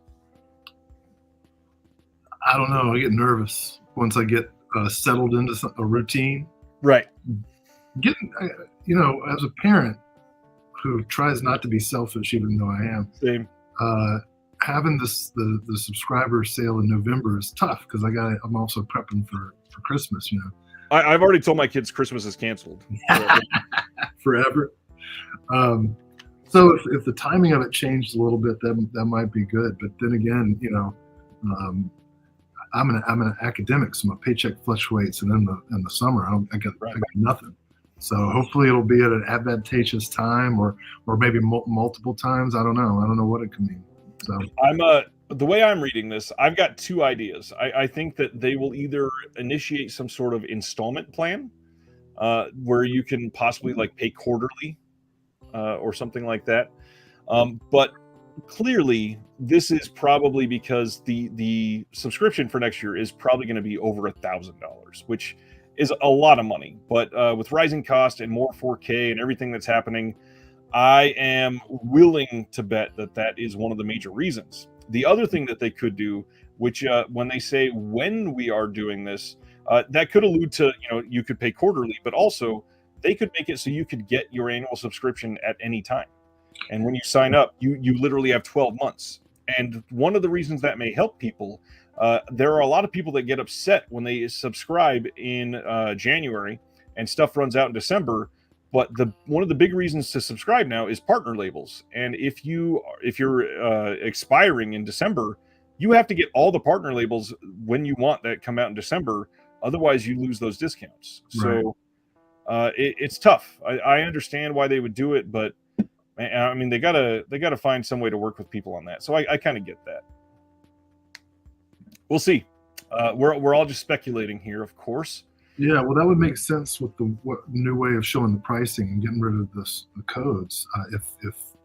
If you were able to get it, at all different times, they wouldn't have to track you as it wouldn't be as difficult to track you. Yeah. Cut down on customer inquiries via email. I'm sure. Just if you can see the price, you still have an active subscription discount. Go for it. Right. Only a few more left here, thankfully. Kino announced on November 29th we are getting a French noir collection. These are all 2K restorations in a 2-disc set. We are getting Speaking a Murder from 1957, Back to the Wall from 1958, and Witness in the City from 1959. I know nothing about any French noir titles. Is this your oeuvre at all? Well, 2 out of 3 got Jean Gabin, so probably worth checking out. No, I'm not familiar with the directors, not familiar with the titles. So all right, we can move on to the next one, but I definitely want to see them. Here we go. One of my favorite movies of all time already, even though it just came out this year, Everything Everywhere All at Once. I wanted to share this in case somebody was looking for a nice release of this. And in the States, the nicest release so far that we have is a Walmart exclusive slipcover, which just, come on. January 3rd in France only, it looks like. This is getting a 4K steelbook. You can buy it from, I always call it Finac. I've never heard anybody else say it out loud, but that's what I call it. FNAC is the website. I've got that linked here. Or Amazon. Amazon in France, you can buy it, and they both will ship here. And this is a gorgeous looking steelbook. It will still have English subs. If you have never bought any sort of French release, the only thing that bothers me about these, let me see if I can show everybody, these spines are usually backwards. So when you put it with your US titles, they would all be facing that way, and your French titles will be facing that way. And it's so annoying. I didn't think they do that shit on purpose. Thankfully, and we talked about this in the Discord a little bit today, there is a genuine market for magnetic spines for steelbooks, and somebody will likely be allowing this to be fixed if you just put a little metal spine over it with a magnet. We are, I think, 2 announcements away from the end here. Coming on November 15th from Classic Flicks, they are releasing all of their Little Rascals collections that they've put out so far in one giant release. They have done, I believe, 6 now of their Little Rascals releases. This is just one era of Little Rascals. This is not like all of the Little Rascals ever, because there's a ton of Our Gang and Little Rascals stuff. But this is available to pre-order now. And one of the cool things is if you have been buying them as they come out, you can also buy just the brand new bonus disc. And I really wish other companies would do this. This is such a great way to make fans happy and not feel like they were wasting money as they go along. Overall, if you like Our Gang or Little Rascals, these are really incredible restorations of their work. And a lot of these are very old. They've got tons of short films. These discs are just full-on stacked. They've done great work from Classic Flicks. And I remember when I was a kid, I used to get up at 5 or 6 in the morning and watch Little Rascals and Three Stooges shorts on TBS. And I was so happy. And they hold up. I mean, they do. There's obviously problematic content in them, not as much as other things. Not that makes it okay. Right. But the Little Rascal shorts are solid. They're well made. These performers are good. They are. Yeah. And again, I just really want to highlight, I know we're over 4 hours into a stream, so the 40 of you that are still watching, first of all, congratulations. This is amazing. But second of all, how many times do we see from boutiques something as awesome as we're releasing everything that we've been doing for the last couple of years, and now you can just buy this extra set. And Yes. The cool thing, let me open up this link for just the bonus disc. I want to make sure that I'm reading this correctly before I say it out loud, but they say here, this item is for the bonus disc only, which is included in the collection. It is for those who previously purchased the individual 6 volumes on Blu-ray but don't want to buy the entire collection just for this. This is where it gets really cool. While the Centennial Collection is a 6-disc set, the purchase of this separate disc will come housed in a 7-disc case with the same artwork as the Centennial Collection. So they are going above and beyond just for the bonus disc to allow you to host everything in one collection. Incredible. Yeah, that's solid. That's solid. customer service. And I believe the next one is the last announcement. Yes, congratulations, everybody. This was announced like 3 minutes before our stream, and somehow I got it up. Via Vision in Australia on November 9th is releasing Saw the Ultimate Collection 4K plus Blu-ray with exclusive replica reverse bear trap, which is amazing to look at. I am a giant Saw fan. I love this. I really hope I can get this, but I'm going to talk about the price in just a second. This is limited to only 1,500 copies, and this thing, it weighs just over half a kilo.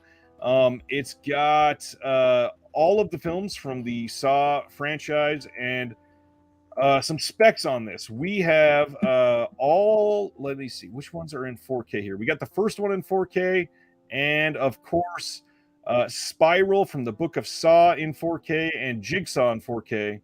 Everything else is on Blu-ray, and that means these are just the same Saw films that they've been putting out for ages. The only thing that's really new and worth it is this really nice replica reverse bear trap. And for somebody that loves Saw, I'm kind of itching to pull the trigger. But if you go to the website, this thing costs 400 Australian dollars, which in US money, that is, I believe, around $270. Holy shit. I mean, you can buy the entire Saw collection here with the 3 on 4K and everything else on Blue for like $35, $40 on a bad day. So I would love to have it, but there's no way I can justify $200 on, and that's even being very generous, but like $230 on a replica reverse bear trap. I wish I could. What's your favorite Saw movie? I got to go with Saw 2. It's got some of my favorite traps. I think the Needle Pit is appalling. I think that it's got some really, really good just overall storylines in the film, and then the almost matching the astonishing twist from the first film, the fact that the kid was in the safe the entire time, right by the dad. It is such a gut punch at the end. It's just, I remember watching it opening day in the theater with my now wife and just being like, oh, he was right there, and not having that twist spoiled. Again, sorry, spoiler for anybody that hasn't seen Saw 2 yet. I love the franchise. I've seen almost all of them on opening day with my now wife in the theater, and there's only a couple I missed because at the time she moved out of state, and it's one of our favorites to watch together. That's cool. Yeah, you said 2.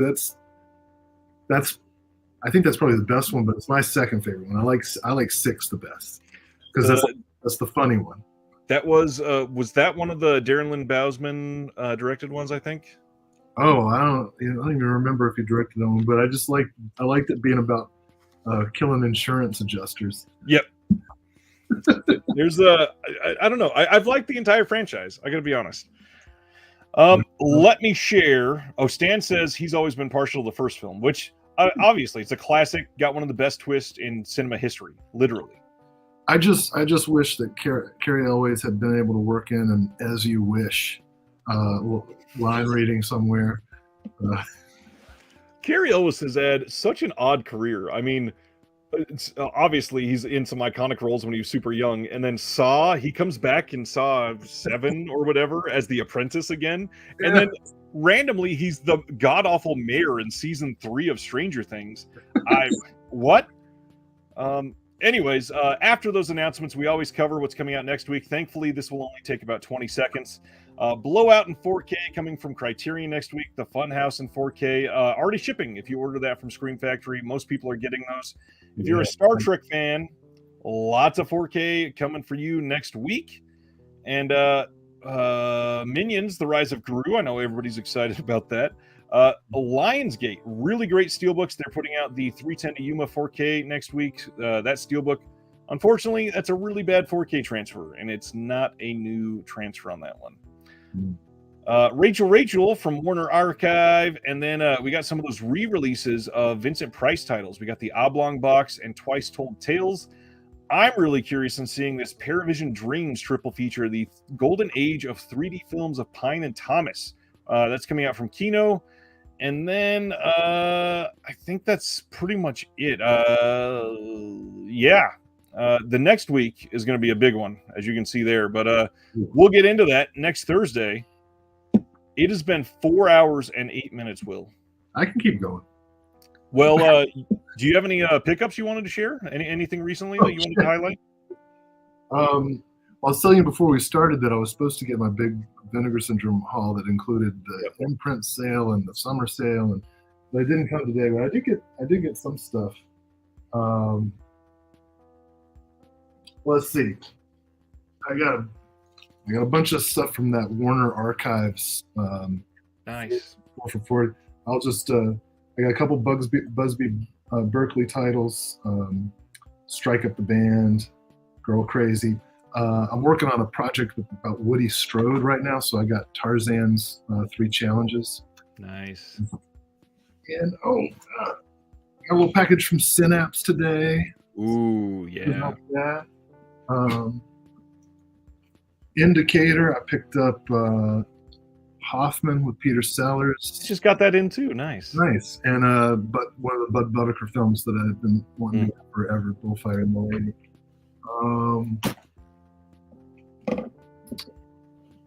Got some 88 film stuff, Flying Guillotine, and what's this other one? Marshall Club. Nice. I'm a huge fan of Robert Siodmak, Whistle at Eaton Falls. Just interesting.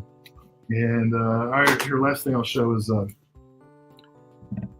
we talked a little bit about Shout and Scream Factory not always being the most considerate of customers, but I had to pull the trigger on Cat Shea's Strip to Kill. I wish Strip to Kill 2 was there as well. I went ahead and did Watchers 2 because I like it. Nice. And that one just went out of print, I believe, right after you probably bought that. Yeah, and not happy about the artwork, but very happy anytime I can get some Stuart Gordon space truck. I'm also frustrated that was limited. That absolutely should have been a wide release from them. It's Stuart Gordon, for God's sake. I think I mentioned to you before, I'm really excited. I'm hoping next year to go up to the new Stuart Gordon archives, University of Wisconsin-Madison. So that's what I got going on. How about you? Anything cool? Yeah, a couple things. One that I'm going to show off here for patrons later in their own video, but just want to highlight publicly that another one of the patrons, Eric Altieri, he posted something in the Discord to see if anybody wanted it, and I was like, I love Kevin Smith, I'd love to have it, and we did not even like a trade. He was like, here, I'll send it to you, and I was like, I'll just send you something for fun, and I sent him an unopened imprint title, which no big deal. But then what showed up was this Kevin Smith, the Jay and Silent Bob reboot script, and it's literally the entire script. It's got some comic book pages in the back. He never told me that when I got it and opened it up, I would find out that it's autographed. Oh, cool, man! That's wet nice. Signature autographed. I mean, that is such a really, really neat thing. I love this community that we've built just out of nowhere. And he's like, yeah, I happen to have 2 of them, so why not? We'll just give one of them away. I got in the newest Lionsgate Steelbook. I've never seen Warrior. This is a 4K release. I love the way they are doing these slipcovers on the Steelbook, incorporating the design into it. Cool. You can see it's a very different Steelbook when you do that. Really nice art on this one too. One that I'm eager to check out. A lot of people I trust say this is a great film, so super curious. But then just a cinematic classic that has inspired James Cameron to do some of his biggest works. I am really glad to share with my kids Fern Gully, The Last Rainforest from Shout Factory. Yes, that is a prequel to Avatar, and I just can't wait to see that again. It's been years. I'll do as well. All that being said, I'd love to just sit and talk with you for an hour, but it's been 4 hours and 15 minutes. I think you got to go to bed. I'm too jacked. I'll figure something out. Yeah, I'll get to sleep, but yeah, we'll have to do that here before too long. Chat again, talk about some movie stuff. Paul's coming. Dude McMahon wants to know: does Will prefer Siodmak's Killers over Don Siegel's version? Okay. That's a good question. Let me say this. So the Don Siegel version is awesome. One of the best performances by Norman Fell that I can recall seeing, and I love almost every performance by Norman Fell. You got Ronald Reagan in his last dastardly role. I'm going to go with the Siodmak version because of the cinematography. The killers, the Don Siegel killers, is much flatter. Doesn't have the rich, shadow and depth that Siodmak's films always seem to have. So visually, I got to go with it. But